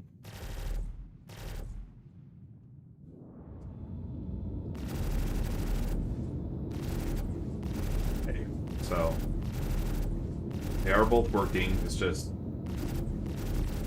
weapon group 2 is fire all, and weapon group 1 is the pair of guns that we have. So there's just no difference between them. Okay, so that part is good.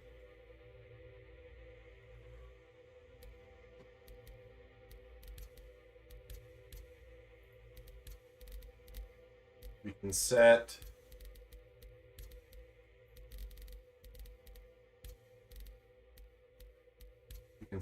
our look up.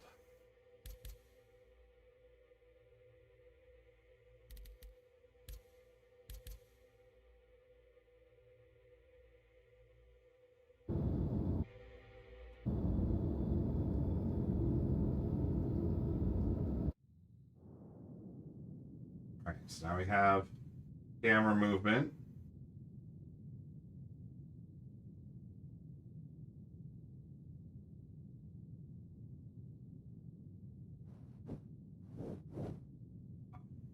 These sticks really are quite sensitive, which is good. I mean, that's what we're paying for, right? Okay, why is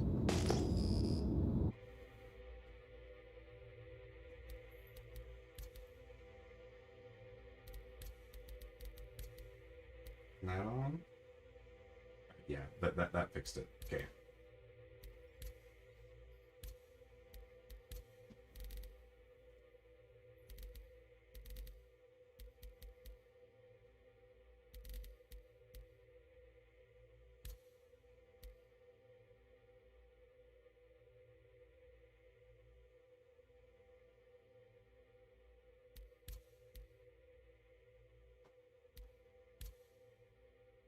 So I think I'm going to set this to...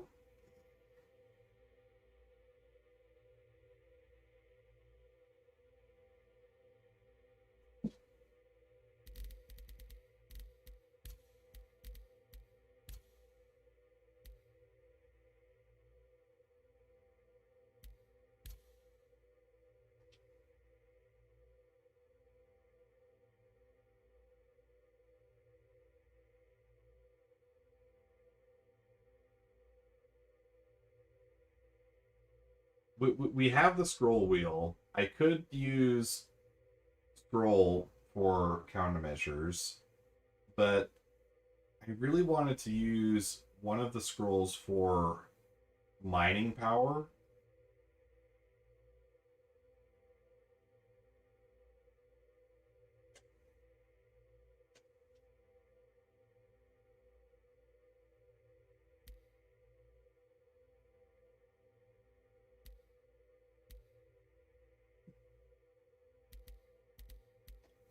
So I think I'll do these with a hat instead.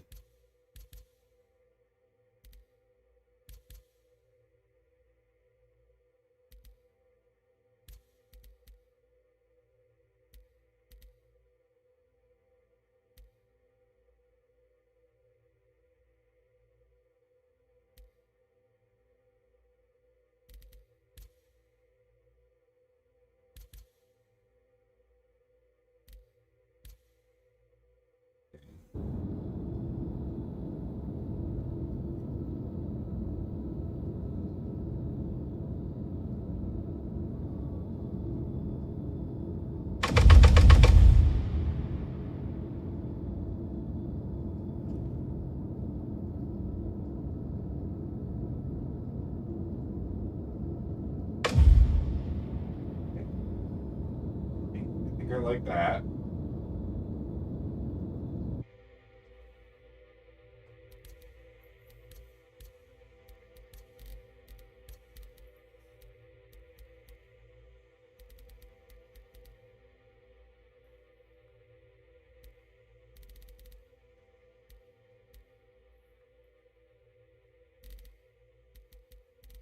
Okay, I thought I was ready for this, but there is a lot more thought that's going to have to go into doing this proper.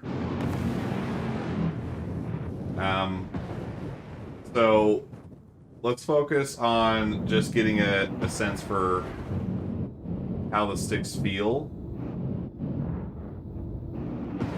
Which, I mean, they feel pretty incredible.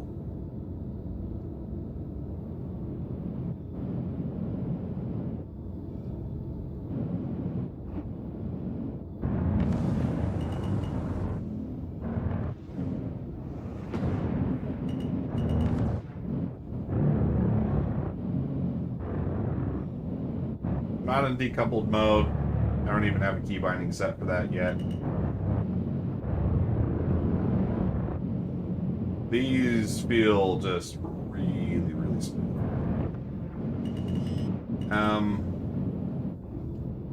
At least so long as you are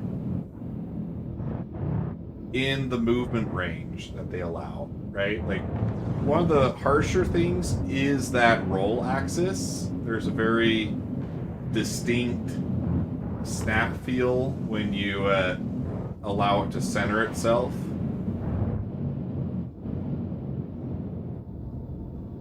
Which I think I will get used to, but I'm not a super fan of.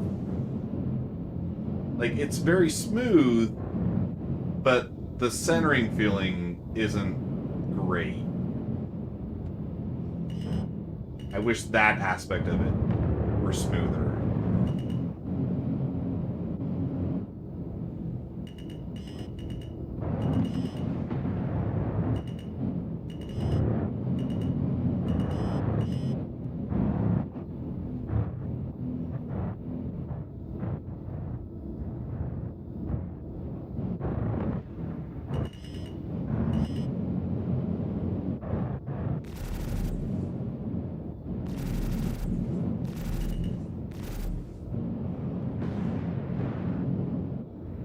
Yeah, the triggers feel okay, but I mean, I'm coming at this from also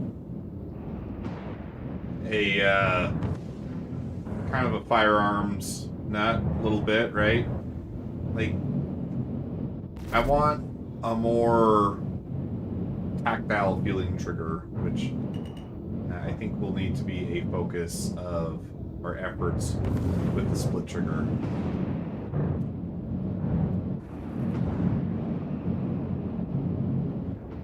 But it feels really good. Yeah, big fan. Centering, not great. That would be like my one critique. As far as like being able to do fine movements though, oh yeah, like, let's see.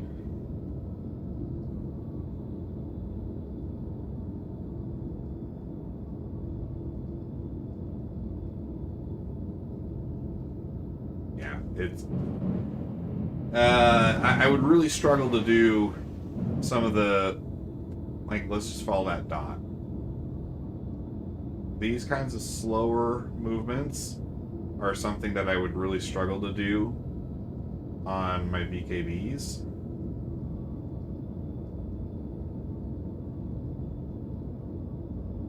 And I'm not perfect by any means, but I'm having a much easier time doing that on these new alphas.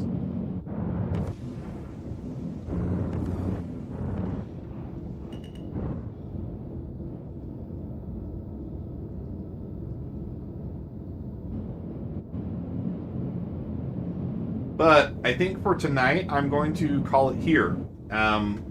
Special shout out to our orbital bombardiers and up.